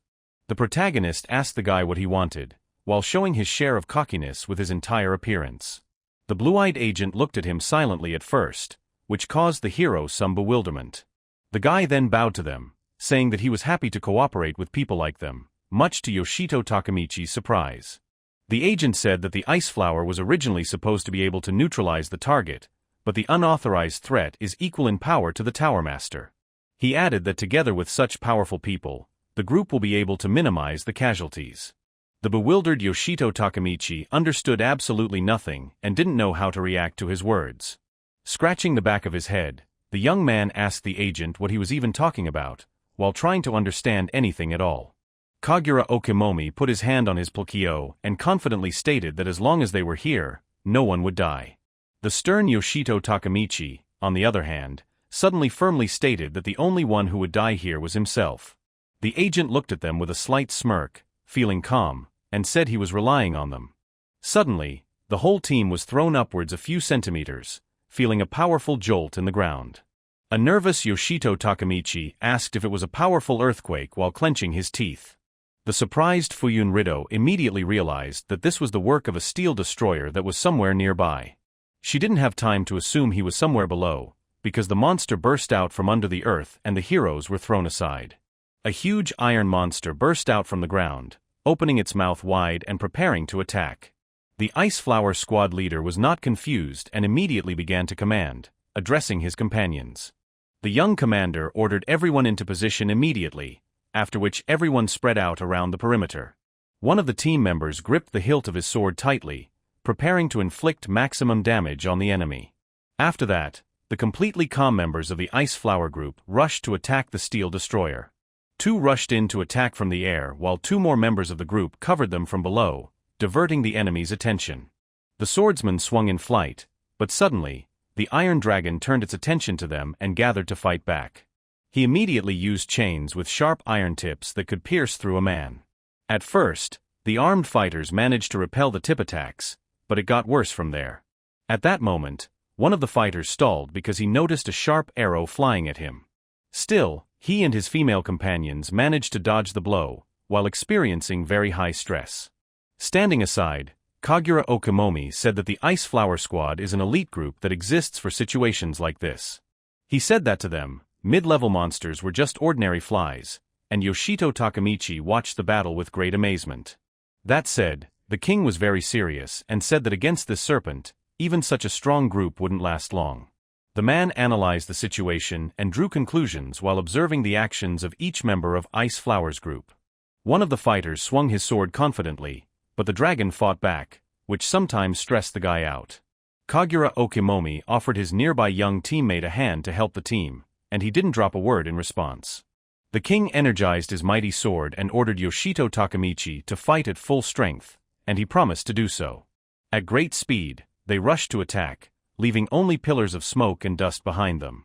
Kagura Okimomi couldn't wait for the battle to start and his hands itched, while Yoshito Takemichi ran behind him and was a bit nervous.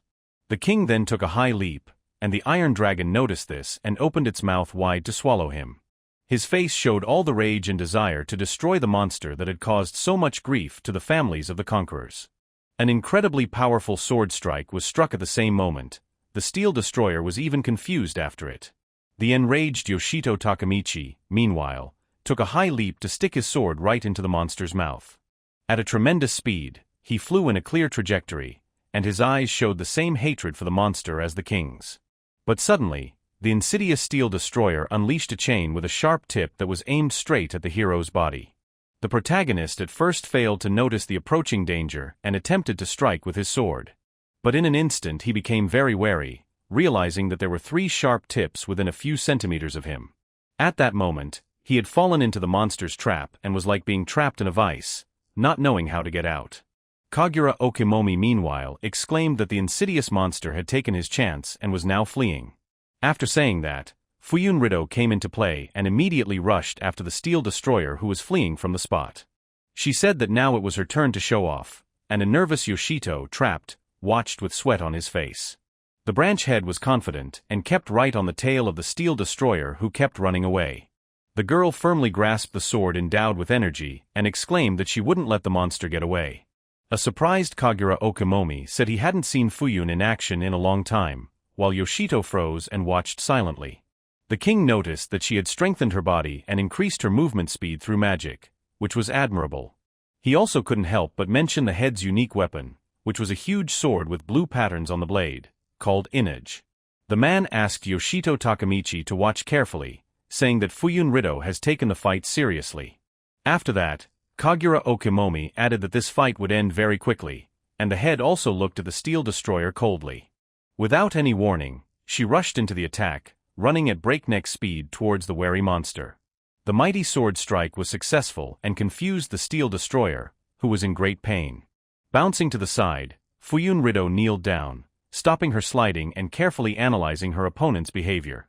After this happened, the dragon became even more angry and started waving its tail in different directions, destroying everything in its path. The branch head didn't care about his aggressive behavior, and she didn't stand still, and the destroyer heard strange sounds behind him at one point. She used her sword first to deliver a blow that was like a grating blow and bounced to the side, unharmed. After that, Fuyun Rido began to maneuver, preventing her opponent from attacking herself and getting close to her. Coming very close to the dragon, she swung her sword sharply and without any hesitation delivered a powerful blow to the tail. From surprise, the steel destroyer swung its tail sharply, throwing the girl upwards and not realizing how she had time to strike. Bouncing back a few meters, Fuyun Rido kneeled and stalled, looking at her opponent and waiting for his attack. After that, the branch head rushed to attack, and once again got close to the monster and prepared to strike. Taking a high leap, she gripped the hilt of her sword tightly, and the steel destroyer looked at her like a victim at that moment. The cold-blooded Fuyun Rido also looked into his eyes, confident that victory would be on her side. Taking her left arm aside, she extended the blade downward in front of her, aiming clearly at the monster. A few seconds later, a powerful blow was delivered to the steel destroyer's tail, causing it to scream in pain, and yellow liquid squirted from the wound. A stunned Yoshito couldn't believe that Fuyun was able to hit him, and the king said that her sword Yinai was endowed with magical powers. He added that she herself is a genius at using magic, and is able to manipulate it so masterfully that she amplifies not only her body but also the tip of her sword. Kagura Okimomi said lastly that this was the true strength of Fuyun Rido, the head of the Conqueror's branch management. The woman told the agents that the unauthorized threat class monster called the Steel Destroyer needed to be destroyed immediately. A surprised Yoshito Takamichi pulled out a sword from his inventory and said that in the end, the agents didn't even need their help. The cold-blooded Fuyun Rido meanwhile climbed onto the body of the fallen monster, and swung her sword. The steel destroyer was still conscious and turned his gaze to her, not about to give up. Enraged, he took a desperate step and used all the chains with sharp tips to destroy his opponents. The enraged monster was not going to show any mercy to the humans, and prepared to fight to the very end. Chains were scattered in different directions, and the steel destroyer itself tried to maneuver around, preventing itself from being attacked. Group head Ice Flower nervously said that there was no way to get close to the enemy now, and they needed to change their plan of action. The iron monster meanwhile took its chance and tried to hide in the depths of the cave again. Fuyun Rido realized that they couldn't let him get away. After all, they had managed to break through him for once, but she didn't know what to do either. Suddenly she noticed a red glare that passed right next to her head. As it turned out, it was Yoshito Takamichi who had dashed after the dragon, much to the head's consternation. Reckless at that moment, the protagonist made a high jump to pounce on the enemy from the air. He was a little confused, because the iron chains were aimed directly at him and no mercy could be expected. Yoshito Takamichi's nerves began to make him sweat and he clenched his teeth tightly, realizing that he was in a hopeless situation. Still he died, but with the help of the inversion skill, the debuff was changed to a buff, and the lost 24 points of vitality returned. The protagonist was very quickly back in the fight and grabbed the ledge, being even more aggressive against the monster. The young man said that considering how much the steel destroyer had dispersed, no living person would be able to get close to it. Then he smiled confidently and said that no one else could do it but him, and began to climb the ledge. After making a jump and grasping the iron dragon, Yoshito Takamichi said that he was immortal, so he was not afraid of anything. Thanks to the revival point skill, the protagonist managed to end up right on the monster's belly, but he didn't know what to do next. The steel destroyer suddenly sped up, much to the strain of the young man who was barely hanging on by his belly. Being very nervous, Yoshito Takamichi shouted and asked the monster to hold the horses, but he didn't care about his words. The protagonist didn't understand how such a huge iron creature could move so fast. In an instant the young man's sweaty hand slipped and he flew off to the side, much to his consternation. A very tense Yoshito flew straight into the pile of cobblestones that was behind him and realized that he was in bad luck. Slamming into a pile of rocks, he crashed to death, and a large amount of his blood splattered in different directions. The enraged young man immediately revived, shouting loudly that the steel destroyer was sick of him with his antics. After a couple of seconds, the protagonist was in the air again, realizing that he should immediately grab onto the monster's belly. At that moment, several chains with sharp tips were pointed at him, which were very unfortunate. An exasperated Yoshito Takemichi screamed because no sooner had he been revived than he risked being killed again. The iron chains twisted the hero so badly that he was split in two, and a large amount of blood rushed from his body again. Immediately revived, the young man grasped the ledge on the dragon's tail tightly and said he would not unhook himself from it. At one point he was again very wary, then as he noticed the monster's strange maneuvers. The flustered hero asked if he was about to climb into the narrow hole ahead and realized he would be unfortunate afterwards. The destroyer of steel, however, was not going to stop and flew swiftly towards the narrow black hole in the wall. Cracks appeared on the ceiling of the top floor of the demonic Proteus Tower, because that's where the dragon crashed into. A couple seconds later, the hole in the ceiling was completely destroyed and he rumbled into the room. Yoshito Takemichi was unable to hold on and he fell out again, realizing that he was in danger of losing his life once more. The landing turned out to be very not soft and the hero experienced a lot of pain because he fell from quite a height. All by now, the young man had managed to survive and he immediately began to rise, trying to regain consciousness and looking around. Looking around, Yoshito Takemichi immediately wondered what this place was all about. In his thoughts, the young man said that this place was unlike any floor he had been on before. Looking sternly at the steel destroyer, the protagonist asked if he understood correctly that this was his lair. In the lair, the insidious monster felt much more confident and immediately prepared to attack the powerless kid. 3 chains with sharp tips were immediately released towards Yoshito, who was not at all confused. Yoshito Takemichi managed to bounce back at the very last moment, remaining unharmed but under severe stress. The young man realized that he could not overcome this tin can alone, and it was necessary to come up with a plan of action as soon as possible. He decided that he needed to bring the others all here, for only then would they be able to kill the steel destroyer. Running away from the attacking iron dragon, the young man realized that it wouldn't be easy to pull it off. Doing a somersault in flight, he managed to dodge another attack from the dragon who was very angry. Yoshito Takemichi looked ahead and realized that it was about 100 meters to the hole in the wall and he should be able to run to them. He then landed on the ground with a clatter, creating a vibration while contemplating further action. The protagonist realized that in order to lead the others, all he had to do was run, which he did in sweat. The steel destroyer once again unleashed his edged weapons at him, hoping that at least one of them would hit the guy. The sharp tips crashed into the ground, shattering it, and Yoshito Takemichi managed to jump up and remain unharmed. At high speed, he managed to break through the iron chains that were sticking out, obstructing the passage. Yoshito Takemichi didn't stop even for a moment, even though he was very out of breath, but he realized he had to escape. The steel destroyer's iron weapon suddenly got in his way, which stalled the hero and made him tense up. Still he grinned and said that since the monster wanted to play hide and seek, then he wouldn't play by the rules, and made a sharp roll. None of the iron tips reached their target, and the impact hit the ground again, creating a strong vibration.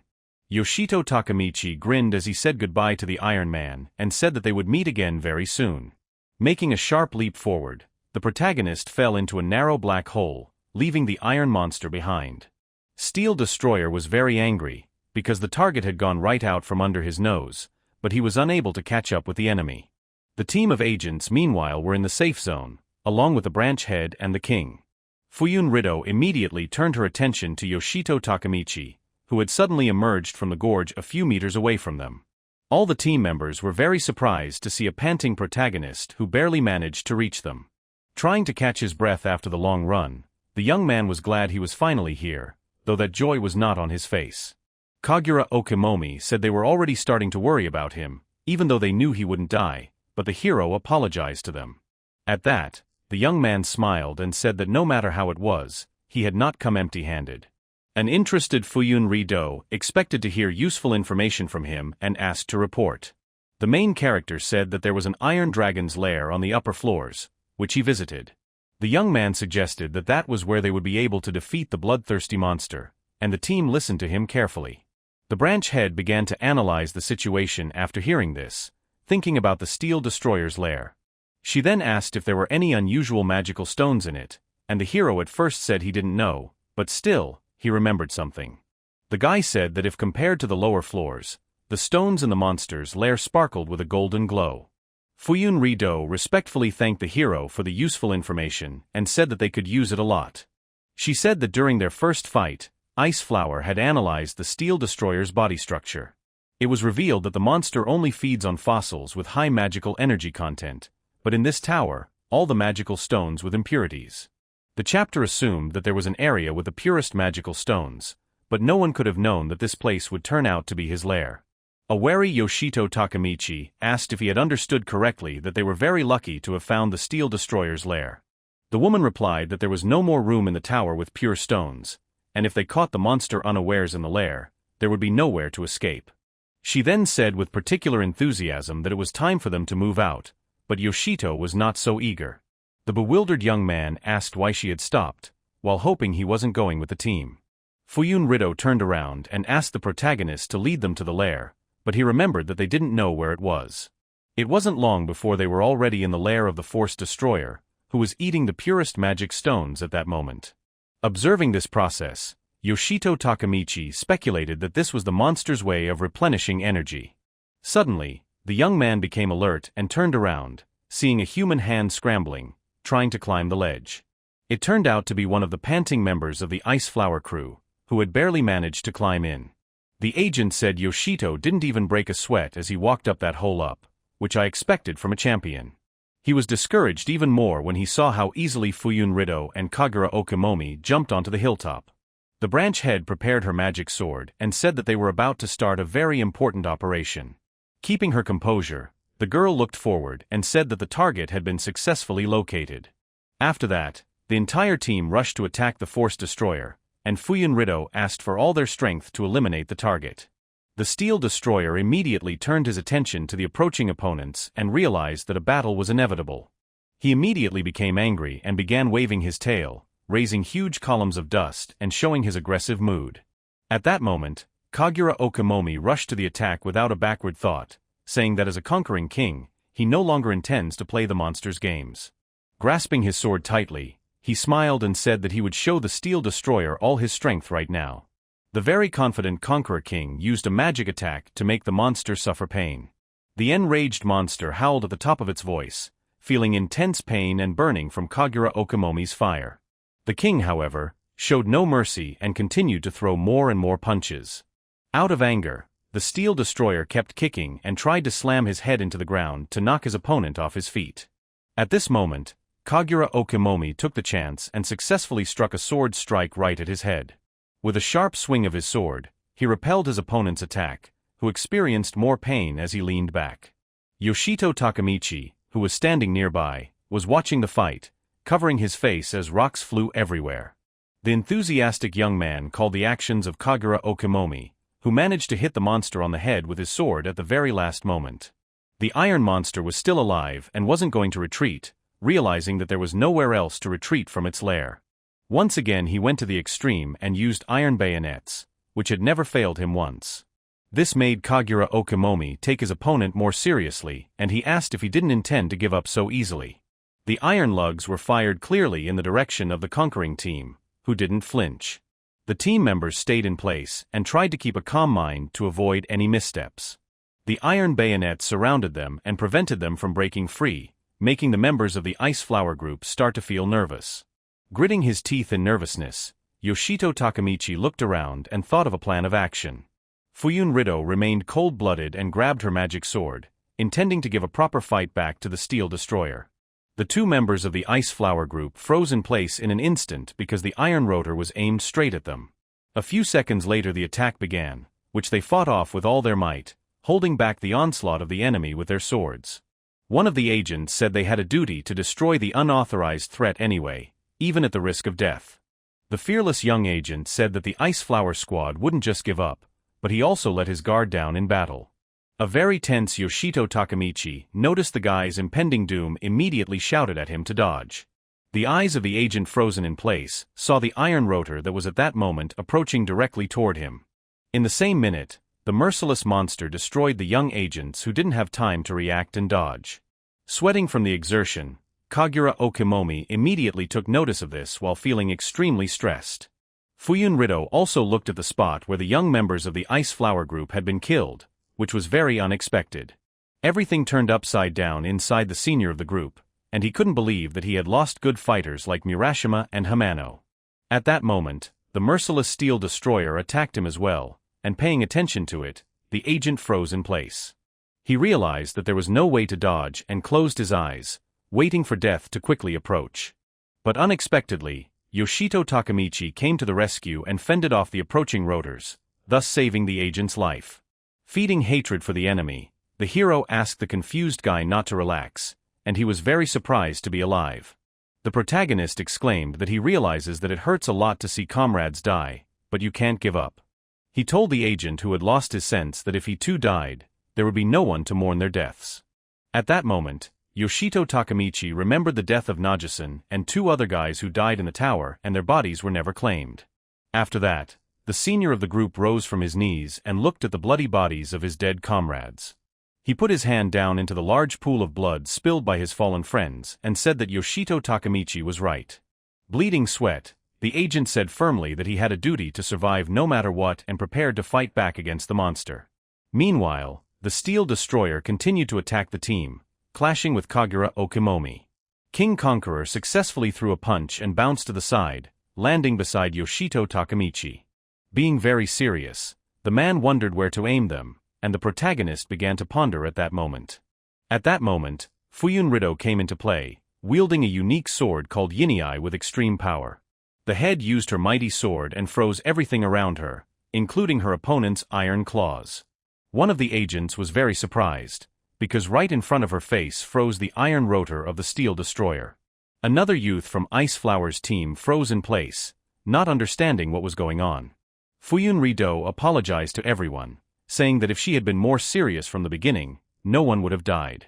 A perplexed Yoshito Takamichi looked at the branch head who was acting very strange at that moment. Having reincarnated, the girl said it was time to call it a day, which surprised her companions even more. Her hair was dyed snow white, and she held her mighty sword behind her back and prepared to attack her opponent. At that moment, Fuyun Rido's gaze was completely calm, and his behavior appeared very strange to those around him.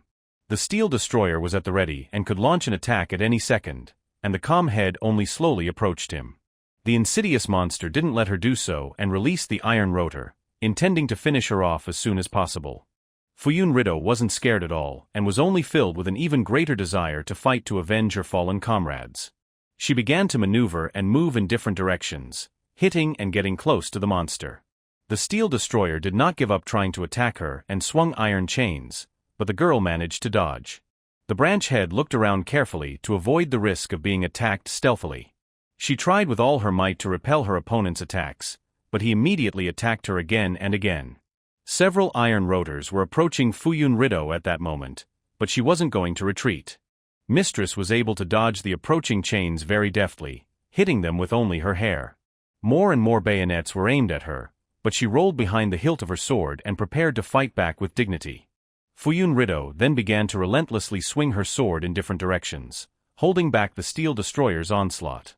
At that moment, she was completely emotionless and cold-blooded, and her goal was only to destroy the unauthorized threat.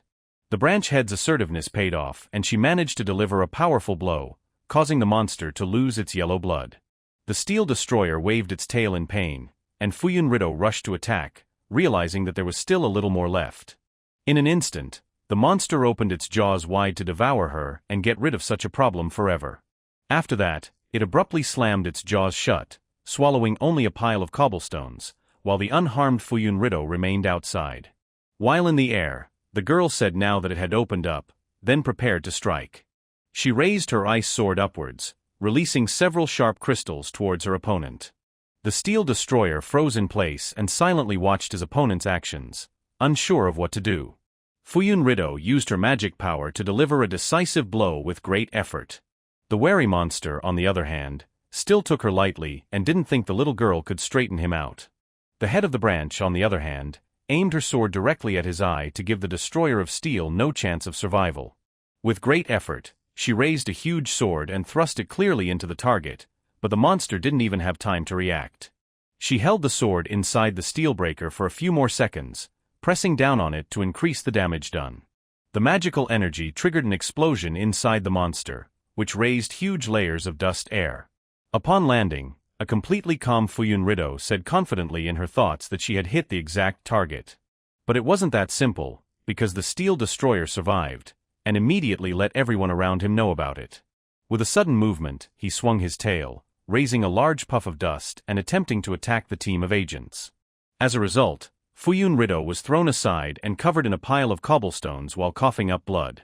The agitated Yoshito Takamichi immediately took notice and didn't know how to help her at that moment.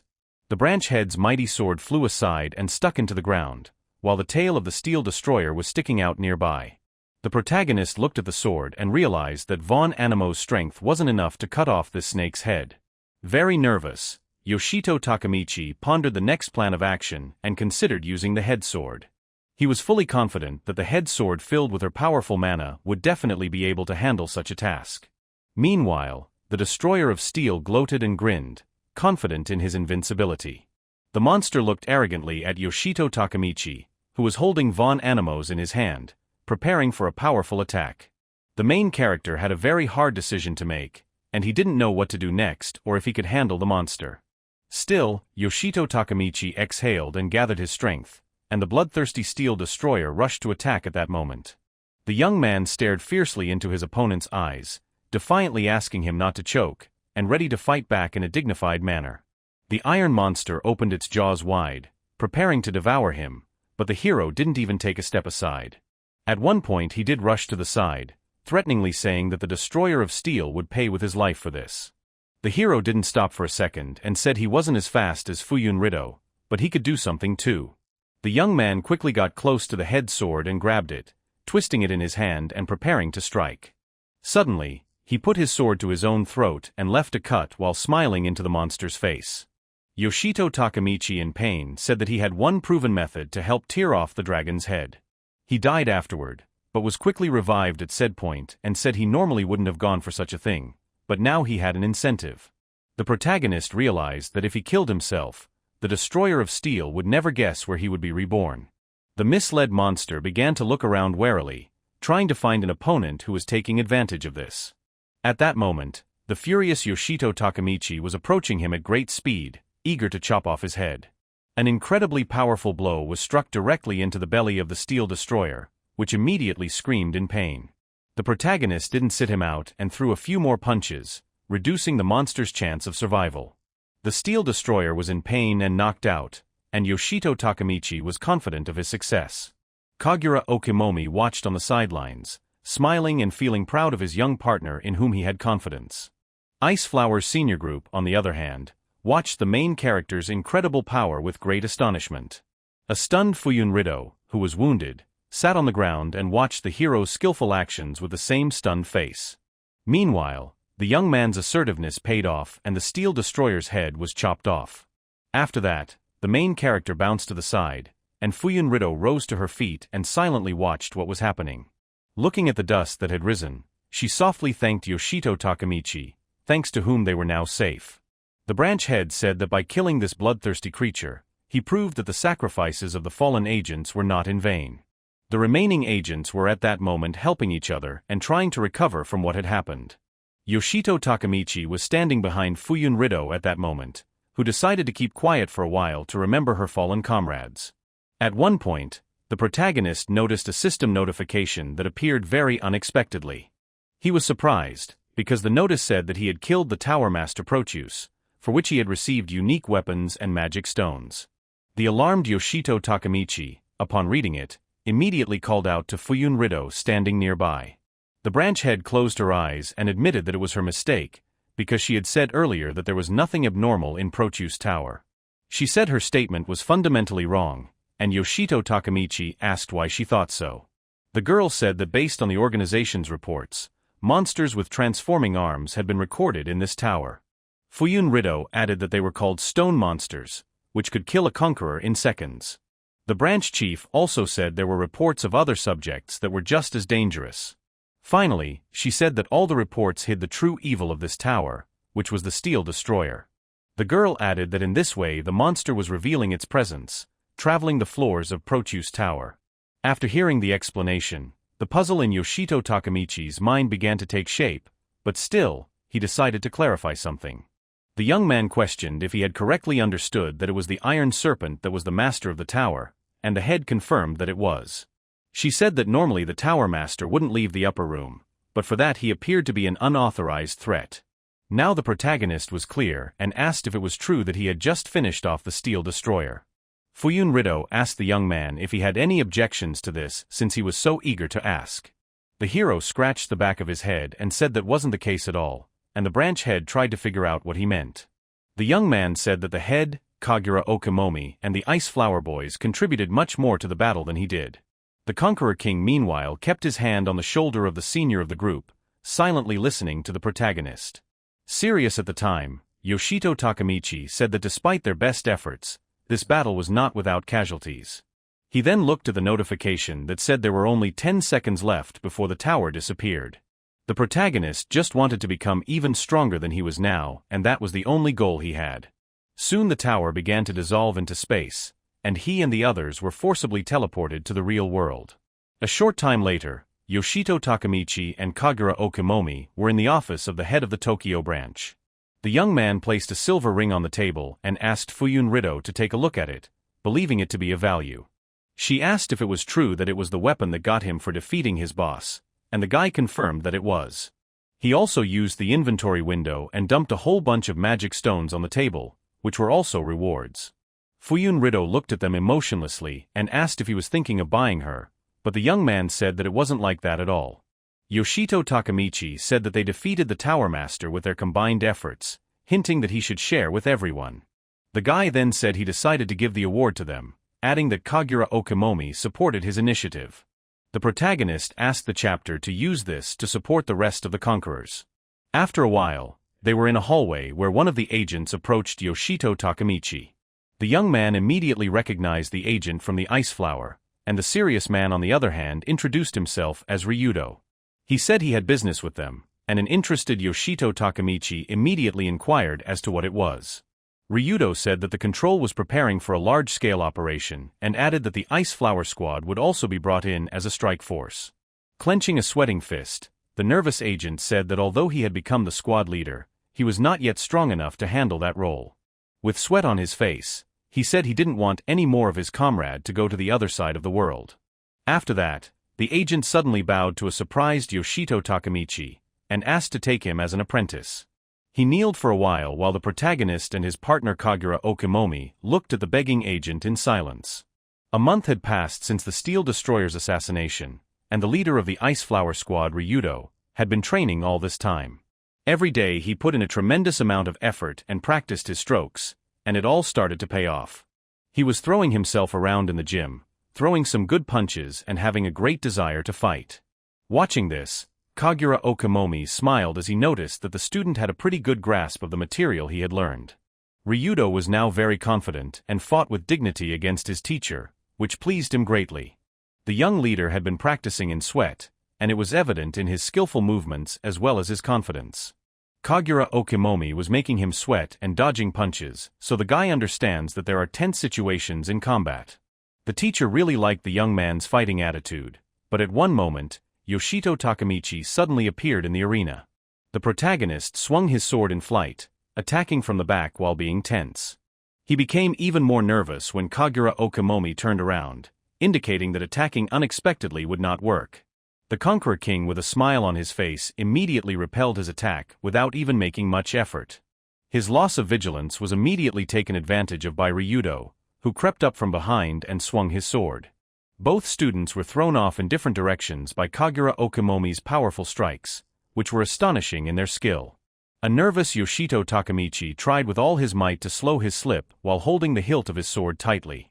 Ryudo also made an effort to break, which he managed to do successfully, but he was exhausted. A cheerful Kagura Okamomi told the panting boys that they had shown themselves somehow weak this time. He also added that they should put in more effort, as they were clearly capable and could have performed better. Exactly a month ago, Ryudo had begged to take him on as an apprentice, and Yoshito Takamichi and his senior partner had looked at him silently at first. The hero said that he wasn't strong enough to take someone on as an apprentice, as he still needed to learn and study himself. He added that the mission to conquer the Protea was part of the training, and a tense Ryudo listened to him in silence. Suddenly, the newly minted leader placed his sweaty hand on the protagonist's shoulder, being encouraged. Ryudo offered to train together, and a slightly flustered Yoshito Takamichi agreed and asked him to settle down. Feeling very uncomfortable, the main character tried to push away the clingy leader of Team Ice Flower. Kagura Okimomi said that since they were both so enthusiastic, he would take over their training, which made Ryudo very happy. The man told the enthusiastic youth that before the conquest of the demonic Zeus Tower began, he would get them up to speed. Yoshito Takamichi was currently reflecting on the entire month he and Ryudo had spent in the training room challenging the king. Judging by the feelings of the main character sweating from training, he started to fight much better than before. At the same time, he realized that he was still a long way off from the conqueror king Kagura Okimomi, who was no longer a recruit. The outgoing Yoshito Takamichi smiled, about to compliment the king, but also as if plotting something. Suddenly, together with Ryudo, he rushed to attack Kagura Okimomi, recognizing that he was indeed incredibly strong. The perplexed king looked at the guy and said that it was true, but Yoshito and Fuyun had contributed greatly to the battle against the Steel Destroyer. He said that it should not be forgotten that some conquerors might just be powerless against a certain type of monster. The king effortlessly repelled the attack of the attacking disciples and said that if they became even stronger, a lot of things would change for him. Brushing them aside with a counterattack, the king said he wouldn't have to put any effort into the battle at all if that was the case. Yoshito was saying in his mind that even though they fight with real weapons and training, they couldn't even manage to scratch the master. The unbeatable Kagura Okimomi was striking at the students with ease, and the hero was nervous and confused. Falling to the ground after another blow from the master, the protagonist immediately began to get up, albeit with difficulty. At that moment, Ryudo shouted to his comrade in arms that he was in danger. Shiwari Takamichi immediately turned around. At that moment, the two disciples rushed to attack Kagura Okimomi, who was standing still and was ready to do so. Yoshito Takamichi made a leap for an airstrike, and Ryudo, on the other hand, lunged at the master with his sword while on the floor. Both attackers were confused because the teacher used the fire ability while being completely calm. With a sly smile, Kagura Okimomi said it was time to warm up the boys a bit, which sounded intimidating. The tense Yoshito Takamichi began to emanate sweat, feeling the heat from the fire summoned by the conquering king. At that moment, the ruthless master utilized the ability of the Arenho's front, which made the attackers very wary. After a while, the exhausted students were sitting on the floor, where a slightly frustrated Ryudo said that they had failed again. The smiling teacher stashed the weapons in his inventory and said that they were getting much better at navigating during combat. Yoshito asked what good it would do if they never defeated him, and the king replied that the most important thing was that this knowledge would help them survive in the tower. The hero was offended that they couldn't even scratch him, and the man said that meant they'd have to put more effort into it. After that, the three of them left the training room, and the disciples could finally rest after their hard training. A surprised Yoshito Takamichi looked at the digital scoreboard in an instant, where he saw an unexpected notice. The scoreboard said that planning for the strategy to take over the Tower of Zeus was complete, and now accepting submissions for the conquest. The alarmed hero immediately asked Kagura Okimomi to pay attention to it, and the man asked if the time was right. Ryudo also read the notifications on the digital scoreboard and clenched his sweating fist tightly, remembering his fallen comrades. He confidently said that this time to protect his squad. After all, it was not in vain that he had trained for a month and prepared for the capture of the tower. A couple days later, the exam for the right to participate in the conquest of Zeus Tower began, where the man told the participants that the head would be testing their abilities. It was said that participants could fight as a whole group and depending on the results, they would be assigned to operational areas. After that, a serious agent in black glasses asked the first group of conquerors to go for an aptitude test. A completely calm Fuyun Rido said she heard that they had intentionally left Yoshito Takamichi and didn't expect to see them. She then asked the two girls to demonstrate their skills to her, hoping to see a good result. Those girls turned out to be Sakiya Mona and Shiramaki Yuri, who had gained experience and were ready to show off their abilities. Yoshito Takamichi and Kagura Okimomi, meanwhile, were in the safe zone on the 60th floor of the demonic Zeus Tower. In the safe zone was the Conqueror's offensive camp, which is where they headed to get a little familiarization. There were simple conquerors around, chatting among themselves, discussing everyday matters. Yoshito picked up on the fact that there were quite a few people here, and the king said that it wasn't just people working that were gathered in this safe zone. The man added that there are also conquerors here, engaging in battle and shedding blood for a common goal. The protagonist smiled and asked if that meant Ryudo was also around here somewhere, since he was the leader of the Ice Flower.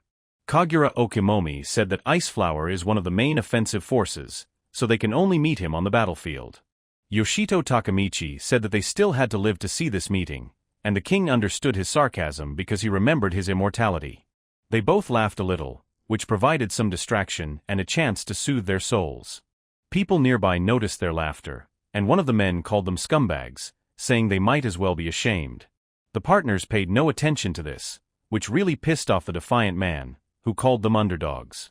He exclaimed that they didn't come here to have fun, and Kagura Okimomi and Yoshito Takamichi stopped at one point. With frightened eyes they looked at the upstart who dared to insult them, and asked what he wanted. After the faces he saw, the man immediately descended to the ground and immediately fell silent, proceeding to sweat. Kagura Okimomi embraced the confused boy, advising him to keep his spirits up and not go crazy. Yoshito Takamichi asked the man not to drift off, then said that he could understand him after all. The protagonist agreed that few people would enjoy being in a place where there was nothing but noisy lava all around. The Zeus Tower was considered the tallest now remaining, and 150 stories high, but it was only passed to the 59th. It had long been open to the general public and many had tried to capture it, but there was one big but. On the 60th floor, many conquerors died, and the Tokyo branch took it upon itself to draw up a plan to conquer the tower. All this was influenced by the abnormal heat, which greatly hindered the conquest, and due to which many people died. Yoshito Takamichi and the others were currently watching the noisy lava, wondering what would happen next. Wiping the sweat from his forehead, the protagonist admitted that it was indeed very hot in this place. Kagura Okimomi, remaining calm, said that if they went further, the damage from the heat would only increase. He said that the main thing was to keep the healers on them, but if anything happened to them, the whole group would be destroyed. The king then clapped his hands loudly, getting the group's attention, and said that they needed to work together. Kagura Okimomi said that the healer's job was to focus on all the other members of the group, and they in turn would guard them. Yoshito Takamichi realized that if someone tried to heal him, because of the inversion, he would take damage on the contrary. He hadn't told anyone about this yet, and he realized that if he asked not to treat himself now, it would be weird. The hero said now to check if the heat status works as a curse in Persephone's demonic tower. Extending his hand forward, he opened his palm and concentrated as much as possible to check everything out. A notification suddenly appeared that heat wave status was imposed on him, but the skill had changed the conditions, and now health was being restored. A confident Yoshito Takamichi smiled, saying that everything had turned out just as he thought it would, so he wouldn't need the help of healers. The protagonist then decided to address the Kagura Okimomi ahead of him, who was all ears. The young man said he could handle the heat pretty well, so he would go first to check things out, and rushed forward. The king, like the rest of the group, was stunned and stared open-mouthed at the fleeing Yoshito Takamichi. No one even had time to say anything to the escaped protagonist, who was completely confident. The young man, meanwhile, was running at a breakneck pace, realizing that it was probably not the smartest decision, but he had no other choice. Being wary, he looked around while running, hoping to see something interesting. Losing his guard, the protagonist was suddenly attacked and immediately lost a large amount of blood. He immediately fell to the ground without realizing what was happening, but he no longer had the strength to wonder at that moment. Laying in a pool of his own blood, Yoshito Takamichi didn't realize what was happening, and his eyes gradually closed. Still, the young man could still think and tried to consider the strangers who had suddenly attacked him. A few meters away, the hero saw strange creatures in white robes whose eyes glowed red. With the ability, health was restored, and without thinking long, Yoshito Takamichi began to rise, while being ready for a fight. He stared his treacherous adversary straight in the face with no fear or desire to step back. One of the cloaked assassins immediately grabbed a sharp blade, about to rush into the attack with his comrades. The whole trio rushed to attack the protagonist, who at that moment froze in place, thinking over a plan of action. The young man jumped up on the spot, preventing his sword-waving opponents from attacking himself, much to their annoyance. He used the ability to push them back a bit, thus giving himself an advantage in further combat. Yoshito Takemichi then smiled slightly and said that he had been preparing for this trek for a whole month. After saying that, the hero rushed into the attack with a blade in his hands and said that they might not even think that they would finish him off so easily. With a sharp swing of his blade, he tried to strike at one of his opponents, who managed to dodge. The assassins in robes weren't slumbering either and swung their blades, which alarmed the hero, but he didn't panic. The young man pointed out the ridiculous actions of his opponents, calling them rather strange fellows.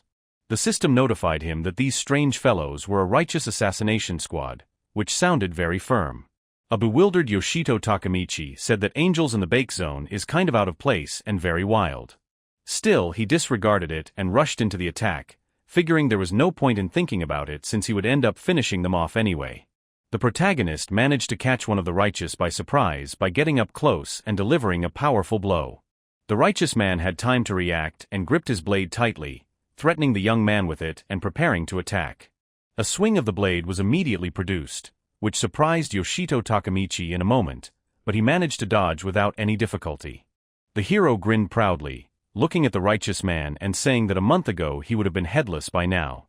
He then counterattacked his opponent, throwing him sharply off to the side and saying that such lunges were not working on him now. Still, Yoshito Takemichi noticed that the righteous assassin squad didn't want to give up, even after such a powerful series of attacks. The young man said he could not expect anything else from the monsters from Zeus, but at one point he heard a strange swing of the blade. As it turned out, at that moment he had a sharp dagger flying at his opponent, which made the young man very wary, but he managed to dodge. The righteous, meanwhile, took advantage of the distraction and began to quietly scramble away to stay alive. The sharp-eyed Yoshito Takemichi immediately took notice and extended his arm in front of him, watching his opponent slip away.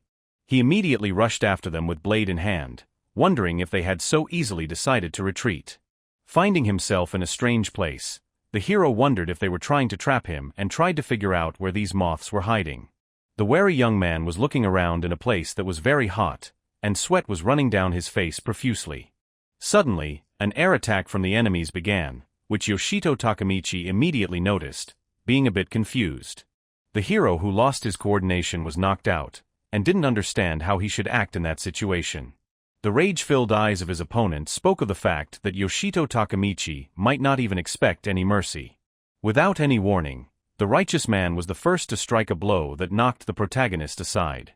The young man noticed the strange sound of an object falling nearby, and immediately looked in that direction. A few meters away, he saw orange magical stones that shone brightly, and tried to figure out what else it was.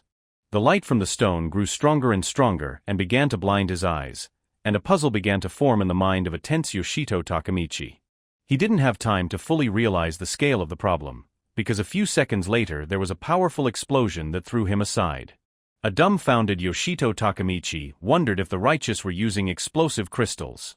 Another crystal not far from him exploded, causing the protagonist to scream in incredible pain. He was thrown aside again and slid about 10 meters on the ground, exhausted after everything that had happened. The righteous assassin squad took the chance and rushed to attack the weakened enemy, eager to finish him off. Yoshito Takemichi was on his knees at that moment, calling them scum and trying to come to his senses, while his opponents attacked him from a distance. Soon there was another explosion and the hero died, but with the help of the ability, he regained his lost 40 points to physical strength. Being filled with a thirst for revenge, the protagonist rushed to the attack and asked the righteous not to become arrogant. The young man swung his blade mercilessly, hunting down every member of the squad and eager to finish them off. The assassins in robes tried their best to hold back his onslaught, launching sharp throwing blades towards the hero. Yoshito Takemichi didn't care about their techniques, and he effortlessly jumped over the flying blades. Looking fearfully at one of the righteous men, the protagonist approached him, holding a sharp blade. After that, he swung his blade mercilessly, striking the confused opponent standing in front of him. But at that moment, there was another white-robed assassin in the rear of Yoshito Takemichi, who was eager to avenge his comrade. The protagonist immediately sensed his presence and turned around, staring embitteredly into his opponent's face and waving his blade. With a single powerful swing of his blade, the righteous man was thrown aside, where he crashed into the stone wall with a clatter. At first, Yoshito Takamichi was very surprised by this turn of events, because he didn't expect the punch to be so powerful. Then he still smiled though, realizing that a month of hard training had paid off and given him much more strength. About to finish off his opponent, the hero said he was just returning the favor for his death. After these words, a blow of incredible power was struck directly into the chest of the righteous man, who almost immediately lost consciousness. From the impact, orange magic stones that possessed explosive properties scattered in different directions. The half-beaten holy man was no longer able to resist and stretched out his arm in front of him. The protagonist managed to bounce to the side, and once at a safe distance, he waited for the inevitable explosion. A few seconds later, there was a powerful explosion that made Yoshito Takamichi feel the intense heat from the flames. Exhausted from the battle, the young man fell to his knees and began to catch his breath, looking up at the rising columns of smoke. Rising to his feet, he noticed the congealed blood around his wrist, which was immediately apparent. What surprised him was that despite the heat wave burns, the inversion healed them quickly, which was very convenient. The hero then read system notifications that the number of explosive crystals had decreased, and so had the heat wave damage. Looking carefully at the explosive crystals, the young man wondered if they were the reason why there was a debuff on this area.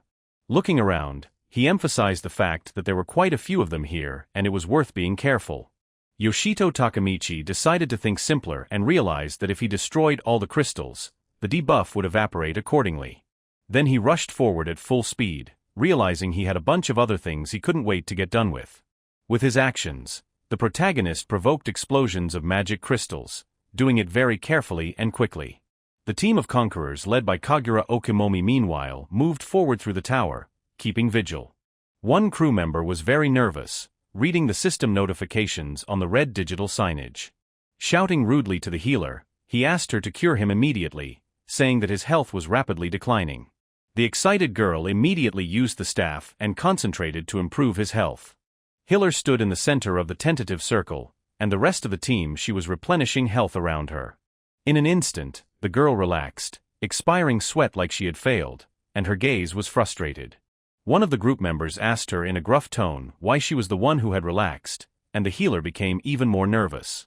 The man frighteningly said they would need treatment again soon and asked if she realized how many lives were at stake.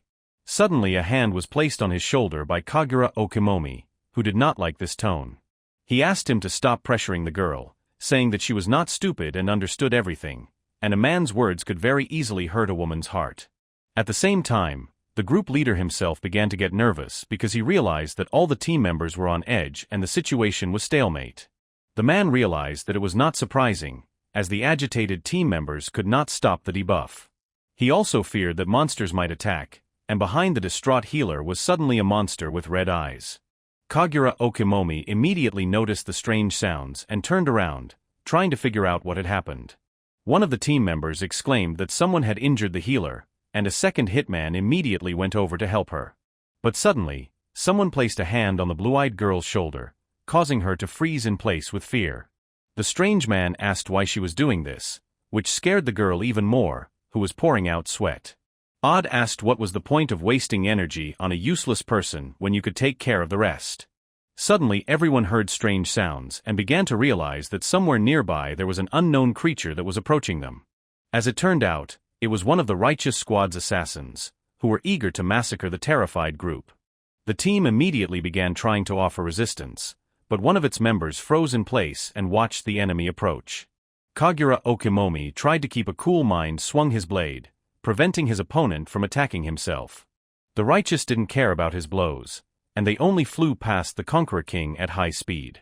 The man watched them and wondered if they had been hiding somewhere nearby all this time to strike stealthily. The team began to panic and most screamed that they could no longer fight, begging for their health to be restored. Kagura Okimomi realized that the team members were at their limit, but he himself was not going to give up and tried to fight with all his might. That said, the team leader realized that at this rate they all risked death, and he had no plan of action. Suddenly, Yoshito Takamichi appeared on the horizon, believing he had done the right thing when he decided to destroy the crystals. The Conqueror King immediately turned his attention to the protagonist running towards him, his eyes burning. One of the teammates gritted his teeth in anger, shrieking as he asked if he had come to heckle him. Being angry at Yoshito Takamichi, called him an idiot who went ahead and left the group to their fate. The main character, on the other hand, smiled slightly and asked if the guy thought he had just picked up and left. The young man called it a bold statement and said that he had destroyed the source of the debuff and it would disappear from the area very soon. After that, Yoshito Takemichi gave a countdown from 3 to 0, and the flashy upstart shut up and looked at him bewildered. Kagura Okimomi didn't know what to expect from the protagonist and just listened silently as he gave a full countdown. The healer, meanwhile, was trying to restore the health of her wounded partner, who was getting better little by little. At one point, Yoshito Takemichi finished the countdown with a smile on the outside, expecting a stunning result. Everyone in the group realized at one point that they were no longer losing their health and were trying to figure out what had happened. Kagura Okimomi cracked the righteous man's head without looking and asked Yoshito if it was correct that he understood how the debuff worked and decided to do it all himself. The king proudly said that the young man never ceased to amaze him, for he had single-handedly dealt with the debuff in the area. The hero, however, looked at the previously screaming upstart and asked if the fool who left them and ran away was still a fool. The perpetually disgruntled guy with the scarred face acknowledged that he had helped them, while looking at the young man incredulously. Kagura Okimomi said that thanks to Yoshito Takemichi, the group's fighting spirit has been restored again and it couldn't be happier. The king then looked into the hero's eyes and asked if he was ready to move on, while naming his partner, which surprised him. Both partners bumped fists, which spoke of the strength of the team and the firmness of their fighting spirit. The heat wave was from the 60th to the 64th floor, and Yoshito Takemichi was destroying explosive crystals. The healers, meanwhile, were keeping an eye on the group, and that was how the conquering team was able to move forward. In a gloomy room not far from them, lit only by torches, strange sounds were heard. As it turned out, the source of the noise was one of the righteous men pulling on an iron chain with spikes. Using a carabiner, he hooked a spiked chain to an iron plate attached to the wall. After that, the white-robed holy man looked at his associate while muttering and making strange noises. The grates were opened, after which strange creatures began to slither out of them with a rumbling sound, making loud noises. A bloodthirsty dragon with 3 heads was released from captivity, which was on a chain, and had gotten very hungry during his imprisonment. The 3-headed dragon immediately started kicking in different directions, trying to break free from the thick chain. The team led by Kagura Okimomi meanwhile continued to wander the floors of the tower. The leader said that they had reached the 65th floor of the demonic Zeus Tower, and were in a safe zone at that moment. A wary Yoshito Takemichi looked around and noticed a blue portal a few meters away. The young man was a little surprised, for even the portal was open, giving comfort and convenience to the conquerors. Kagura Okimomi said with a smile on his face that it was now possible to move between the lower floors. The band leader then said that we should start by letting the guys rest, because not everyone could stand on their feet anymore. A disgruntled guy with a scar on his face, breathing heavily, asked the protagonist how he could stand on his feet after the journey he had traveled. Yoshito Takemichi pondered for a bit, trying to formulate a speech to answer the curious kid. He thought back to the month of hard training when Kagura Okimomi had nearly driven him and Ryudo to death.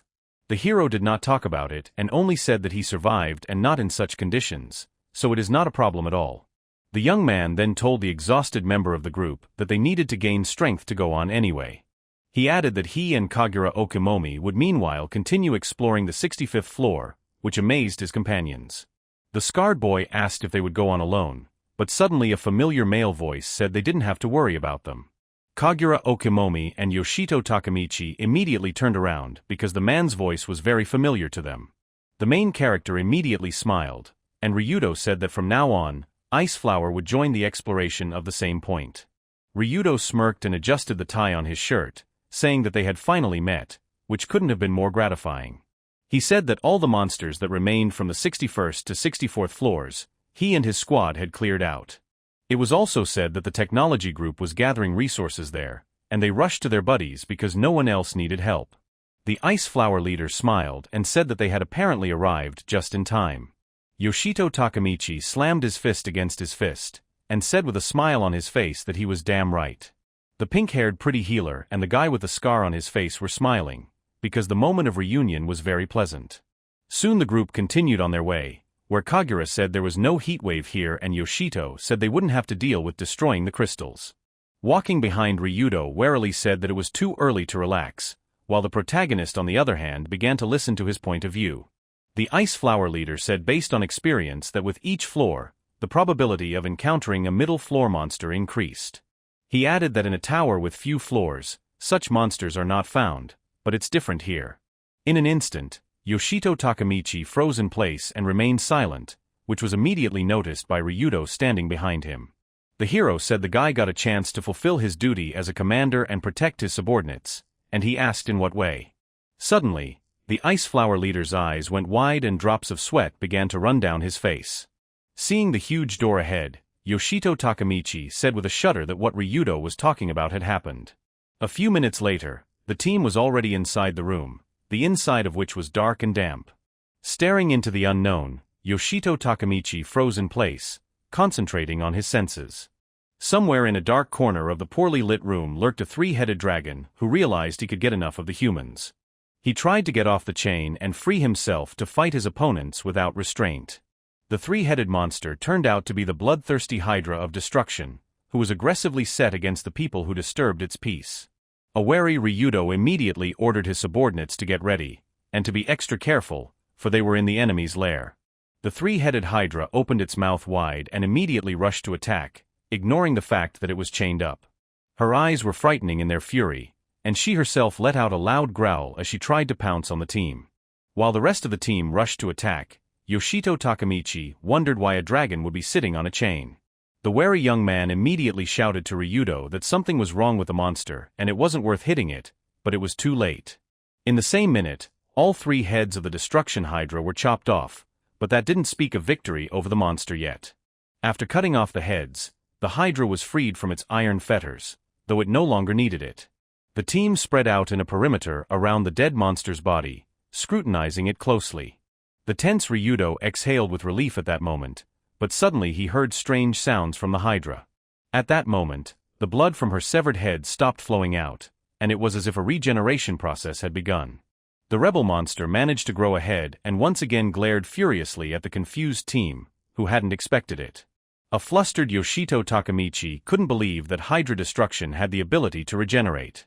What made it even more stressful was that on top of all this, her collar had come off and she now had complete freedom.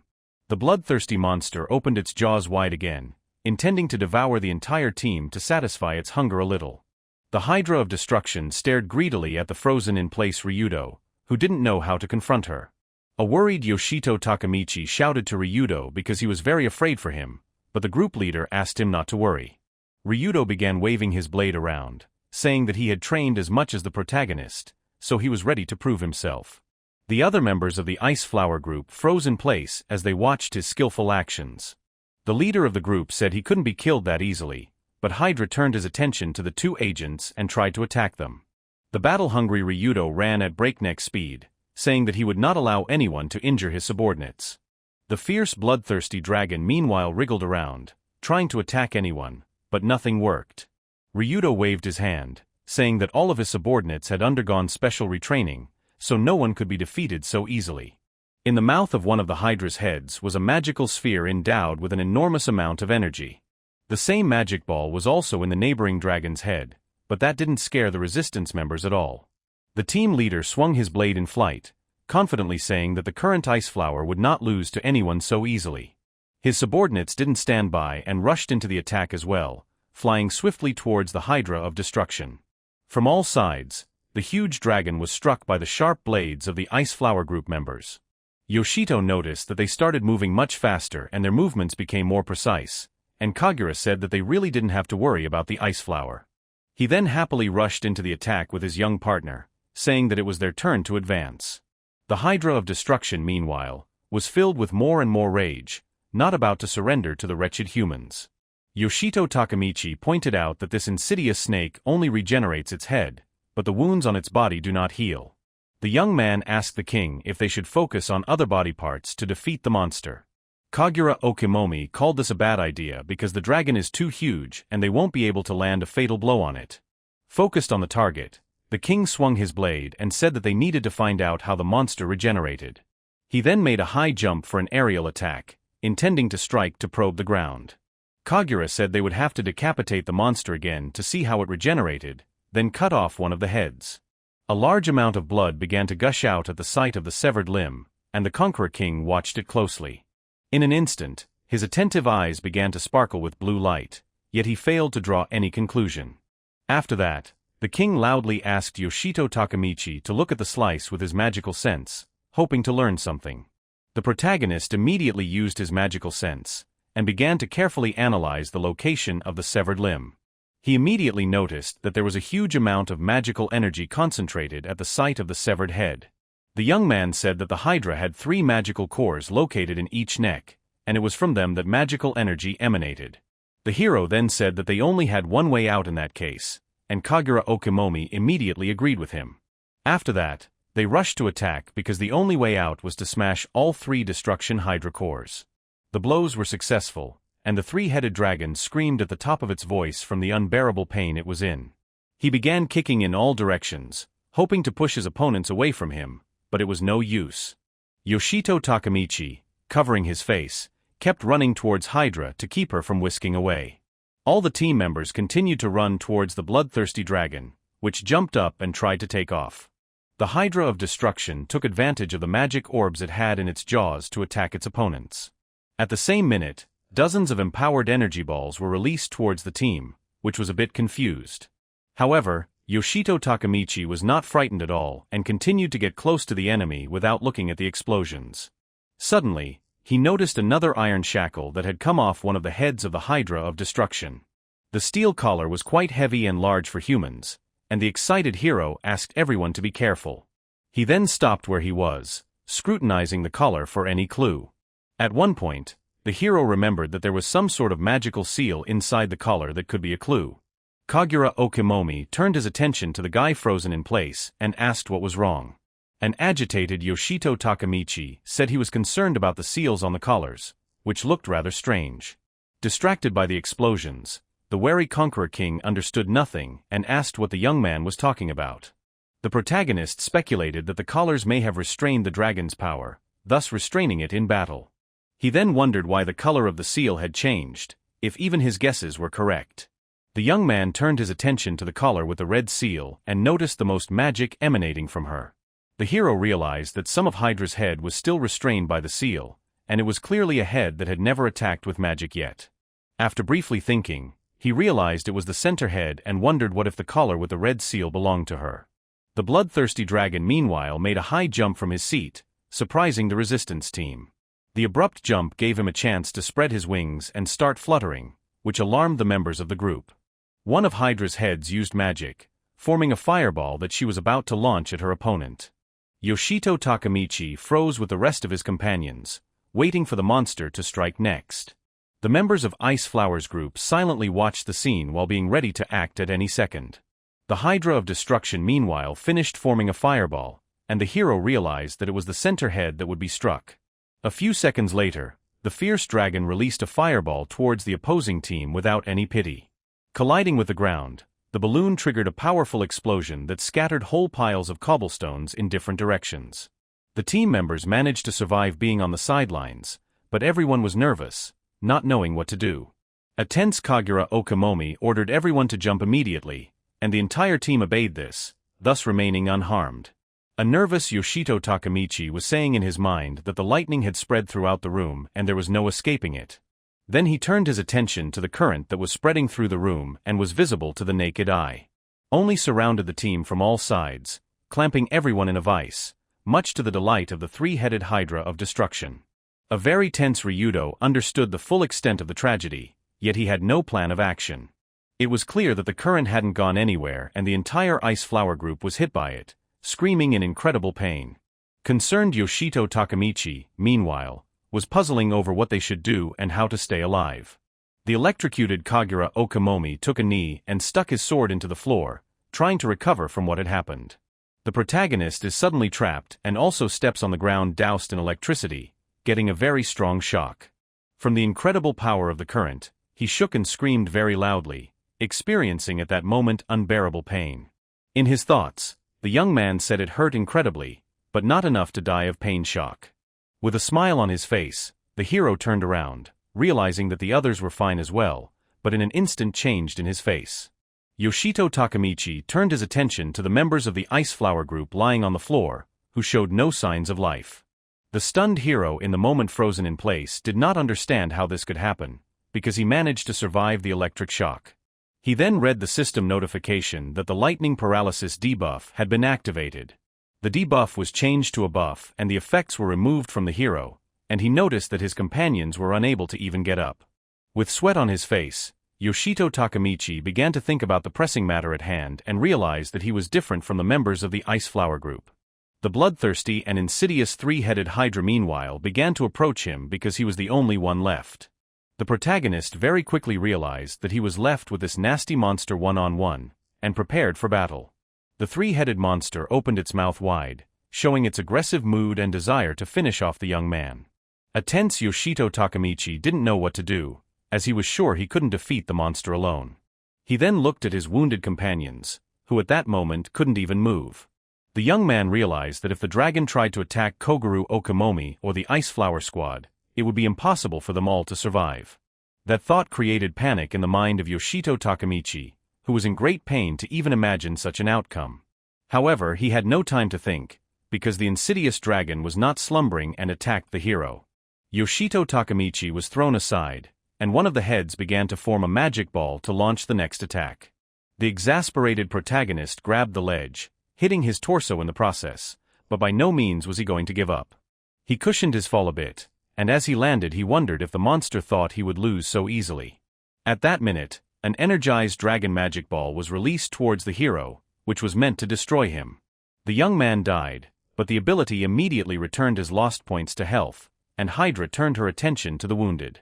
Bouncing aside, an enraged Yoshito Takemichi exclaimed at the top of his voice that he wouldn't let the monster attack his friends. The dragon got fed up with him and attacked the guy again, killing him, but once again the points were returned. Upon seeing the revived hero, the enraged Hydra once again used the energy balls to finish him off for good.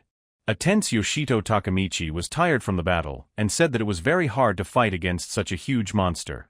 The bloodthirsty creature grinned maliciously at the hero standing there, who was a bit confused. But suddenly, the protagonist heard a familiar female voice that said attack the monster on the right. Sakiya Mona asked her companion to attack from the left to knock her opponent out and take her by surprise. Shiramaki Yuri listened to her friend carefully and realized what needed to be done, then proceeded. A flustered Yoshito Takemichi, meanwhile, froze in place, trying to figure out what was going on around him. Sweet Yuri had honed her magic skills during her absence and said everything would be done to the best of her ability. Then, with a smile on her face, she released a magic ball charged with powerful energy towards the three-headed Hydra. A shocked Yoshito Takemichi was shocked because he didn't expect his girlfriends Mona and Yuri to come to his rescue. The confident Sakiya Mona deftly moved in different directions and maneuvered, holding her sharp blades firmly in her hand. She did a somersault right in flight, intending to stick her daggers right into the neck of the three-headed Hydra. The girl was approaching her target at great speed, looking at her like a victim, and confident in her abilities. A series of dagger strikes were successfully executed, after which Sakiya Mona quickly bounced to the side. Experiencing incredible pain, Hydra spat out the magic ball she wanted to launch at Yoshito Takemichi. The empowered ball of energy was released into the ceiling, creating destruction and further enraging the dragon. Concerned Yoshito Takemichi, meanwhile, was looking around trying to figure out what the monster would do. The Hydra released the magic orb again, and the tense hero exclaimed that they wouldn't be able to stop it. Shiramaki Yuri confidently exclaimed that there was no need for that because she would repel the dragon's attack with a single blow, and released the sphere. The incredibly powerful magic sphere was flying forward rapidly, keeping a clear flight path.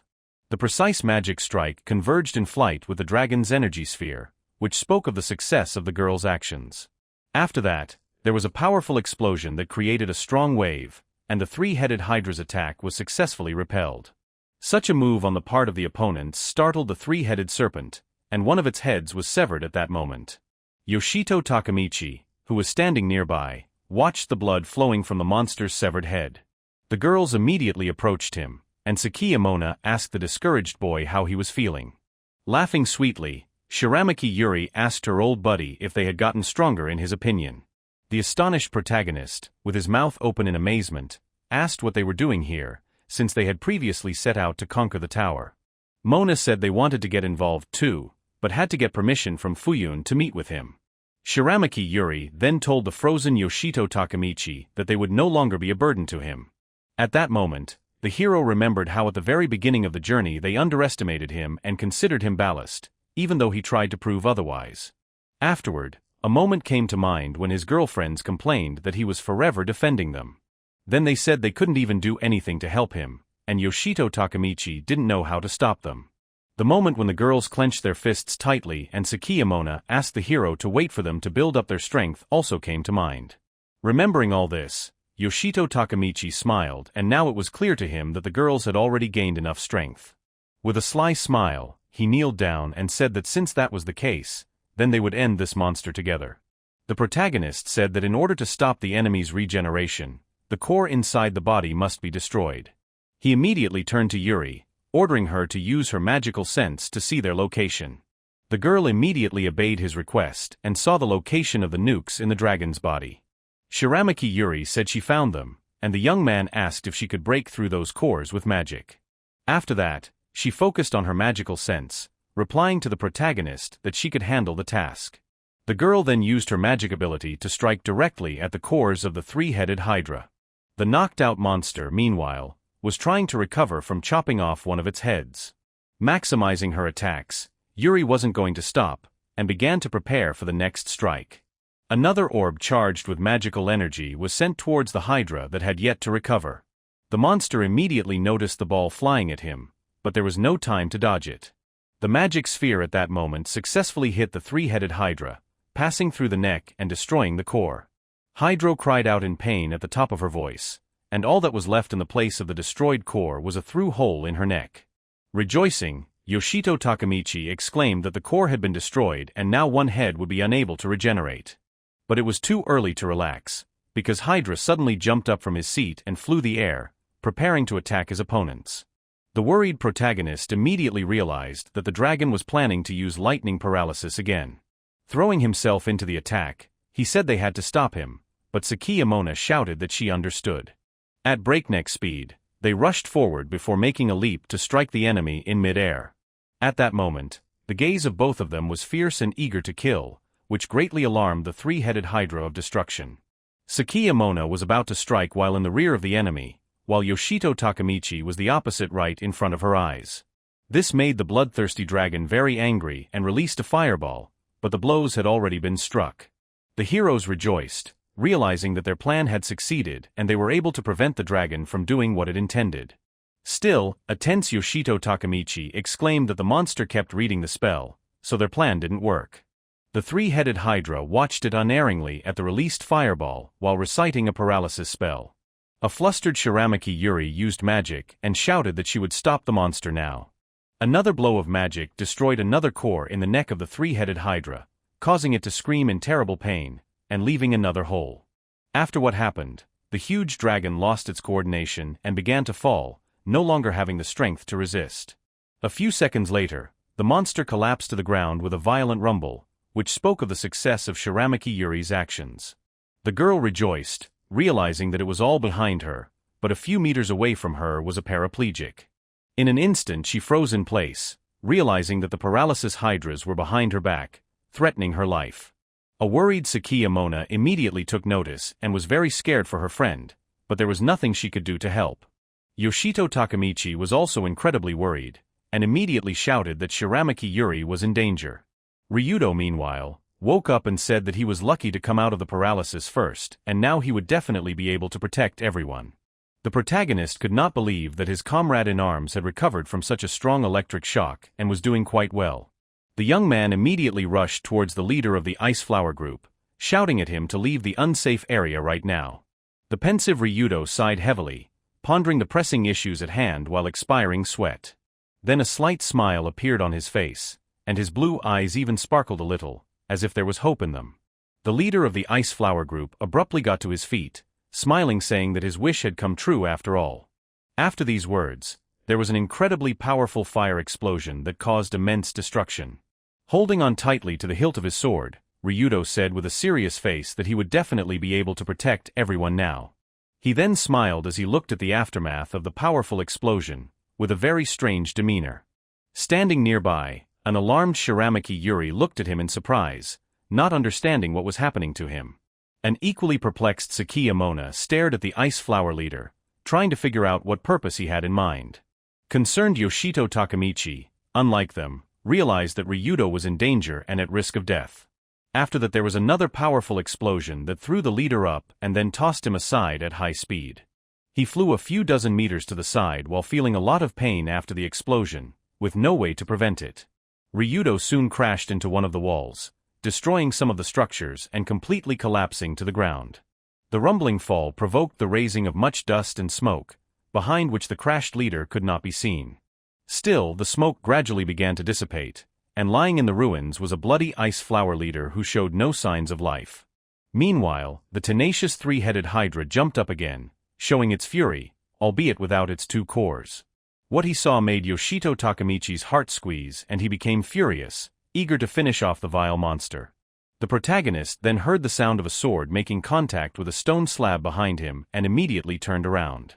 The worried young man couldn't believe that Kagura Okamomi had come to his senses and began to gradually rise to his feet. The tense King Conqueror asked the protagonist for forgiveness while feeling bad about himself. Yoshito Takamichi then noticed that the Ice Flower Squad was slowly rising as well. Squeezing his eyes shut from the pain in his soul, in his thoughts he said that brave Ryudo's sacrifice was not in vain. The protagonist then turned to a nervous Kogure Okamomi rising from his knees, who was all ears. The guy said he was going to chop a couple heads off that nasty monster and asked if he'd keep him company in doing so. The sweating conquering king remained silent at first, closing his eyes to catch his breath a little. Then a battle-hungry fighter with sword in hand jumped up and asked if Yoshito Takamichi doubted it. After that, the partners rushed into the attack, fueled only by their thirst for revenge for their comrades and hatred for the bloodthirsty dragon. With great fervor, they ran with their blades at the enraged hydra, who wasn't about to give up either. One of the monster's heads immediately formed a magic ball to at least somehow hold back the onslaught of opponents. In the same second, the sphere was released towards the partners from the mouth of the fierce monster that fought to the last. Included in the game at that moment was Shiramaki Yuri, who clearly understood that her job was to fend off the opponent's attacks. The girl immediately activated her magic ability, thus repelling the monster's attack, and counterattacked it. She was as focused as possible and kept a cool mind to make sure she didn't make any mistakes. The three-headed hydra, meanwhile, had caught a blowback, trying to recover from it while still not intending to give up. The fierce monster rose into the air again, trying to keep out the assertive Yoshito Takamichi, who was getting close. To help the protagonist at that moment came the equally fierce Saki Amona, who unexpectedly attacked the monster from the air. The girl acted very carefully, and prepared to deliver a sudden strike with two daggers straight into the enemy's neck. The incredibly powerful blow was delivered exactly as planned, causing the hydra to scream in pain. After that, the dragon came crashing to the ground again with a rumble, and Saki Amona was about to land. Jumping to the ground, she looked at the three-headed hydra with long tongues sticking out of two of its heads. Eager to kill Kagura Okamomi, meanwhile, ran towards the monster to cut off its head and avenge Ryudo who had fallen. He realized his wish. With a sharp swing of his blade, he severed the head of the hydra, which could no longer resist. The bloodthirsty dragon's entrails were sticking out of its severed head, and it was deprived of any chance of survival. At that moment, Yoshito Takamichi was approaching him from on high, about to play the final chord in the dragon's story. Burning with a thirst for revenge, the protagonist repeated that he was not going to retreat from his goal and wanted to strike a decisive blow. The impulsive young man exclaimed that he would not let the Hydra of Destruction resurrect and stuck the blade right into its protruding innards. At that moment, the insides were like a crystal that emitted a yellow light that blinded the eyes. The exasperated Yoshito Takamichi paid no heed to this, and continued to push the dagger inward with all his might. Suddenly, a yellow-haired maiden appeared and asked who dared to take the life of her favorite servant. The team members, meanwhile, gathered around the dying Ryudo, and couldn't believe that such a fine man was no longer with them. A worried Yoshito Takamichi held his head, realizing that the guy was still alive and there was hope for survival. At that moment, Ryudo struggled to mumble the name of the main character, and his eyes began to gradually roll upwards. Tears began to involuntarily roll down the hero's eyes, and the leader of Ice Flower's group asked him not to make such a face. With a tight grin, he said he already thought he was going to die, but Fortuna bent over him and let him live.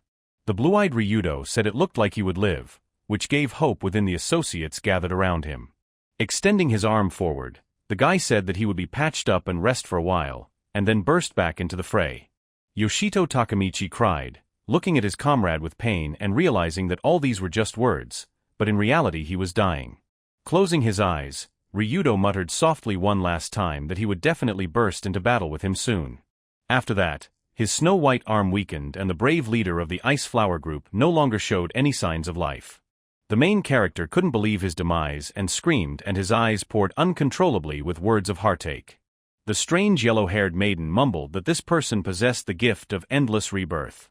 She then raised her hands up in front of her, experiencing a mental countenance inside and realizing that now everything would change. With a strange smile on her face, the girl said that now they could finally meet again. Yoshito Takemichi, meanwhile, was screaming in heartache and couldn't believe that Ryudo was no longer with them. Soon he was taken to the first aid tent, which was located in a safe zone on the 60th floor of Zeus Tower. The losing hopeful protagonist stood for a long time near Ryudo, who was in intensive care. At that point, the band leader was hooked up to a life support machine and it was unknown if he could survive. A few minutes later, a saddened Yoshito Takemichi came out of the medical aid tent. His close worried loved ones were standing outside, and Kagura Okimomi asked how Ryudo was doing. The sad hero replied that due to timely treatment his wounds had healed, but he still hadn't regained consciousness. The king said that this guy was lucky to have survived such a thing, because it was very rare.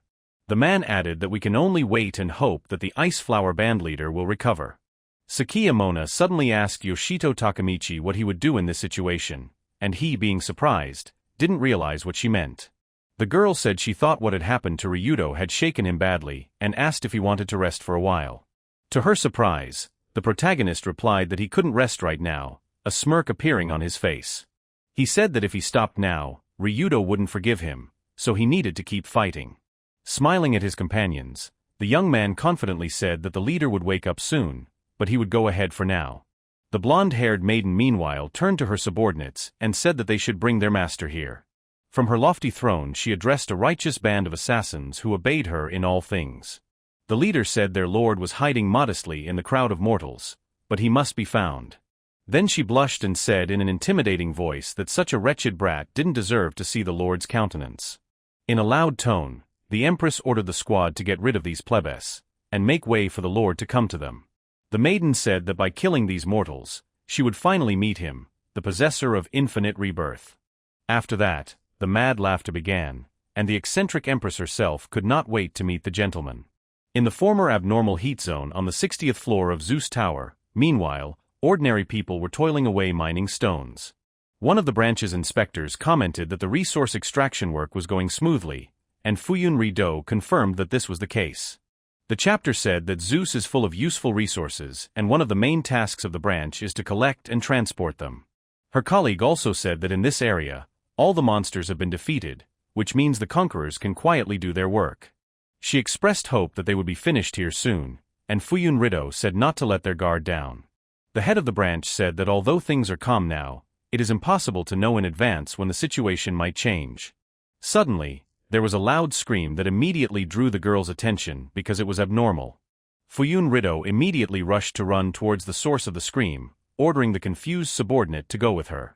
They immediately ran out from behind the rock, heading towards the source of the scream and trying to figure out what was going on. The cold-blooded Fuyun Rido calmly looked at the picture ahead, while her colleague was even more frightened. Ahead lay the brutally murdered conquerors who had mined the stones, and the girls could not understand what had happened here. The sight she saw caused the girl with glasses to be truly horrified, who was doused in sweat and more worried than Fuyun Rido. Suddenly, the holy men from the righteous assassination squad appeared, but the head quickly reacted and struck them with her blade. The head of one of them was severed with a single swing of the blade. The bewildered girl with glasses trembled as she stood still. A concerned co-worker thanked Yoshito Takemichi, asking if any monster had survived the sweep. The absolutely calm Fuyun Rido replied that it wasn't like that at all, which made the girl even more nervous from not understanding the situation. After that, strange sounds began to be heard, which alerted the girls, and yet they were standing back to back. The branch head said that these newly arrived individuals had come here to mercilessly massacre them. The members of the righteous killing squad didn't waste any time, and immediately rushed into the attack without taking the girls seriously. Fuyun held her sword tightly and was ready to fight at any second, but her agitated counterpart was not known for her fighting spirit. The branch head paid attention to the gleam behind her in an instant and realized that the enemy was going to attack from the rear. The terrified colleague screamed in fear at the top of her voice and hoped that Fuyun Rido would save them.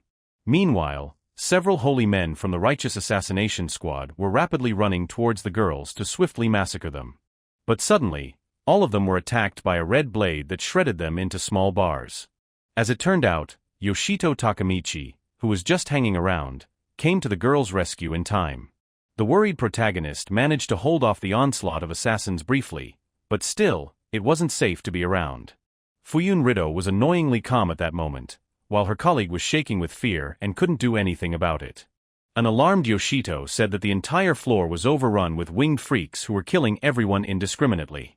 The hero tells the branch head that they need to take out the assassins as quickly as possible to save the remaining conquerors.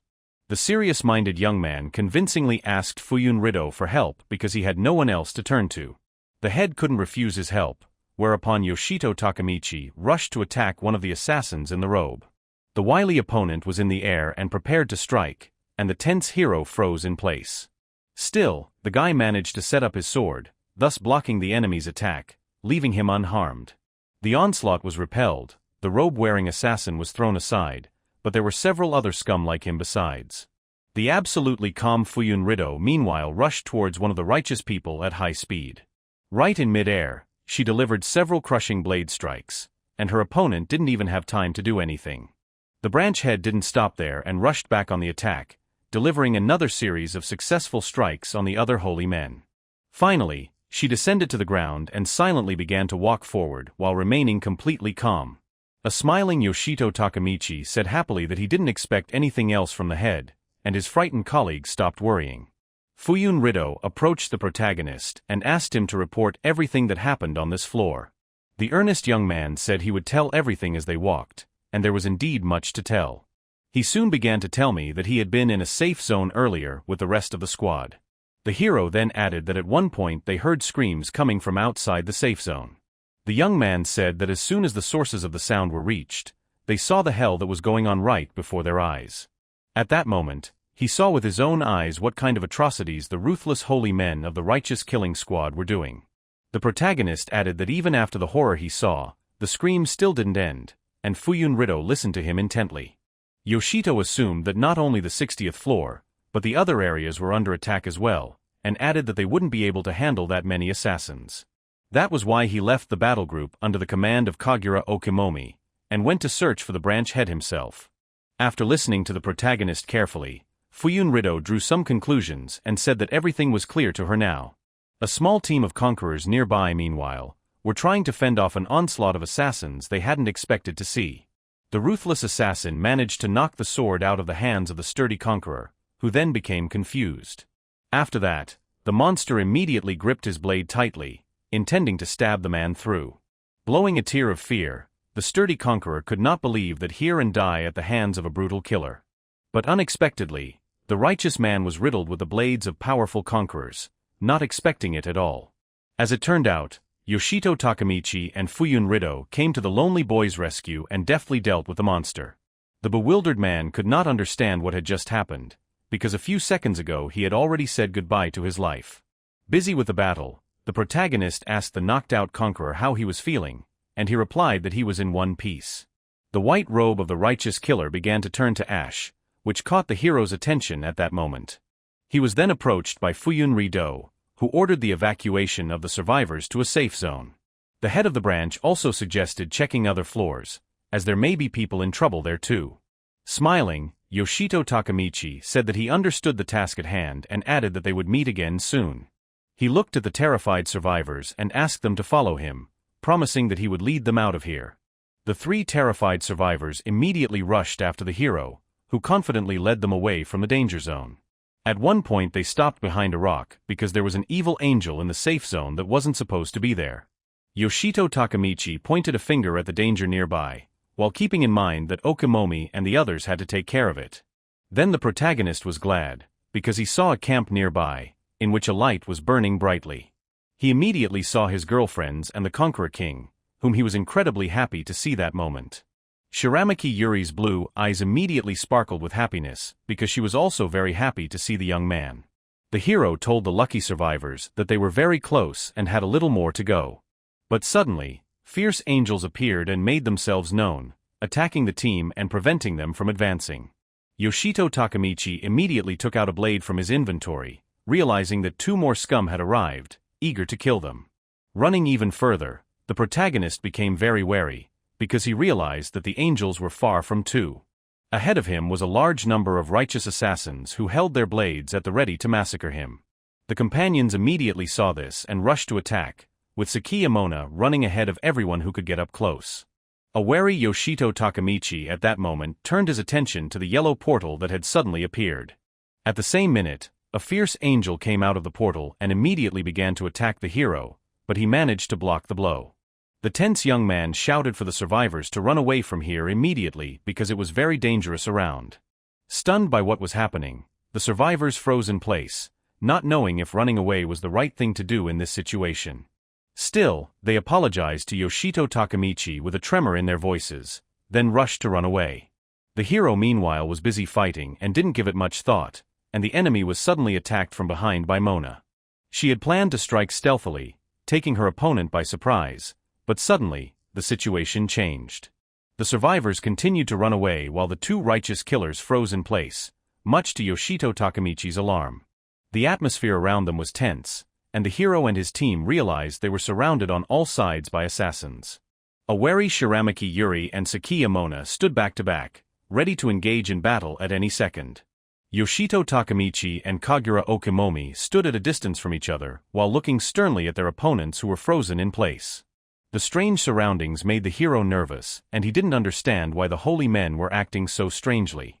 Then he wondered why they had so suddenly laid down their weapons and bowed to him. After that, strange things began to happen to the yellow fierce angel portal, which also caught the young man's attention. At that moment, it was as if the teleporter was about to explode from the large number of monsters it had entered. A wary Kagura Okimomi couldn't figure out what was going on with the portal, but he didn't raise a panic. A nervous Yoshito Takemichi said that if the righteous assassins suddenly attacked them all at once, they would not be able to fight back. The young man then thought deeply about his future plan of action, realizing that he had very little time to think. Looking at the yellow teleporter, the hero told the fierce angels that they had a pretty bad way of inviting people in. With an angry look towards the monster, Yoshito Takemichi said that it looked like they had no choice and would have to fight. Sakiyamona asked the young man if he was sure it was a good idea, and he replied that they had no choice anyway. The hero said the angels made it clear to them to go through that portal, and if they disobeyed, a massacre could ensue. Shiramaki Yuri said that when she thought about participating in this mission, she realized that she might face a serious opponent. At that moment, the girl held the magic staff firmly in her hand, about to show herself in all her glory against the righteous killers. She said that was why she was willing to go anywhere, and a dumbfounded Sakiyamona didn't recognize her friend at that moment. A confident Kagura Okimomi followed her by saying that he wouldn't mind entering the portal with Yoshito Takemichi either, which shocked the girl even more. Sakiyamona realized there was no point in resisting, and with a slightly disgruntled exhale, said she would go too. Yoshito Takemichi exhaled in relief, and looked at the girl with a smile, and it was obvious from the look on her face that she was nervous. After that, the hero smiled much more confidently and realized that such a powerful team no angel under no power to defeat. Walking ahead of everyone, he said that it was about time for them to enter the portal, while excitedly waiting for that moment. A few minutes later, the entire team teleported to another location, and the portal didn't let them down in any way. At the head was Yoshito Takemichi, who, along with the rest of the team, looked around warily.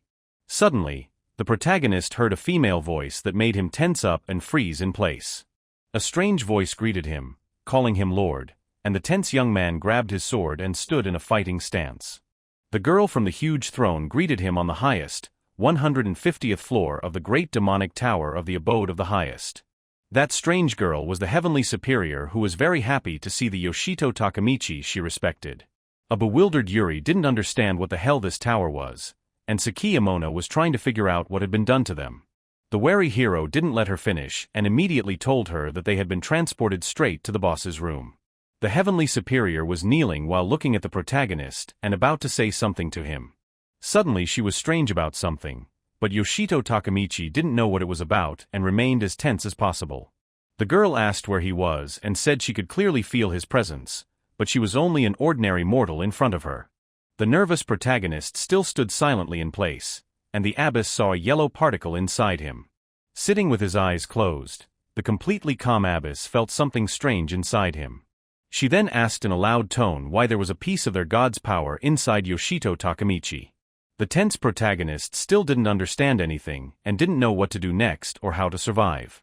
Suddenly, the oddball heavenly superior began to laugh, and her laughter made the young man and his loved ones uneasy. After that, she released her huge hands towards the hero, saying that no human has the right to possess this power. At that moment, Yoshito Takamichi froze in place, looking at the huge hands that were rapidly approaching him.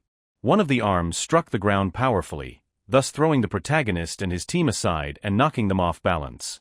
Then a huge hand swung, coming towards the hero, who was a bit confused, not knowing how to act. Still, he was grabbed and squeezed in an iron hand, and the heavenly superior said in an intimidating tone that she would turn him into dust. She then said she would break his spirit, and the young man barely managed to breathe while being squeezed by the iron hand. The furious abbess said she would do anything to bring back a piece of their god, namely infinite rebirth. His hand clenched tighter and tighter on Yoshito Takamichi, who turned red from the exertion and began to grit his teeth while breathing heavily.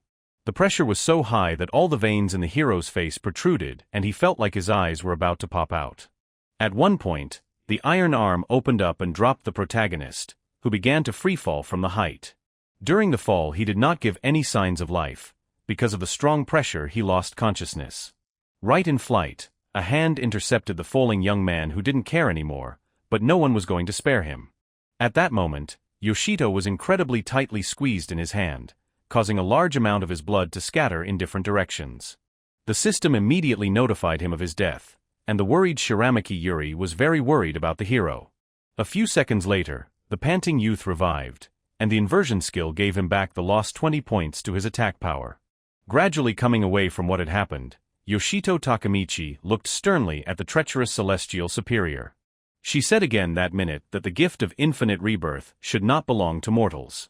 The abbess added that if the hero dies a few more times, the power will take away everything they have, and she will return the gift of their god. Yoshito Takamichi was perplexed by what he heard and assumed she was talking about infinite debuffs.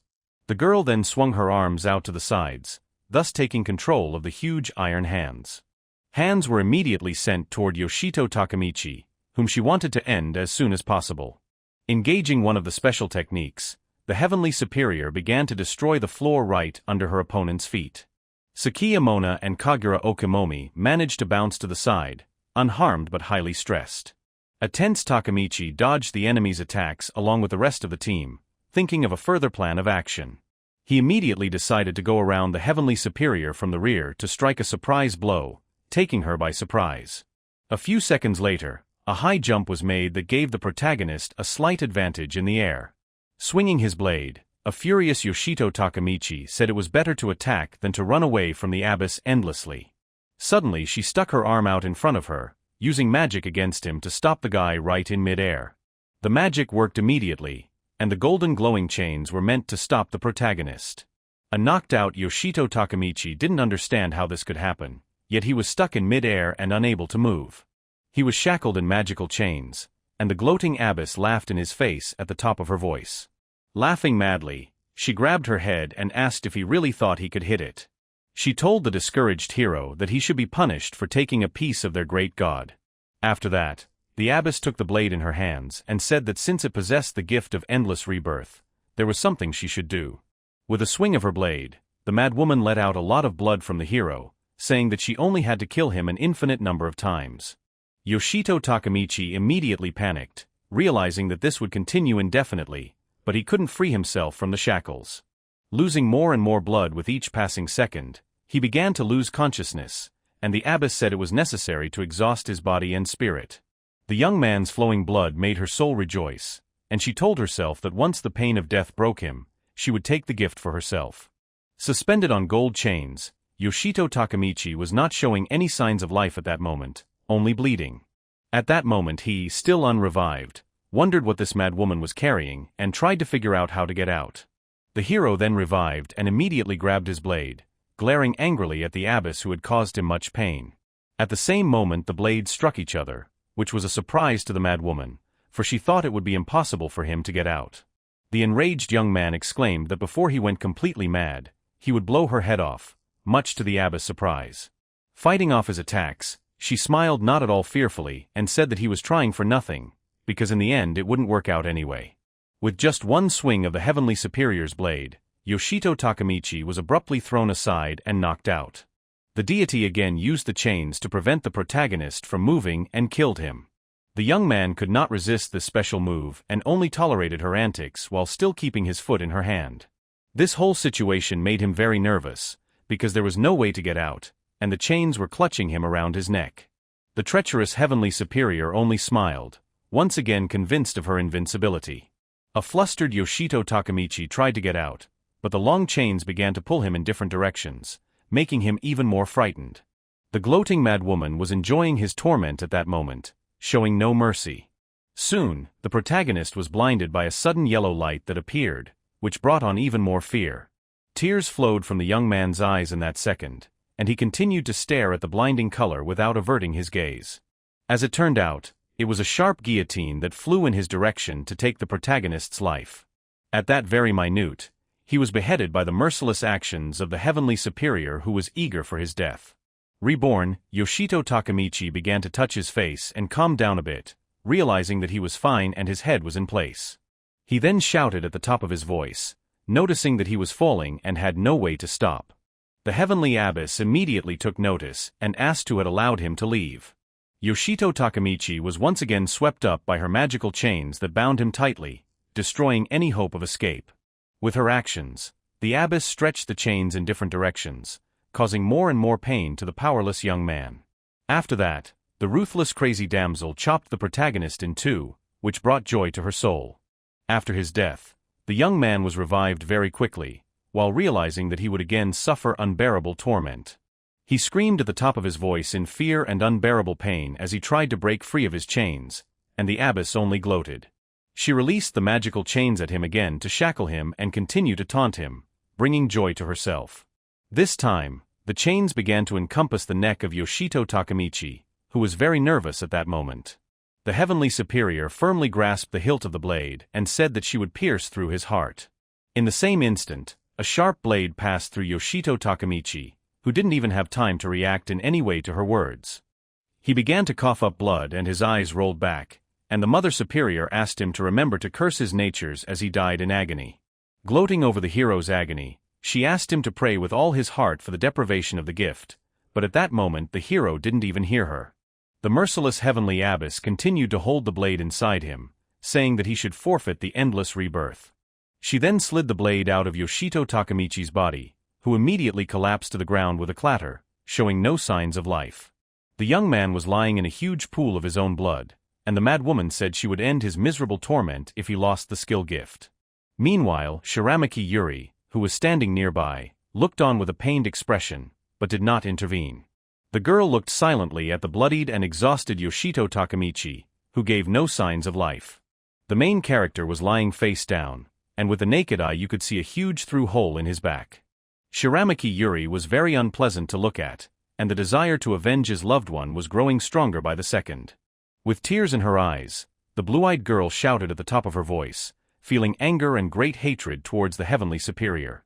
She immediately grasped the magic staff tightly, using the ability and intending to take revenge. Looking sternly at her opponent, she said that she would no longer allow to lay a finger on Yoshito Takemichi, who was very dear to her. After saying those words, a powerful magic charge was released towards the Heavenly Superior, who did not feel any fear. The absolutely calm maiden in the throne prepared to block Shiramaki Yuri's attack with her iron hands. The blow was successfully blocked, and she said she was interested in absolutely no one but a deity. With a frightening look, she smiled and asked if Shiramaki Yuri thought some ballast could hurt her. After that, the Heavenly Superior prepared to return the blow to the sender, confident in her abilities. But in an instant, she froze in place, being wary because she sensed something very strange.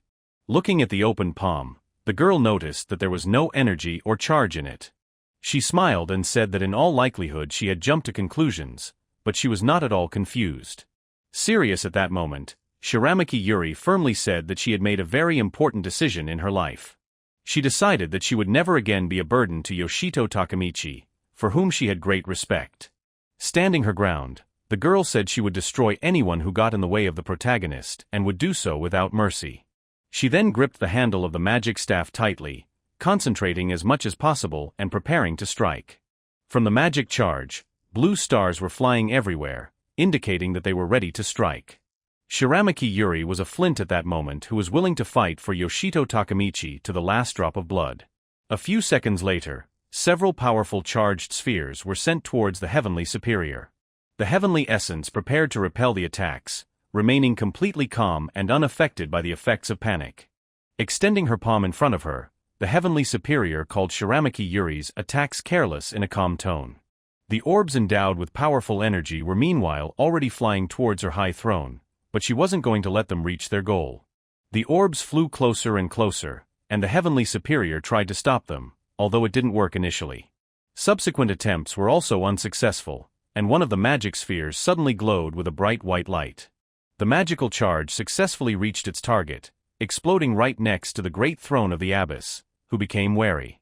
She couldn't believe she had made such an oversight, and Shiramaki Yuri realized that her actions had not been without success. Seizing the perfect opportunity, the girl firmly grabbed the staff in her hands and rushed to attack. The girl used her ability to summon another huge sphere, which triggered a powerful explosion. The soil around them began to crumble, the wind nearly blowing away Shiramaki Yuri herself, who was struggling to stay on her feet.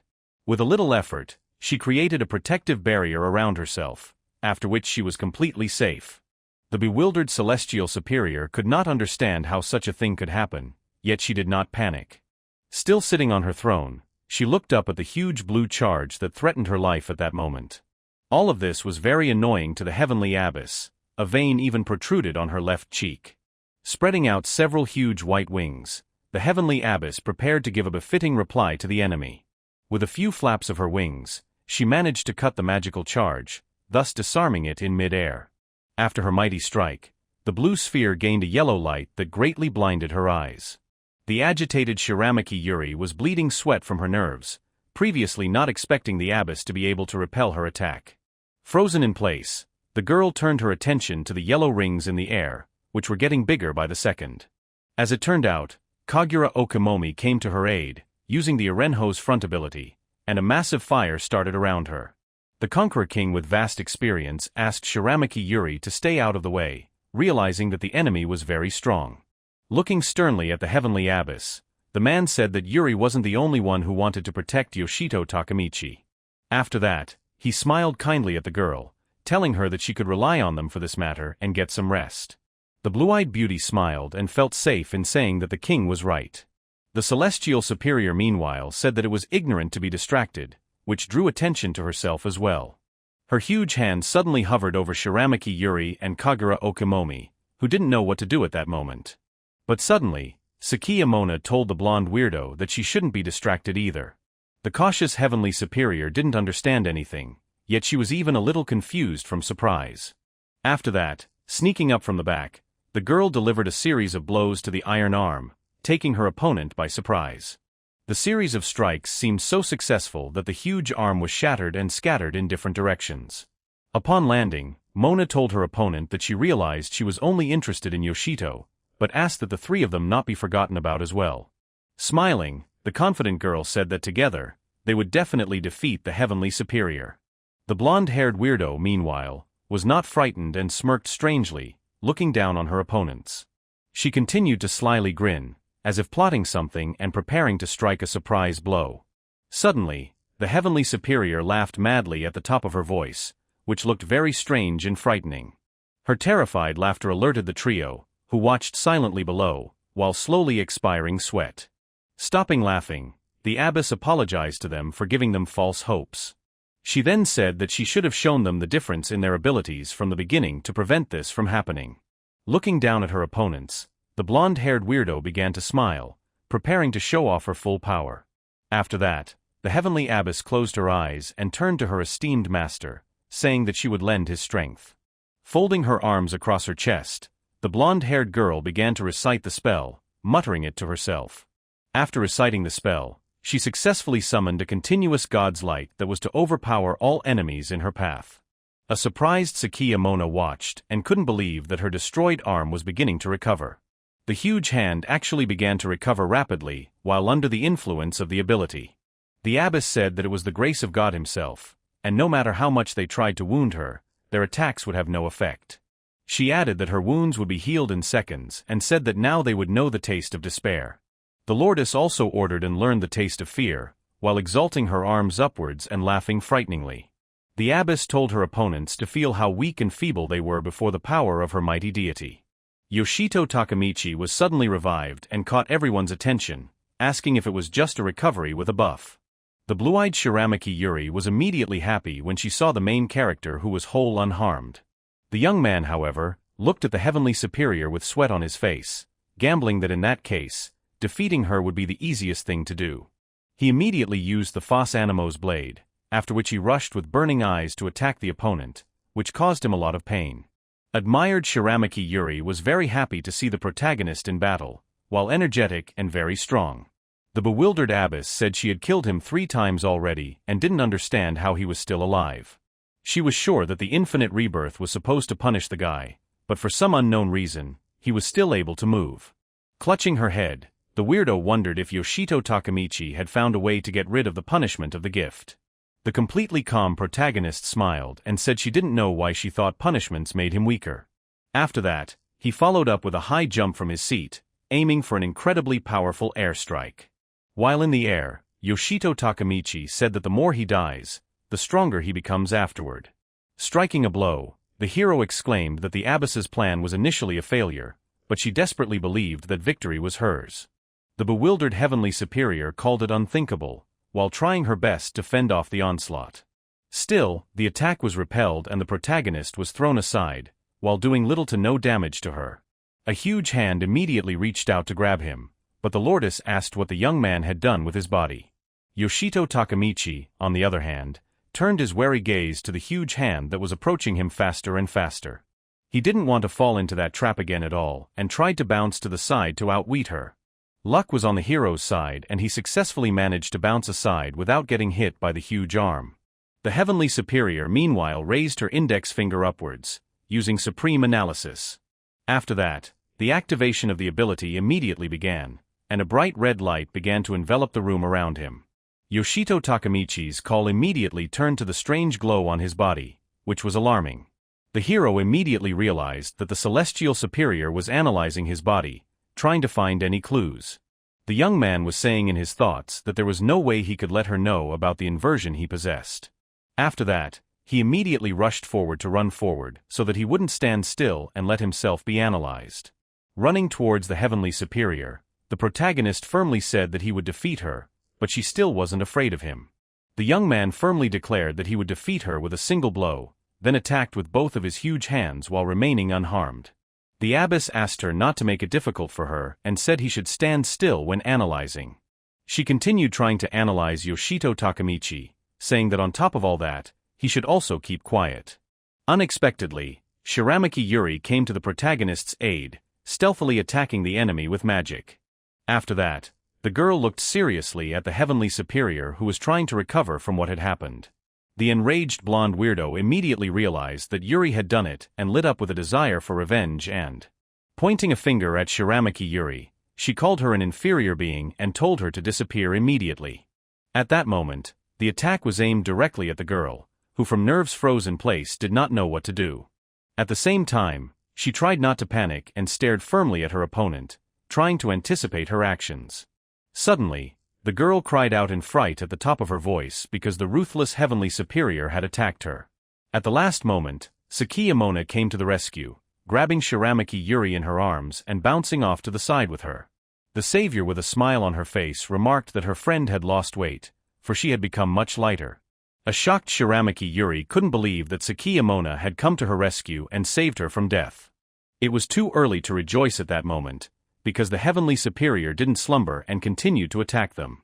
Sakiya Mona did not have time to be frightened, but instead rejoiced because Kogoro Okimomi, who got involved in the game. The charismatic Conqueror King smiled confidently, using his ability and preparing to strike. The man swung his flaming sword sharply and said that he was about to deal with this upstart who had taken up so much of their time. With an ability, he formed a cut in the ground that was filled with fire and approached the heavenly superior. At that moment, the High Throne and the Lordess herself were attacked by a huge wave of fire that was impossible to stop.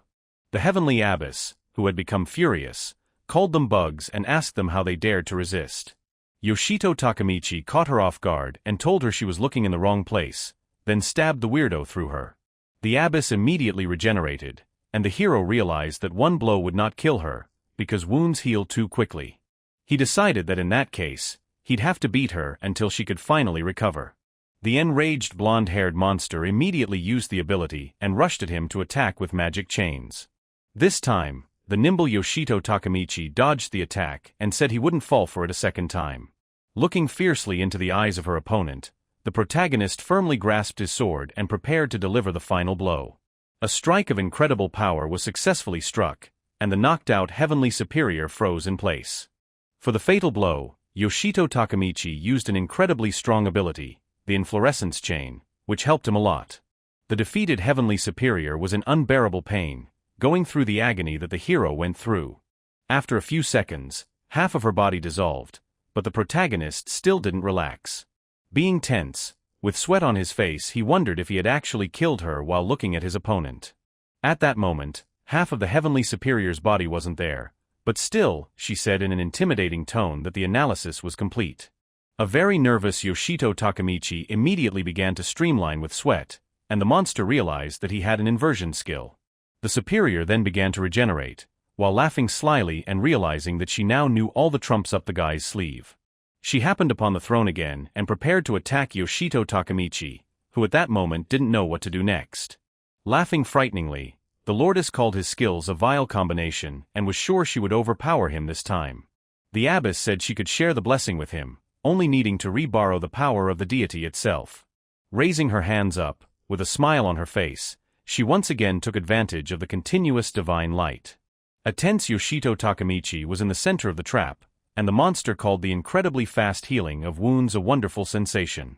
Blue stars hovered in the air, which began to gradually turn red in color, making it even more alarming. Soon they were completely colored red, and the abbess said that this grace would be a real curse for the hero.